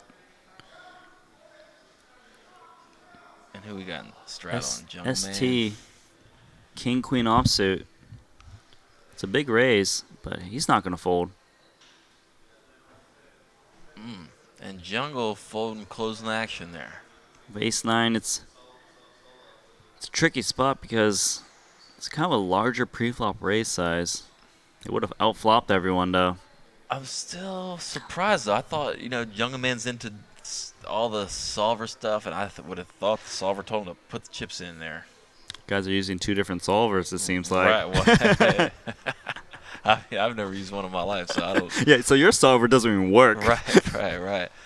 I don't even have a smartphone, so just kidding. Bluff. Yeah, okay. I was like, I guess. So Paul bets the flop and takes it down. Paul been playing some pots too. I guess it was a pretty big open, but and ST has a pretty tight range where you just don't want to get in there with Ace-9 offsuit mixing it up. It does make sense. I mean, I can see how he might think ST has like Ace-10 plus or like big broadways and pocket pairs usually. So Ace-9 offsuit, like you win like a really small pot or you lose like a medium pot usually. Antonius gets 3-bet one hand and says, nope, I'm out of here. So we're bringing in Mikita Badziakowski. Have you played with this guy? Yeah, he's seems pretty tight to me. Yeah. I played a lot with him online. He's a very good player, very solid player. When he makes a bluff, you don't know he's bluffing because he's got that kind of tight image, but he's very smart. He knows how to make like really creative bluffs. Well, one thing that it's funny thinking about playing online against him because you don't see this, but live he randomizes by looking at his watch. I've heard about that. He does it all the time, and everyone tries to give him a hard time about it. And when he loses because his watch tells him something, it's like fun to. Could you maybe explain the randomizer for the people who probably don't understand with the watch? Like he'll just know he should do something, say like 75% of the time. So he'll look at his watch, and if it's the second hand is in the first 45 seconds, he'll do it. And if it's in the last quarter of the second hand. I see. So it's kind of like flipping a coin, but based on the percentage of what you think your frequency should be. Right. And I would think it's like the only reason he's wearing a watch is he's really just wearing his randomizer. He probably can't even read the watch. He's like, right. I just need something with a spinny circle. Right. They should actually sell those to poker players. You want a spinny circle jewelry thing? Yeah. So maybe we'll get to see him do that right here, and it'll be funny. So maybe Paul Fall might in the future be like, you're not allowed to wear watches in our games. Right, no watches, no sunglasses. So we got actually there's already 110,000 euros in this pot. So Kane Callis, our new player, opened under the gun of Ace-5 suited. And Makita was in the straddle, calls with 6-5 offsuit. Look at these hands. No one actually has anything good. Right, good luck, Kane. Kane has the best hand right now. And the flop is Jack 8 deuce. Okay, so Kane's gonna check fold here, I imagine. Tom Dwan with the best piece. That's interesting. Tom's gonna work the hardest to win this pot because he's got the most. Yeah, he's got the nut outs. No one else has nut outs. He doesn't have the backdoor flush draw, but as long as no one has a jack, a lot of people will just fold to him. Let's flop bet. Elton's the next one with a little piece, but his piece is pretty ugly to look at. Yeah, I'd be surprised if Elton fights on this. Because there's still like so many people behind him. People behind, you're not. So Tom bets 82,000 with queen high right now in a 110,000 euro pot. 110,000 euros. Just a reminder. Like, I play tournaments where first prize doesn't even hit 110,000 euros, so Tom's betting it. Right, he's just betting 80,000 on the flop. There's 3 streets left. This is a big game, and I mean, even if oh, audio's back, guys. I got a Macau allergy now. And Tom, show us some cards. Yeah. Santiago. Santiago? No. Nuts. I've mentioned this so many times this week. It's like the good old days, and then there was a hand between you and Phil, and it felt like it's 2009 again. Do you want to talk to me about the hand? Yeah, actually, it felt the same for me. Like it's been a long time since we played a big game like this on TV, and you know you kind of try to go in your head like through the memories, like what is he thinking, like when we played 6 years ago or so on these hands. So it's always very psychological with Phil, all the hands, and you go through in your head a lot of things on those hands, but yeah, it's like a déjà vu. So do you think that you went through the right things in your head and you can still read him? It's funny, like actually, like a lot of these players here, they're very hard to read. I personally, I played a lot with Asians in Asia, and I have very tough time to read them. And then I a little bit even changed my game that I'm not even trying to read them because of I never pick up anything really strong, and the same with Phil, that he's hard to read, and I'm trying to not give up any tells. So how did you overcome not being able to read them? I mean, I'm just trying to play based on other things, looking at betting patterns, the betting sizes, kind of what kind of mindset they are in. But they're very tough to read in general, Asians to me, and with Phil is always interesting. I play with him like he's one of the the most hands I play with him probably in high stakes in general, and it's always interesting. And it's still fun. It can be fun if you win. It's not so fun if you lose. As usual. So you are done for the night. Are you going to go to bed and come refreshed tomorrow, or are you going to go out in Montenegro? It's kind of late, so probably gonna go to sleep. But yeah, it's kind of this session was so short, and it's always nicer to play a longer session when you kind of can feel it out more. That if you're playing tight, you might have more respect later to do certain things. And there was like a couple of players on this table that I have not played before, so you kind of trying to look how they play. And when you play 2 hours, it's such a short session that I kind of feel like that it was just I got a little taste. And now you want more. And yeah. I would prefer longer sessions, and when it's really you get into it more. Well, there's word on the street that there's going to be a short deck cash game tomorrow. We're going to see you play that. I'm going to start playing this short deck, but obviously I'm going to lose in the beginning. You have to pay some money to learn, and I'll try to find the smallest game what is here. Well, available. hopefully we have another cash game for you so you can have a longer session. Thank you very much. Thank you. Back to you, Randy. All right, guys. So I'm in here in the booth by myself. Next time, 2 table cash game. 2-table cash game. Well, we can only stream one of them though. Anyways, now it's just my brain giving you my knowledge. And then whoever loses the most at the pro table goes to the VIP table. Like Game of Thrones.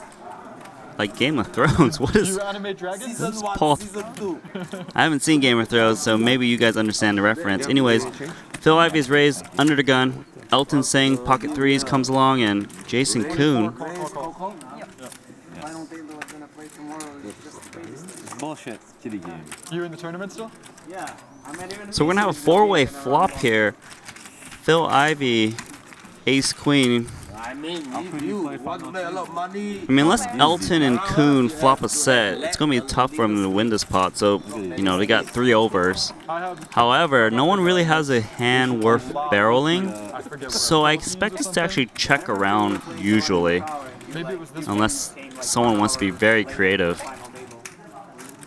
No, there was one I missed much more of. Much more, and it was like, but I was just in such a good game. I was like, what am I gonna do? I guess I just look like an idiot blinding off.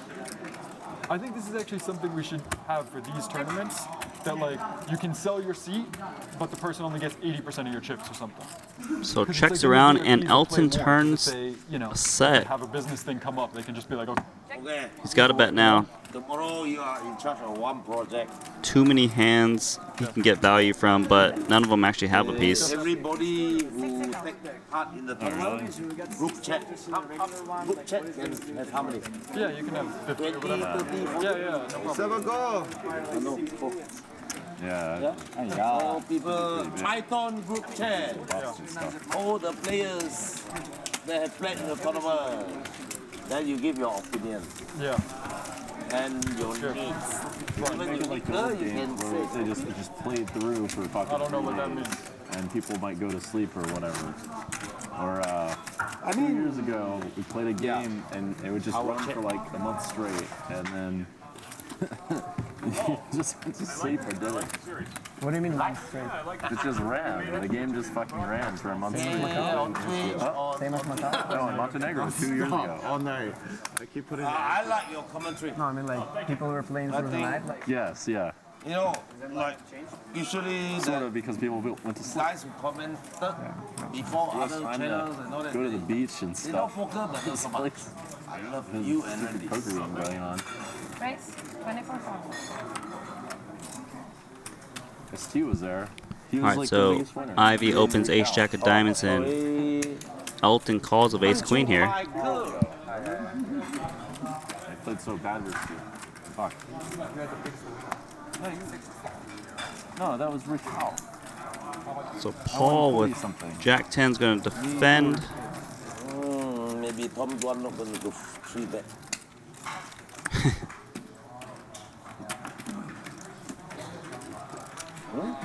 Oh, okay. You are my good. Alright, so we got a 3-way flop here. Ivy is the pre-flop raiser. And flops top pair, out flops Elton, but guess Paul Jason was flops waiting top for pair as well. I wanted to go bathroom break long time ago. And finally leave. Should see Ivy continuation bet here. I wonder if Can will play. Can? Yeah, he's playing.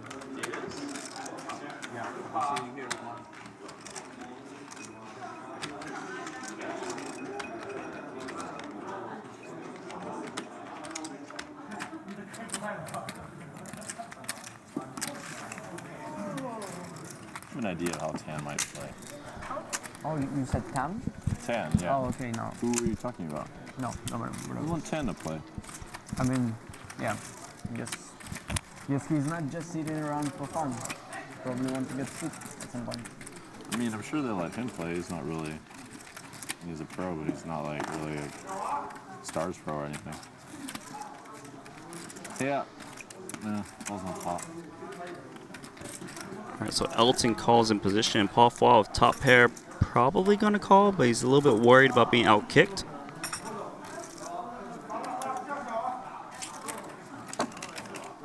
Look, this one, mine.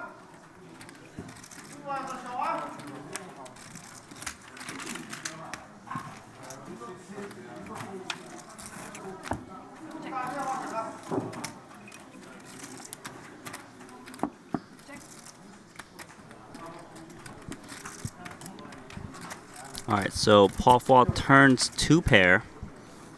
And Ivy actually checks. I guess he's playing a bit cautious. Elton, when he calls with ace-queen, likes to turn card, but it's a bit worried when Paul Fall comes along as well. And on this river, Paul should be checking. A lot of times the player has queen-jack, king-jack, needs to get some value. He can represent like missed flush draws. If he decides to check, it's unlikely someone will actually bet themselves as a bluff. I win every day since I got here. So he's going to actually pot size bet. I think so. Huh? 215,000. 230,000, excuse me. I guess you just missed too many days in Kiev. In Kiev, I didn't go very much. Yeah, we're really missing Snap days. call by Ivy. Yeah, certain things. I know quite a lot about like specific things in training. Like what? Like strength and conditioning for explosiveness and speed. And then I know a lot about nutrition. Yeah. But not like professional level or anything. But good enough to like get basically anybody in shape. Have you ever competed? I was a sprinter in university. And like basically all you do as a sprinter in the off season is try to get as strong as you possibly can for your body weight. And then yeah, you taper on speed work towards quite a lot. Yeah, you just can't, you need to maintain range of motion, but yeah. Alright, looks like the audio got cut out again a little bit. I'm sure they're working on getting that back up.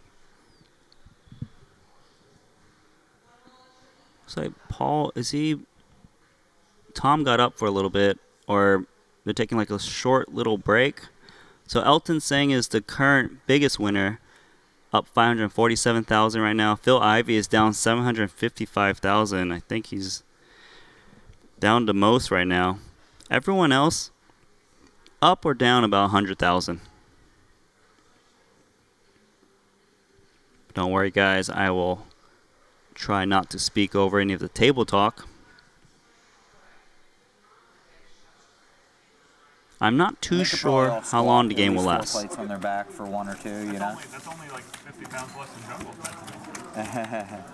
How much is him? You win a lot, right? I had a point in college where I was crazy strong, but I was way too big to sprint. It was after I got hurt, I recovered, but then I couldn't really run anymore, so I just started lifting tons of weight. And yeah, I was like a total meathead for a few years. It was fun, but not sustainable. Yeah. You check it, they bet you can shove. Yeah. You're a straddle Ivy? I like being smaller and just being able to bounce around and run and not run out of wind or anything. Yeah.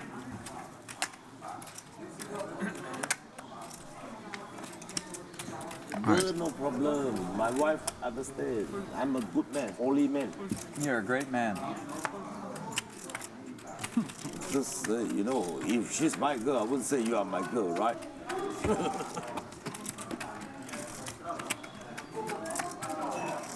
So Elton limps under the gun. In China.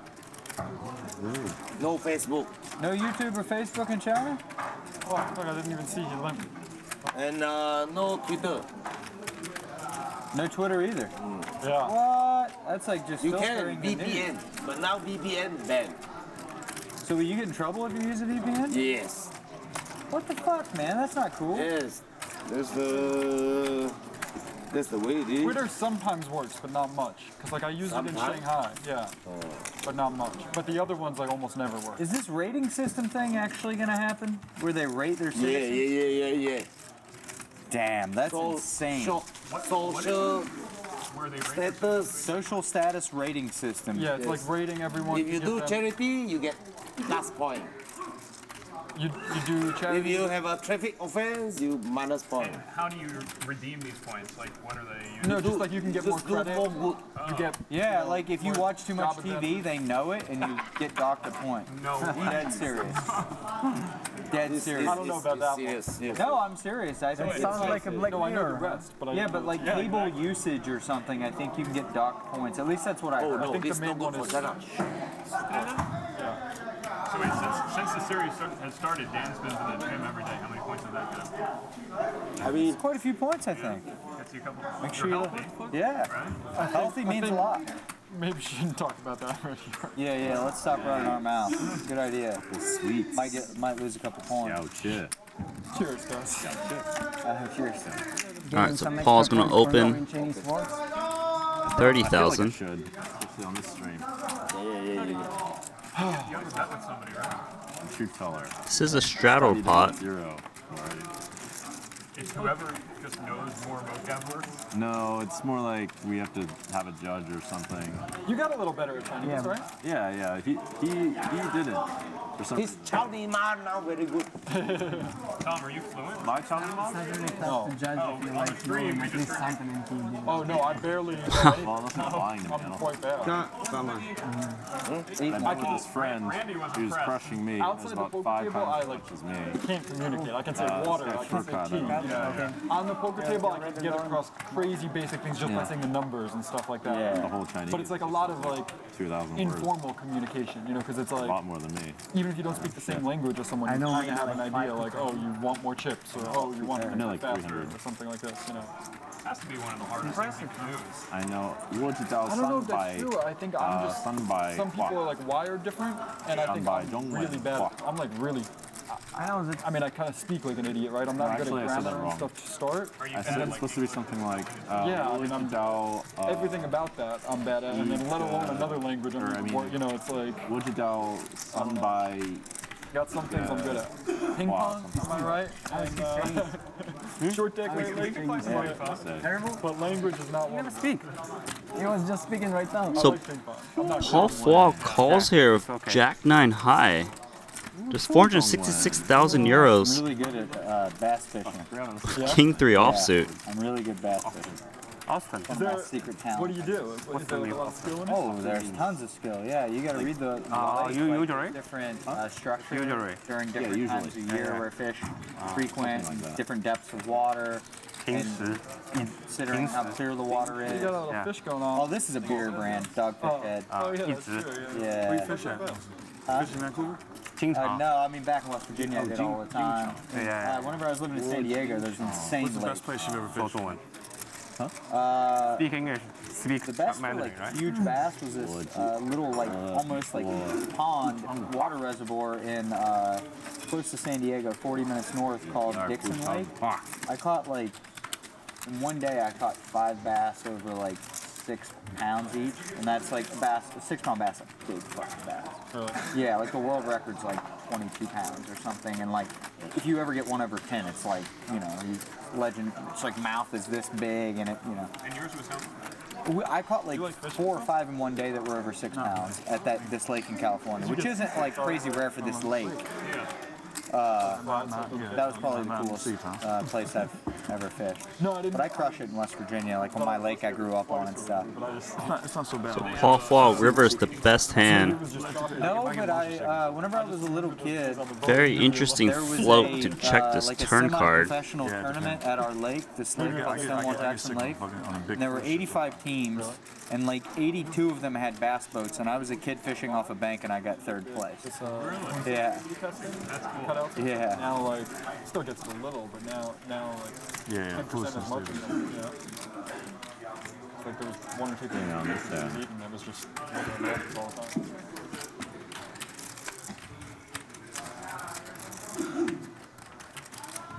So there's 466,000 euros in the spot, and everyone's talking about fishing. Show me your covers. Come on. Yeah. So Paul Flaw wins 238,000 euros floating Jack 9 high. Yeah. We are both on McAllen. Drink. Wow. Just fired. I knew he It's didn't going have to be the shit. best TV cash game ever. Interesting. Could do one TV cash game, like one drink every 2 hours. But maybe it's like bad. You have to make it go alcohol. I drank already. Go offline in like I drank 4 or already. 5 hours. Okay. I'm going to finish mine. Jesus. Jack No, 9. you wait towards the end. Or take your, King 3 also. take your microphone off. You 3-bet me. I was ahead the whole way. She's just a bit bigger. We should add 10 seed for Shanghai Stupid Wong. bet. 输了200多万给他了。我这个 button 我大，它 K3 不同花大我靠，然后我 You guys all split. That's right. 拍出来5、3、2，一个方面，2个方面，他打我靠，来个10。 All right, so 巧啦。 Jason Kuhn raises to 30,000. Getting the positions a little bit off. 妈的，这个家伙一直偷鸡。 Believe that was a blind versus blind straddle. Turn 10, river. I'd bet the turn. In high school, I did. I played football and baseball and ran track. Yeah. Actually, went to a small school in Pennsylvania to play football. Waynesburg. I don't know if you know where it is. It's on the west side. It's 40 minutes south of Pittsburgh, so far away from the But I actually had like a career-ending hip injury in college. I broke my running track, and I went to Philadelphia to have surgery on my hip at Hahnemann Hospital at Drexel University. How much did you make another bet, but it seems smart because I think I kind of. All right, so Tom's got ace 10 is going to open up to 22,000. Looking to take the straddle. Jason Kuhn wakes up with ace queen. TV game. No. Huh? Let him play for you. Play there. No, he's playing it. It's going to re-raise Tom. Huh? 什么没有？ How much? 85. I have a seat. Yeah, you can play. 谁打？小国？郭总还要？So I suspect he thinks Kuhn isn't going to 3-bet bluff Tom that much. 说好了。 But then again, Tom doesn't really like folding a hand like ace 10 here, so I'm curious to see what he does. I am a star.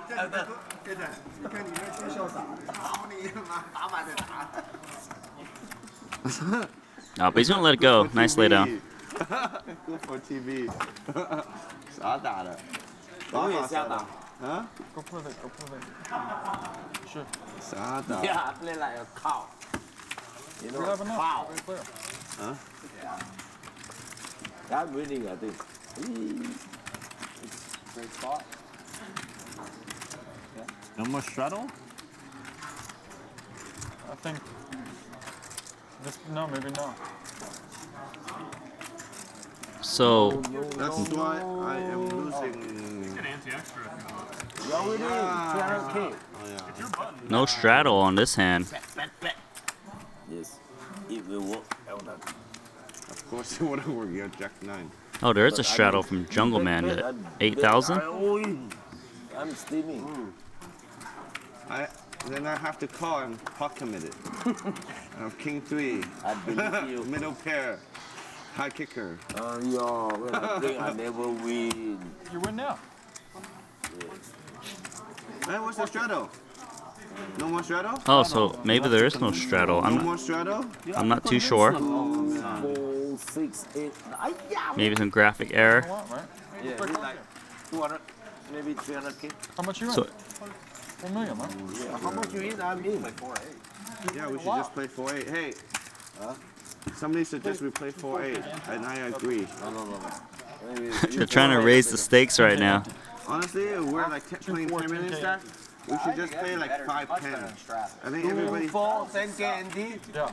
That means 20, 40, 90. 10K NT what? Everybody 10. It's 9, 9 guys. No, I'm saying 2-4 big blind ante is like 10. That's what we should play. 2-4 big blind. Ante is 10,000. There's no straddle, but No we NT. can always 3 Big bet. blind put 50. Always 3 bet. Huh? You always 3-bet? 20K, 40K, big One way blind. of making the game bigger. So the big blind just throws in a bigger ante. And it's always 3 bet. 3 bet in the heart. So they want to increase the ante to 10,000. Yeah, because straddle's just kind of tight. 50 more. That's okay. Yeah. I say we play 5K, 10K now, starting now. Something for that mandatory. And then we can actually start buying in. Nobody's bought in yet. Nobody told. Nobody rebought yet. Come on. You are worried about me saying. When you don't see people rebuying? Yes. I'm the small ball. Not worried about me losing my money? No, it's not. I'm the small ball. The other one you can't afford. Oh, okay. Yeah, that's right. I was just So I do think they want to increase the ante to 10,000. I don't think it's been done yet. 3 bet.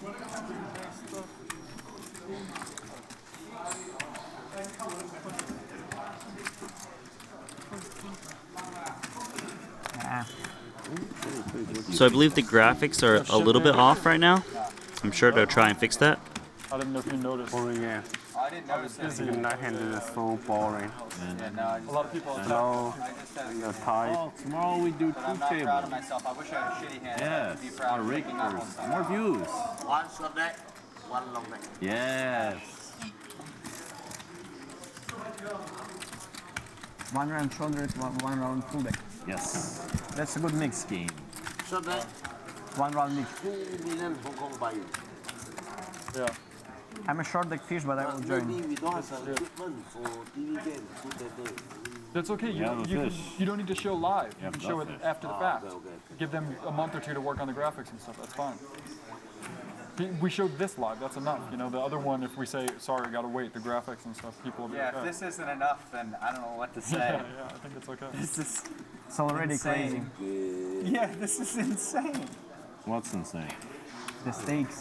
The stakes, the fact that this is televised. I mean, this is insane. I mean, people Yeah, this is the largest televised cash game I'm aware of. 501K US on I mean, it's even TV. bigger than like every show before. Ever. This is the game we played 5 years ago. Well, it's not the biggest. No arrogance. I'm the boss. So now you are the boss. All right, so Elton's 6 years open ago, Elton was playing 5 deuce suited 5 years and ago, he was playing this game. ST is 3-bet of 10-9 You suited. need short-handed. Much more fun. And ST's going to take this little pot. Still going. Oh, can you actually do two tables? Huh? Can you actually do 2 tables? That'd be better. We can, but not too live televised. I mean, like they can have another camera. Okay, another table. We don't all this Me setup. and Jungle on one table and everybody else on another table. I have a good idea. Okay, deal. Tomorrow night. For the day after I'm tomorrow, sure I he have a wants good that idea. to happen, like right now. On the 19th and 20th, no more tournament. Hey, no, cash game. Long deck or Televised cash game start I'm just in the saying. afternoon. I cannot be Jungle. what do you You guys cannot wake up, that's your problem, huh? Today I lose my seat. I was here on time. Kind of I depends. lost my seat. Brutal. I didn't know you can. No, yeah. Against Jungle Somebody myself, told me. No, I Get say you prefer are to just coming. surrender and give him 100K and surrender. I Get prefer say to you are just do coming in that. half an hour. I said that A lot of people would be a lot richer if they did that. we sit down and then we can then start waiting. No, this is for- 11. No. I don't think get played the hand. All right, so Jason Kuhn opened to 11,000. This is not a straddle pot, just 2,000, 4,000 with a 4,000 ante. Kane Callis is going to squeeze with pocket tens right now to 55,000. It's kind of like the first pot he's 3-bet. Jason Koon with ace queen might feel this is a tighter range, but might still feel a little obligated to see a flop. You look funny on TV. Up to you. Okay. The Chinese like funny faces. Okay. Oh shit, I'll do the same then. So he is going to actually 4-bet here to 120,000. His read is that Callis is just going to play very straightforward. So this is Kane's first 3-bet. What time is it? No. He's been 4-bet. Jeju, 23rd of July, okay? Make sure you Jeju, I don't need a visa, do I? So I think Kane's going to try and see a flop. Gonna have 2 million. 120,000 euros each in there. Only buy-in and maybe one. That's the cool thing about Jeju. It has Flop visa is 653 30 days Rainbow. on arrival for Chinese. Where the rest of South Korea, you gotta apply for the visa. And Macau has 7 Chinese days visa free. But so this is why Jeju's it's closer than Macau to Shanghai. Hey Tom, is Jeju better than Manila? Really? Both are right. It's better than Manila by like safety-wise. Yeah. Safer, I'm sure. Yeah. Jeju, we get all our. I mean, I don't even know about this like Jeju or something, but Manila is definitely like on the bottom of any rating. So. You see the shit that just happened there? The So 128,000 from Jason Koon. and, you know, like Can't imagine Callis last few days. doing anything but calling. Philippines. Really big problem. The head of the Supreme Court, they were pushing out, which was like the end I of remember we had democracy or whatever. I remember we had a Tritons there, and like a week after or something, there was some shooting in casinos and stuff. Like. Yeah. But then they were like appealing, so I don't know if the Chief Justice lady's gonna get back in. But well, Manila, Philippines. Yeah. All right, so he's going to go for calling chips. Like the weather, coastline especially is so nice. If there's a problem, you don't go. And Here comes a turn. Koon has 24% chance to win the spot. Looking for an ace or a queen. The turn's a 10, so top set for Callis. He's got a 100% chance to win here. He should just keep checking, trying to let Koon barrel him off of a pair, I suppose. You're making this Jeju place sound really like someplace I don't want to go. No, it's alright. It's fine. It's like, I mean, it's not. You buy another condo, villa. See how this game goes. I bought 2 villas. Yeah? 2 big villas. 8 smaller villas. I think I can give you one. Koon's got to be careful that Kane has like pocket jacks or pocket queens a lot, and I really don't think he's going to fold those hands. He actually has top set. You know, like Disneyland. Oh, you mean the Janu ones? Yeah, within the property. Oh. They're very nice. By a condo. Okay. Jeju. Jeju Xinhua. Oh, okay. SHIN. Yeah. HWA. Is it as expensive? Xinhua. Is it as expensive as the one here? More. No. Imagine it sounds cheaper. Oh. Not much Jason money. Koon betting 160,000. Right? Or like, huh? I feel like he's I bought the villa like for betting like this to shove the river. That's a blank. Trying to represent aces and 50 kings. million US last year. This year I sold it for 18 million. Oh, already? Nice. We sold one. We have 2. So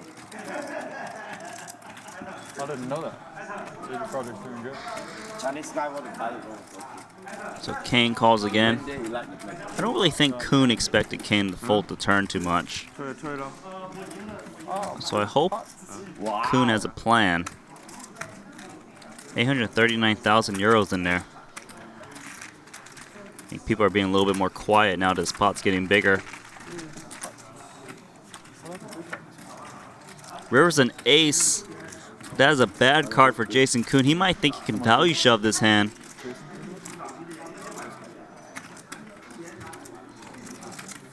Kane is loving this card because this is a good river card to bluff at. Also, Kuhn might actually have ace king or ace queen. No, I don't think. I think Jason. Not sure. But Kane should check, feign weakness. Try to make it look like you have jacks or queens that is scared of the ace. All in. Oh. So Jason Kuhn shoves all in, and Kane Callis, he played one pot, but he just won 920,000 euros, 131,000 euros. Very sick.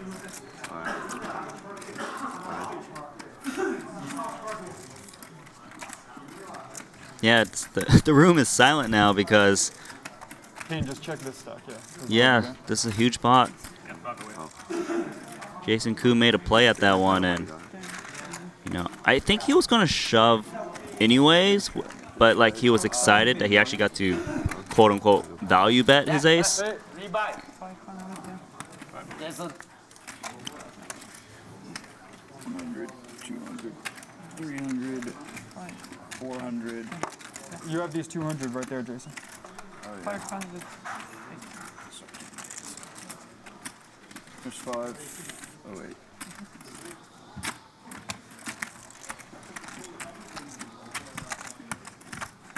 Yeah, that seemed pretty aggressive from Jason Kuhn. But very well played from Kane Callis, just kind of taking his time on the flop and turn and river. Really try to make it look like he had jacks. Everyone okay with 10K ante from the big blind? Yes. Anyone object? No objection. From now on? No objection. Agree. Oh, game 2. I don't know what you said. I assume it was agree. I object, you gotta say it No, loud. wait. What? You said agree, right? Yeah. 3, 4. Okay, so they're increasing the stakes. Everybody agree. Ante has gone from 4,000 to 10,000. Hey, Darren. From this hand, 10,000 ante from big blind. You want to tell them? Okay. So that's what we're changing. Anybody have any objection? Everyone say no. No. Just ask. No objection. You're not allowed to object. I want to go to the bathroom. So when do I go to the bathroom? That's right now. Next hand. Next hand. Okay, finally. I keep fucking forgetting. Where's my blind? This structure Like is 4 good in a row. for the bathroom. You can just come back and post some of the ante. So now it's pretty fair.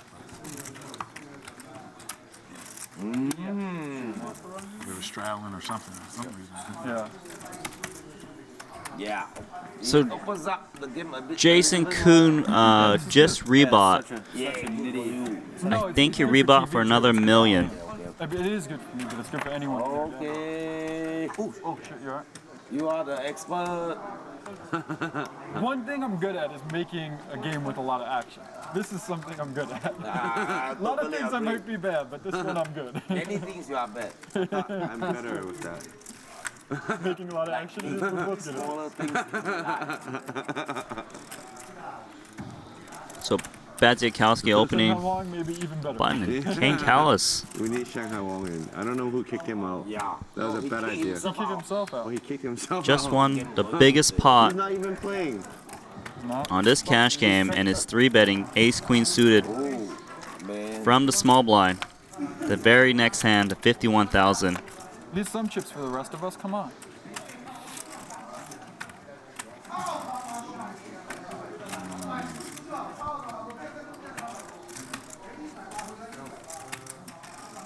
Paul, King 8 suited in the big blind, really wants to play this pot. Wow, he's gonna 4-bet. Is he really gonna 4-bet? He's got King 8 of clubs. He just put in 240,000 with King 8 of clubs. The table was silent. I wonder what Kane is going to do here with Ace Queen suited.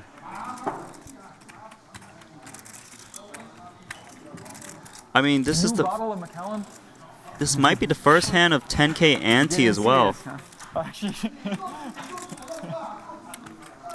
as I was thinking, I was like, okay, remember, everyone's been drinking Macallan all night. They are playing very deep. Kane Callis just won that 1.8 million chip pot. Wait. And Paul Foy, 4 bets, 600, about one. King 8 of clubs, asking About for a 1.3 stack. more, roughly. Could be 1.4, 1.35, roughly. Or pretty close to that. Can Kane read into this? Kane would usually be worried about ace king with like this 5x sizing, I think. Something that, to me, this size seems like I don't really want to see a flop. But some players play ace king this way. Some people just play a bluff this way. Behind. So it's tricky. Yeah. I think he's trying to decide if he can see a flop out of position for this huge size. Yeah, exactly. Little more, Kane. These were heavy. Kane really wants to play this pot, but it's 190k more to him. Now he's gonna fold, and Paul Foy. That's a fucking bluff. Just show him a card. Fucking bluff. Me? Yeah. How you know? Obvious. Looked like a bluff to me. Kane folds the best hand, but I had the ace did win that four pop suited, right and I was before that. sitting there like, okay, I have the perfect hand. I don't think he has it. I gotta go for it. And I'm like, what if, Why? and Because I McCallum's raised got the money. I looked over, I was like, all right, I think I'm not doing it, but I was, you know, like 90% joking, and then I'm like, oh fuck, bottle's empty, really can't do it. I can Yeah, because low You're average. 4 and 10. Always bluffing more. Okay, okay. And my straddle? You want? I didn't look at my cards yet. 10 more. I don't think so anyway.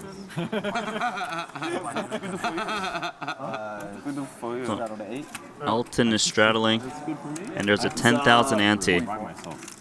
Mandatory? No, just Elton. That was the Elton, forgot whether he looked or not. Raise, straddle. I'm a fish, Jungle, huh? What? I mean, you thought he was full of it too, right? Who's He's full of 4 5-6? suited. How do I not go for Why? it? It just really seemed like it, right? I think we were thinking the same thing. But it's hard, right? I could just shove it. He could be like, have a drink, ace queen, I call. I've done it before, and it hasn't worked. Yeah, that's what I was thinking.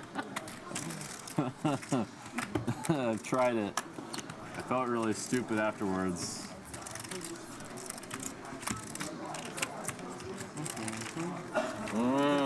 Maybe the way I throw my chips in. No, that's not why. I don't want it.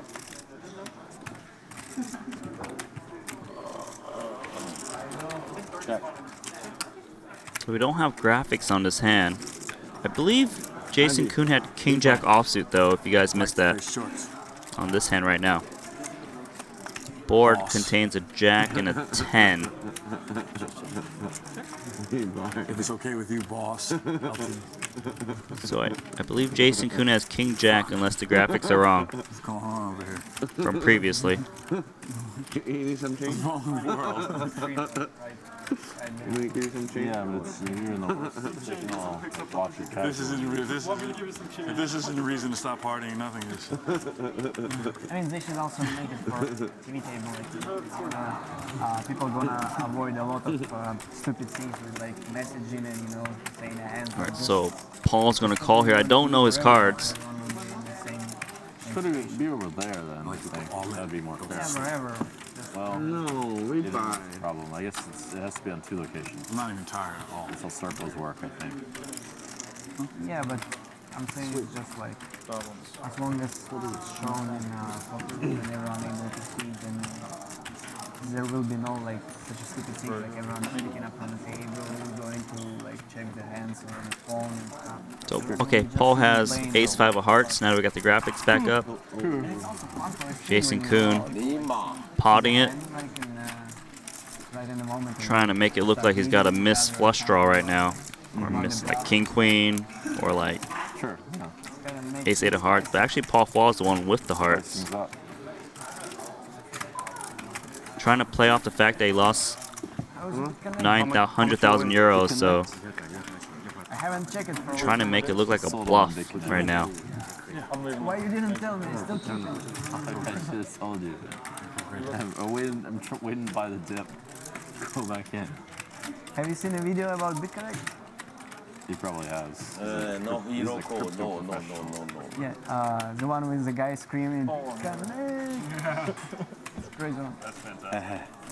You're a crypto pro these days, right, Kane? I am a professional investor. No. You shifted on crypto? Huh? You shifted on crypto? I did okay. Which one? All of them or like one What's specific? Then I don't know what that means. Just mainly see like Bitcoin. size for 100K NTs. When did you start like it? That's the key question. My friends want me to buy. Depends more on how these people When it play. was $4 a coin, he Kinda bought hard when it to was 60 cents a coin. I wasn't smart enough to listen until it was $95 a coin. It's close, right? So you did all right then, huh? Well, it changes all push stop play a bit. Many of us wasn't smart enough to listen to like 15K. All right, so Kane Callis is the big winner right now. 796,000 euros. Ivy's doing the worst. It's down almost 800,000 euros.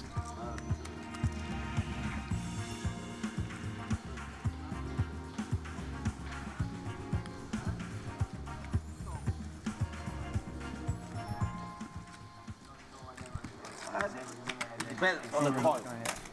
You know the people behind it. Technically. I think there's a lot of coins, right? It's not for me. I mean, we are big enough to have our own thing, No need to worry about Have enough gamble in the poker. what they do, All right, so Jason Kuhn's gonna raise first one in. It's not a straddle pot. I mean, tell us to this stakes to the table. What's that? Huh? What'd you say? Doesn't feel that true. I guess it depends on how much you have in crypto. Set hunting. I thought you're not. Paul says he's set hunting with 8-6 suited. Trying to put some mind games on his opponents. I had like 33% in my portfolio. Now I have less. There are a lot of people who wanted to keep 25% of their net worth in cryptocurrency when it was $1,000 a coin. And within 6 months, it's 20,000 a coin. And now they're forced to have 90% of their net worth in it unless they want to pay short-term capital gains taxes. So they got to hold on to it for years. So if that's the case for you, there's a lot more gamble in crypto than there is in poker. Yeah. Kuhn flops a straight flush draw. Short neck. 6-9 is a straight. Looking for the 9 of clubs or the 9 of hearts or the 4 of hearts right now. Love to see a straight flush in our big cash game. But Tom Dwan's got the best hand. He's gonna bet top pair 10 kicker.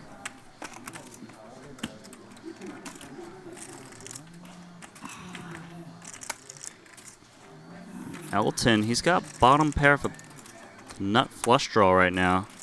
He's actually gonna make the call, or is he check raising?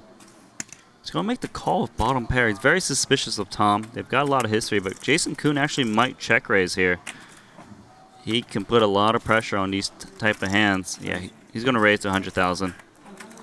I mean, he's stuck about 800,000 euros, so I can see why he wants to raise and just put a lot of pressure. I wonder if Tom Dwan can read into this and maybe call a flop check raise and kind of see what happens on the turn. But I think he's going to let it go. The way he's grabbing his cards. Actually, no, he might call.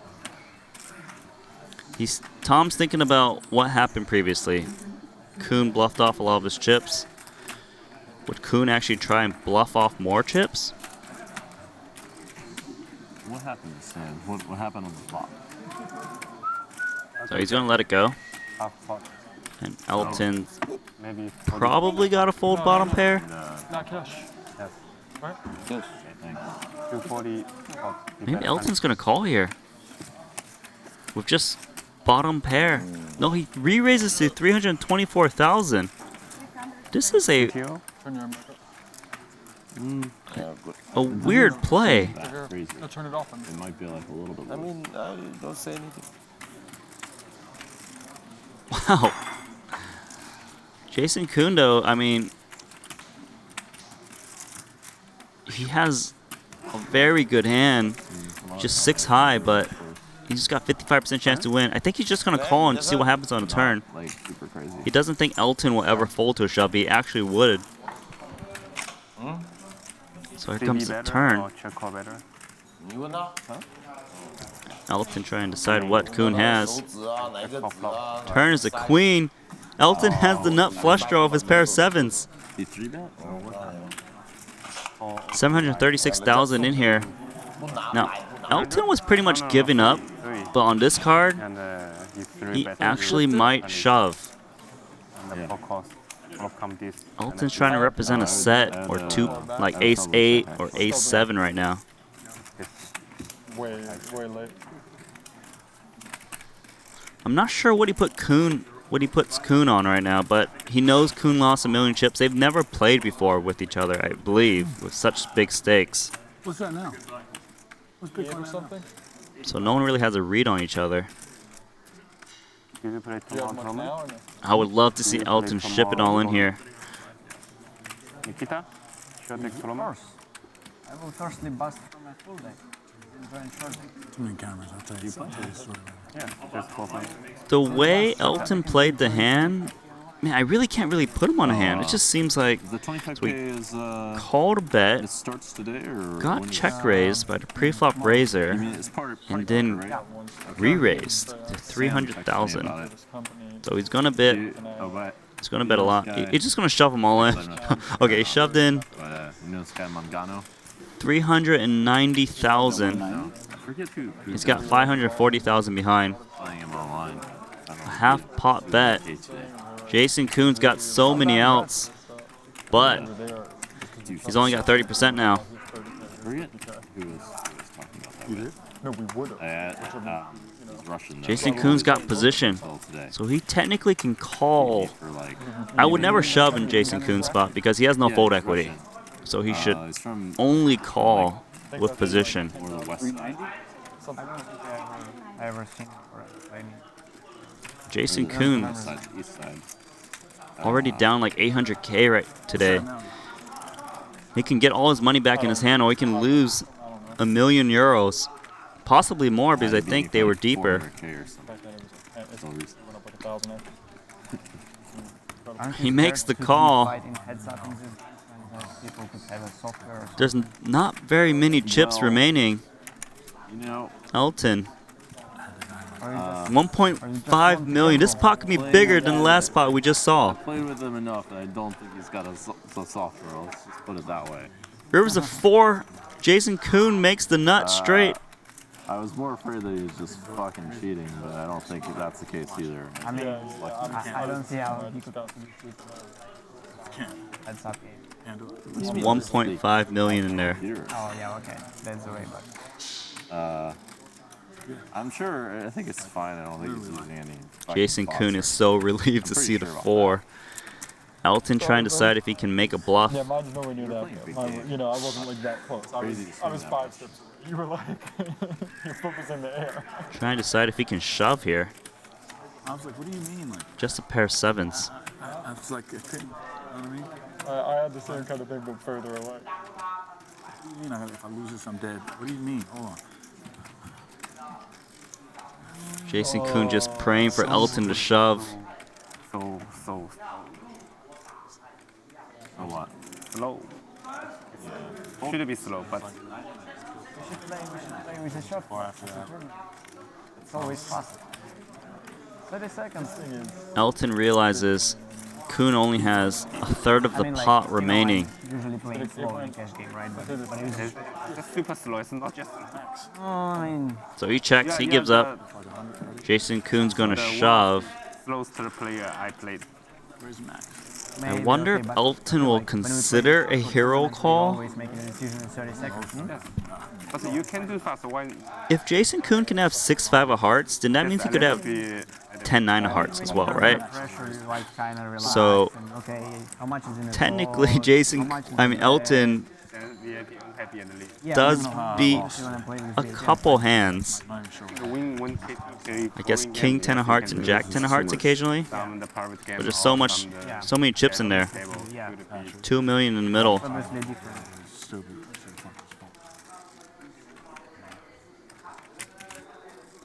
Everyone's a bit silent now because of how big this pot is.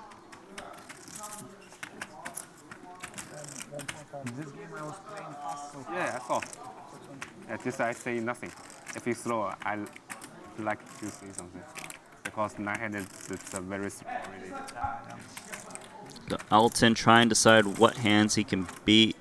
10-9 of hearts, the most likely hand he can beat. But if he has 10-9 of hearts, his opponent can also have 6-5 of hearts, which is what he's up against.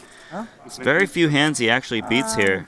I wouldn't say good. I didn't guess even play for like 10-9 of hearts and King 10 of hearts. Jack 10 of hearts. If that's assuming they played the hand this way as well. I mean, he really wants to make a hero call, pair of sevens, but it won't be good.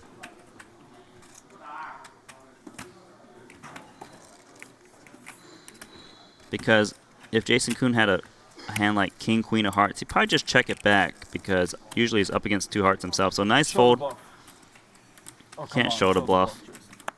Can't do it, man. There's a time. This is the time. S6 of us? No. You have been not bad.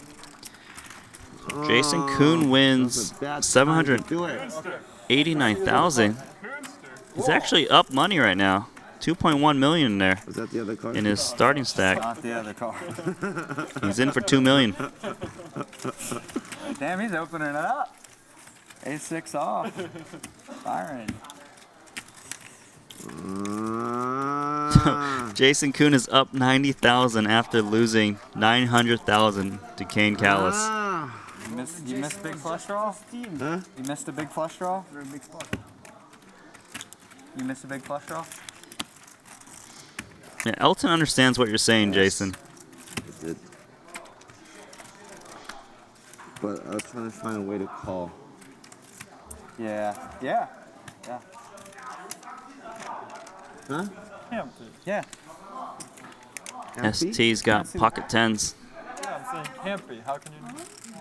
What do you mean? 7-8 of hearts on the flop. Huh? Yeah, not for me. Oh, that's been 9-6. No. Can I have 10K for him? The game got very serious after these huge pots. Position. I think only 3 bets are fold. I'll tell you later why. I think. Could do that, I guess. I could be way wrong, but I think I was right. Tom Dwan picks pocket aces up against pocket tens, queen jack suited, and pocket sevens. A lot of hands that can actually see a flop with them. 3, 4. Oh my god, that was a bad way to lose 7 million. Probably gonna make it pretty big. Well, fuck, man, I'm still stuck. What did you say? 3, 4? Huh? What did you say? You had 3, 4? Did you say you had 3, 4? I didn't say I had 3, 4. Oh, you said 3, 4. That was a bad way to lose 7 million. No, I raised 3 million, 4 million. I bet 4 million. Bad way to lose 7 million. I should just raise like 6 million. You river to 4? Huh? You river to 4? Oh, you almost called king high. I had you the whole way. Didn't have me on the river. So Tom Dwan makes it 66,000. I doubt ST is going to fold pocket tens, given he knows Dwan is just a very aggressive player. Number 1. Yeah. So he's going to call. Jungle Man's going to call, and Badziakowski's is going to call. It's going to take a 4-way flop, is my guess. Fucking dreams have just come true. Holy shit. Jason, get the card. Oh, wow, he folded pocket tens. That was very tight fold. But Jungle Man's not going to fold queen jack suited, and Badziakowski is going to call too. Wrong fucking card.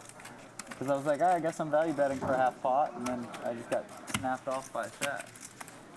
That was insane. What happened before the hand? 4-bet free flop. He called. I bet Raised that. to 3-bet? Yeah, he 3-bet to 55. I 4-bet to 120. He called. I half potted the flop, 6-high flop.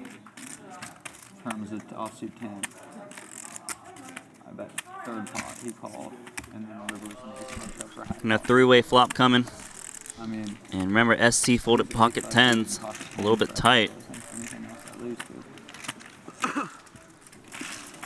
It's kind of hard to have a top set. Buying. Flop is 9-8-4 flush draw. Yeah, Jungle Man has 2 overs and inside straight draw. Badzikowski just a pair of 7s. Gonna see Tom Dwan bet. Deep stack. I want to play deep stack. But 2 10s are blocked because ST folded them. So Jungle Man has 2 outs. Not doing me any good. The whiskey is definitely not helping. Huh? Never win. No! No! Fucking disaster. Get me drunk and play poker. It's very annoying. Very annoying hand. Tomorrow shot back. So Dwan's gonna bet 130,000.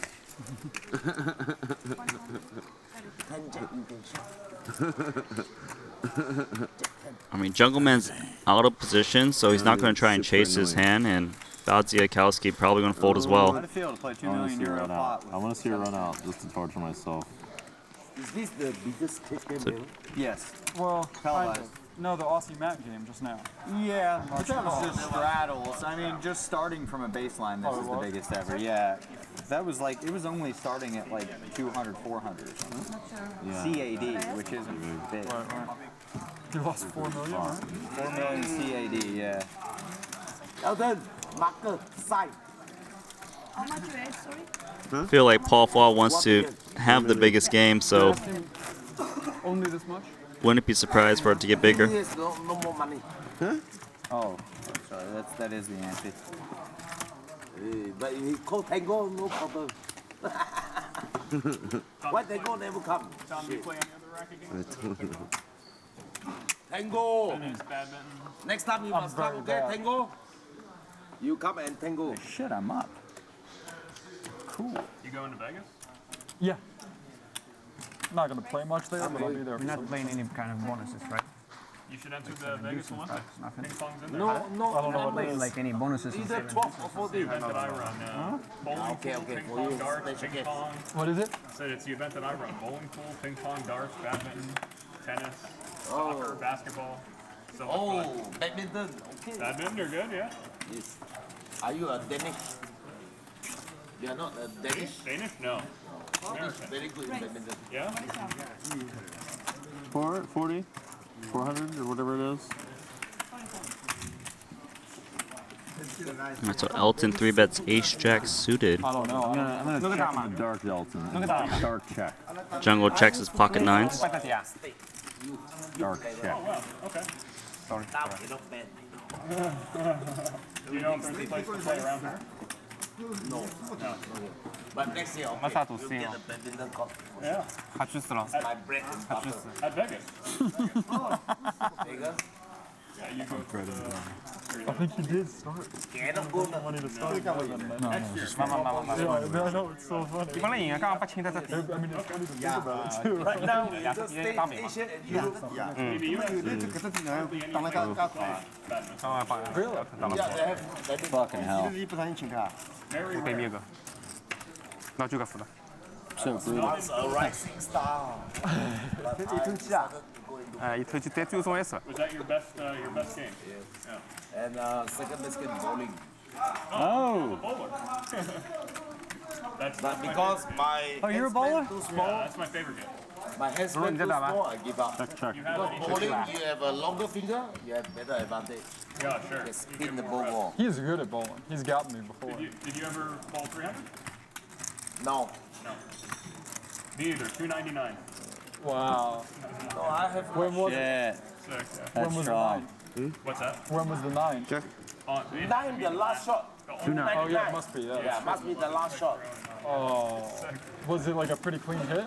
I've like the two previous I've ones like nice strikes in a row. and then the last What is Jersey? I don't know. I played it like Paranouns. Oh, like the yeah. I 一個蘇聯啊，一個蘇聯啊，一個670啊。 I'm putting this one right Jogging. in the pocket. I'm playing like a fish again. Sorry, keep drinking. I was Got a lot that of was when fish I was today. actually gambling. That's nice. Well, yeah, obviously. Must be Too good. many of them. Too much money. Lost it. What are you? Rocky, you lost the eye of the tiger. Bowling? I think this pays a little more. So in case you didn't notice, Elton bought in for another Jungle, you're taking- million. Yeah. And then must what? 2 lanes is enough. I think you don't need more. Badly, but I enjoy it. Yeah. Yeah, that's definitely a popular bowling game where I'm lanes, from. and At then one two point, I was like ping pong decent. I was tables, like a 140 average or and something. one dartboard. Yeah. All the spots. Right. No, I think that's a really good idea. Oh, so we build a small sports complex. Yeah. And then you can do it like open to the public during the day, except for certain specific days if you need it. You know, and just like it's nice to the public. Like let the people Respectfully and call. stuff. The And Jungle then at Man. night you can close it up like okay. Fucking Jungle Man. Fucking Queenster. It's a nice idea because it's like The people ranges really are like wide. it. It's so nice if you build it here, right? Our hearts are People pure and our use it all ranges the are time. wide. It's a really nice thing, you know. Yeah.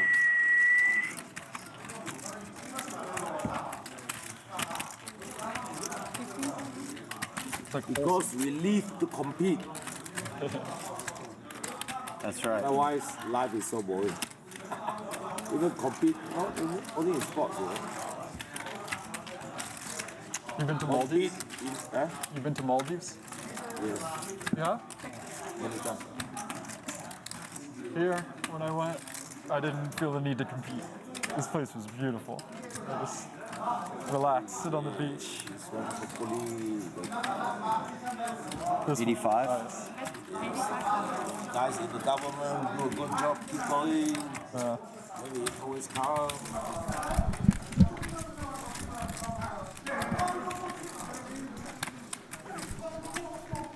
So Jungle here has a pair and a flush draw.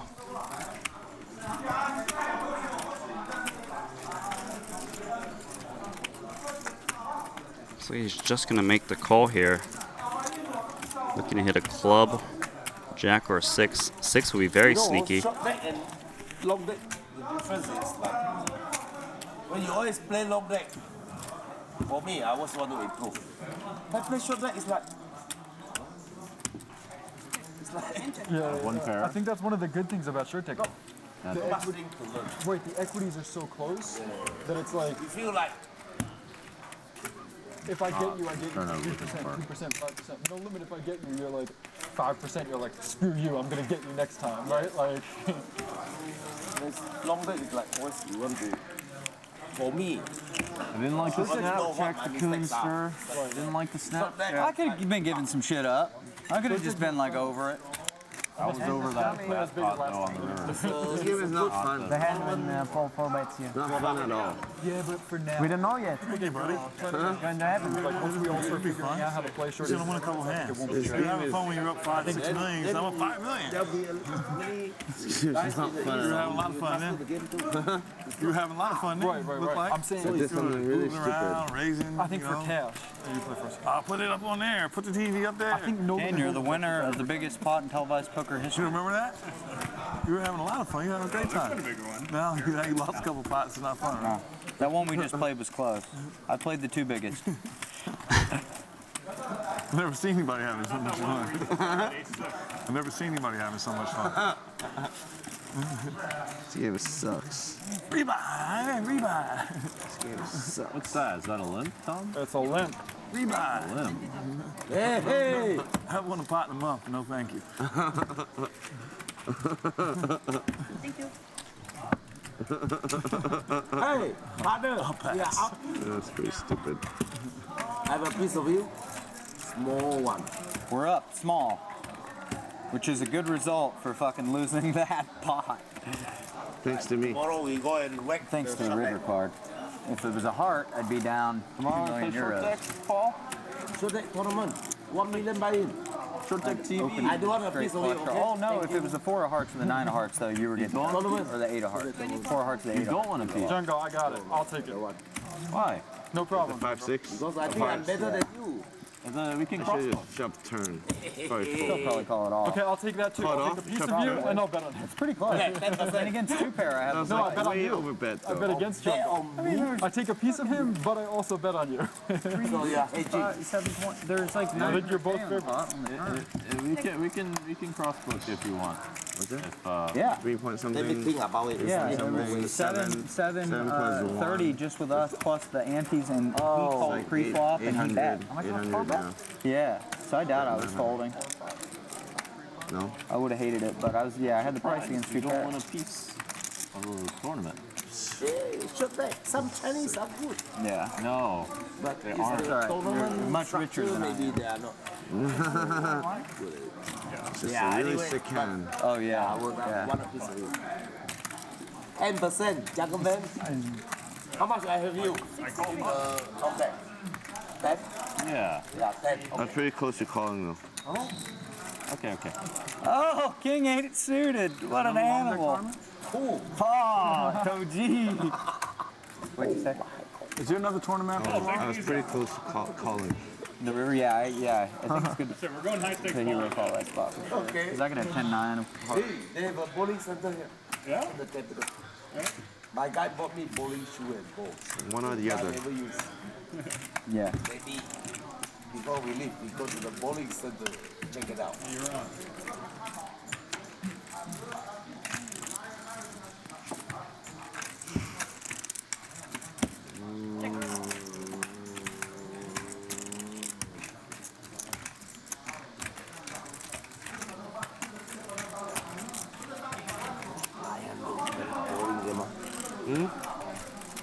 Tight game. 7.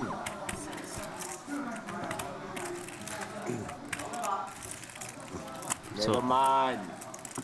ST is going to triple barrel here, potentially? This is the test run for us. Next time we do 3 cash game. Buy many more tables. Oh, you need this table and internet. There goes. Check. Easy. Can we order some food here? Oh, God. Huh? Yak. What food you want? Huh? Chinese food, 24 hours. Just Food, please. Food, Man, please. I really, 叉燒飯, Yes. 豬肉飯. Okay. So, Hey, oh, is it? So they are finishing soon, guys. Just to let you guys know. Green bad. Hello, Chinese food? Yes, please. Roast pork, rice. Where's that?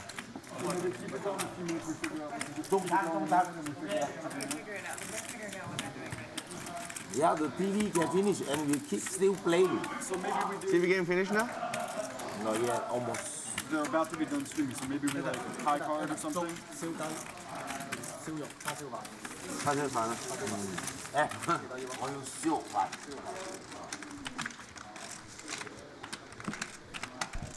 So after we finish, what you gonna play? Short deck? What? So they are wrapping up, playing a little bit more. Then we will end today's stream and play the $1 million Hong Kong dollar final table tomorrow in about 8 hours. Same channel. And they're playing for 2.5 million for first tomorrow as well. 9 players remaining.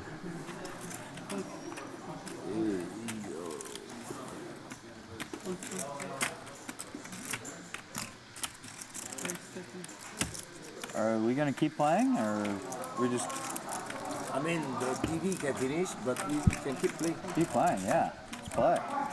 Yeah. For sure.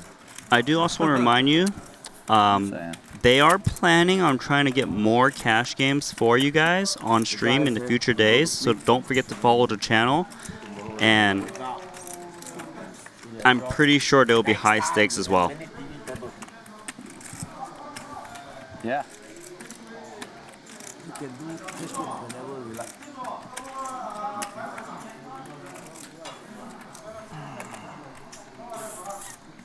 Bad Day Kelsey's gonna bet his top pair. Kane folds bottom pair. Jungle Man. He's got a little straight draw. You said he wasn't allowed to gamble. Yeah, his supervisor not here, so he hop into the game. Supervisor going to go back to China. Yes, God. We're gonna have a poker boat, you know? A boat, yeah.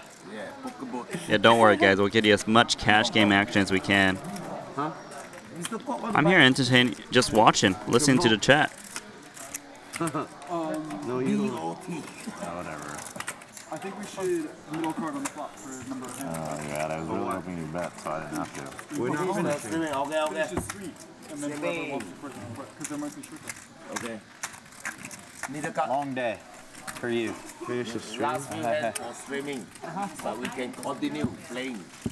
Must play guys go sleep. Production guys. Tomorrow we have the big one. This is a really stupid game. Tom, you want action? Never mind. We'll talk. Tomorrow? I just. How many cards should I?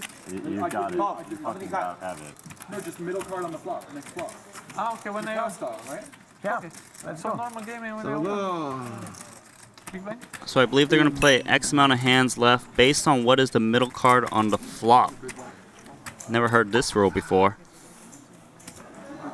And the reason we are cutting the stream is because the production team needs to sleep eventually. Oh, fuck.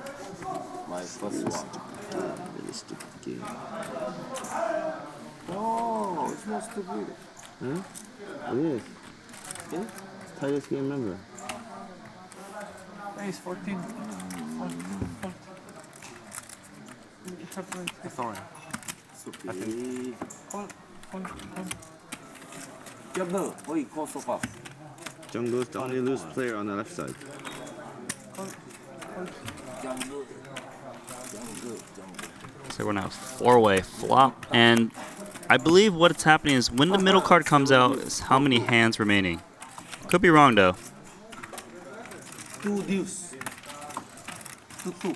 Stupid game.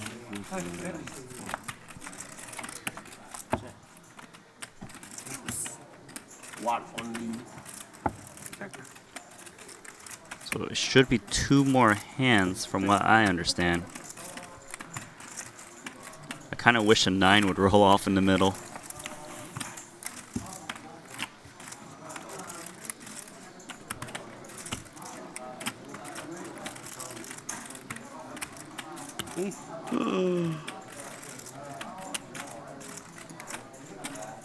Jungle Man's gonna bet his overpair. Huh? What are we playing? 2 more hands streaming. And then we figure out. Cut down that. 2 more hands. 2 more hands. Oh, what time is it now? So Bad Day Kelsey's gonna come along with his straight draw. Paul likely to fold.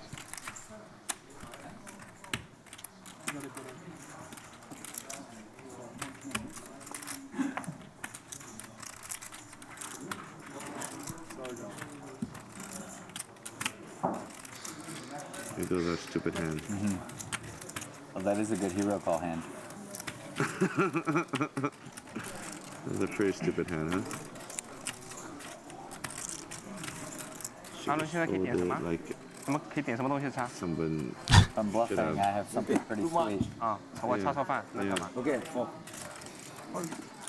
那问我， That's why I'm so stupid. 记得？ I'm like an idiot. So I lose like an idiot. I could be bluffing with Jack 10 or something though. I would fold the flop. I could be bluffing with Jack 10. Check raising Jack 10 or 10 8 suited or something. I would fold that. After you 3-bet, you check raise. Yeah. One, and I fucking 4-bet, put it in with like fucking King 7. Come on. How dumb was that? You went for it. That's like the dumbest play ever. The dumbest play ever. Seriously.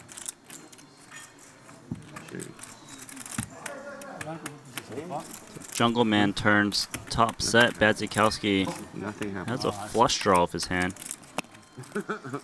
Nothing happened. Yeah, small pot. Small pot. It's like Just 2 million euros. It's just a stupid pot. One of the worst of the worst. If only one day is 48 hours. I don't know what happened if the 4 didn't come. You sleep 24 hours. Every day, 24 hours. And I would have to work 24 hours. Oh, a heart though, you might have bluffed all in and I would have called. Huh? And then we maybe A heart could have came and you would have bluffed all in and I would have called. Second wife. Right? Oh yeah. Yeah. Just. Yeah. It's actually a really stupid play. It's just really stupid to begin with. It's like one of the dumbest play ever. Elton Sing's discussing his King 7 diamonds against Jason Kuhn. Once we're done with this, we should do, because these guys all play no limit. 4 bits no limit, 1 orbit short cut. 100K. Huh? Ginola, I'm not sure if I think I picked it this time. Yun thật咁嚟咪咁咯。哎呀，唔可以講粗口啊！ Bad pull. Yeah, That was a bad pull. yeah, maybe. Kane Callis up 771,000 So I might be dead already. with his great slow play of pocket tens. Paul Faw's up 443,000. Not upset. Winning. We're playing 2 more hands on stream for you. First time I pick and won. Tom doing well as well. Those guys always want to get me. Phil Ivey though is down 789,000. Is that the ante? You should be. Or is that the You shadow? might have an epic. I hope you guys caught that audio. 120. Think of a bluff like this is a size like that. Not a big size. Montenegro is my country. 2 more hands. This is one of them. And Elton Sing's coming in with King 5 of spades. Yes, call, sorry. No. Okay. Other place you have to meet No, this. call. But this is. In case you guys don't know Elton, he won the one drop in Monte Carlo, $1 million buy-in. Right? Yes. Dealer too, right? You got to be flexible. People don't like it. Well, okay, don't come. Because sometimes fish. string bet. Then okay. As long as it's people who aren't being shady, it's like. Yeah. Interesting. All bad intentions, okay. Oh, like a friendly home game. No, I call for sure. Really? If you're Yeah. Can you really? Yeah. you're losing, I would have. you're a VIP. Okay, fine. You know. And if a pro does So it's like, we okay, fine. no need to. The VIP. Sometimes you go by the book, but sometimes. Okay. I think buy the book for the pros. Me too. You know. And for someone losing a time, or really drunk, or VIP, you know, not by the book. Is it just me and you? That should be the smart. You have a set? Oh man, that was a good. Yeah, nobody listen to you, Tom. I mean, obviously I priced in against set, but I can bet against flushes. Alright, so Ivy tried to induce bets, and What hand? 5, 6 of hearts. Oh, you really did? Yeah, right here it is. I have the River of the Nuts. Wow, you should turn. He calls. What's that? Oh, you Yeah, rivered yeah. the nuts. Yeah, River of the Nuts, yeah. Oh. Yeah, number 1. I thought the turn was a 4. That's why I was like, Oh, no. possibly have it. No. I So I river. was like, how do you not shove the turn? Yeah. I was thinking, like, oh, I'm surprised that you'd shove there, too. Oh. Yeah. I mean, No, I thought it was turn for River Queen, and I was like, Yeah, you're not that that was a favorable river card for sure. Offsuit 4. I mean, the hearts would have got me stacked. The 9 would work. 4 of hearts would have been okay. That was a shitty river card. 4 and 9 of diamonds you get got. Yeah. 4 nut of diamonds, 9 nut of diamonds I get got. so Ivy's going to ship us 80,000 euros. And we have one more hand No, for the today's 9 of live stream. Oh, 9 of diamonds, yeah, 4. Yeah. And we'll be done That was it, right? tomorrow. Wait, who's no? This is. We have, Just lady one. it's the final table of the main event. 2.5 million USD up on top. 9 players remaining. I said it, Tatiana. I said it in the middle of a hand. That's probably. It's 100. Alright. Paul, I realized the reason why we can't crossbook in the tournament. I realized why we can't crossbook in the tournament. You know what? Can't crossbook, you know? In the short deck tournament, I realized why it's impossible. Why? Because it has to be better than the proposition of actually taking more of myself. Oh. No? Yeah. But you can book me. I wanted to take a piece of you already, buddy. Yeah. But against me, no.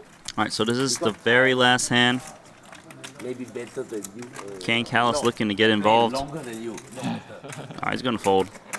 I bet on you. I bet on him in the short deck tournament versus you. 2, 4, 6, 8. You want to hear why? Why? A bunch of people are going to show up. You're going to have no idea if they're pro or fish, and he always knows. Oh, really? That I didn't know. Aha! They could also bet on the last longer. I So mean, like sure Paul Paul's could, supposed to you know, be- use more. Ivy wakes up with pocket kings on the last hand. Buy, like, fucking 100% like He needs a short stack. Or else I'm just stupid. Younger, you and me, we are not target. Forget it, Tom. Oh, yeah, Ivy. Oh, Makes it 40,000. Maybe never says shit. That makes a lot more sense, Jason. Yeah, so I was like, I thought you were it's like, seeing no, you turn the don't nuts, think and I I'm was sure. like, Yeah. he had a third pot, dude. There's 2 flush draws. Yeah, I wouldn't. Yeah, I was like, nah. I think I did okay. Oh, he shows turn. Buy 100%. Beat. It would be really close. Just lose 5 million or Yeah. bust. Really I should have shoved. Or just win Yeah, it. you shove your folds. It's not. Just shoved. I was thinking about shoving. But it didn't. It's close. Alright guys, so that should be the last hand unless I miscounted. Rip it. Huh? Rip it. Put him to the test. Yeah, I definitely would be to the test for sure. So Ivy wins at 16,000 euros. Tom, it would have been a shove, right? That was the right thing to do, to shove. Alright, so that's going to be the last hand of our live stream commentary. Do follow the channel. We'll be playing tomorrow's final table. 2.5 million up on top. 9 players remaining. Hope you guys enjoyed the stream. Do follow. They will try and run more cash games for you guys on stream, and they will be big buy-ins. This has been live from the Maestro Resort and Casino Resort for Triton Series Poker in Montenegro. My name is Randy Liu, and I'll see you guys tomorrow for that big buy-in tournament. See you guys.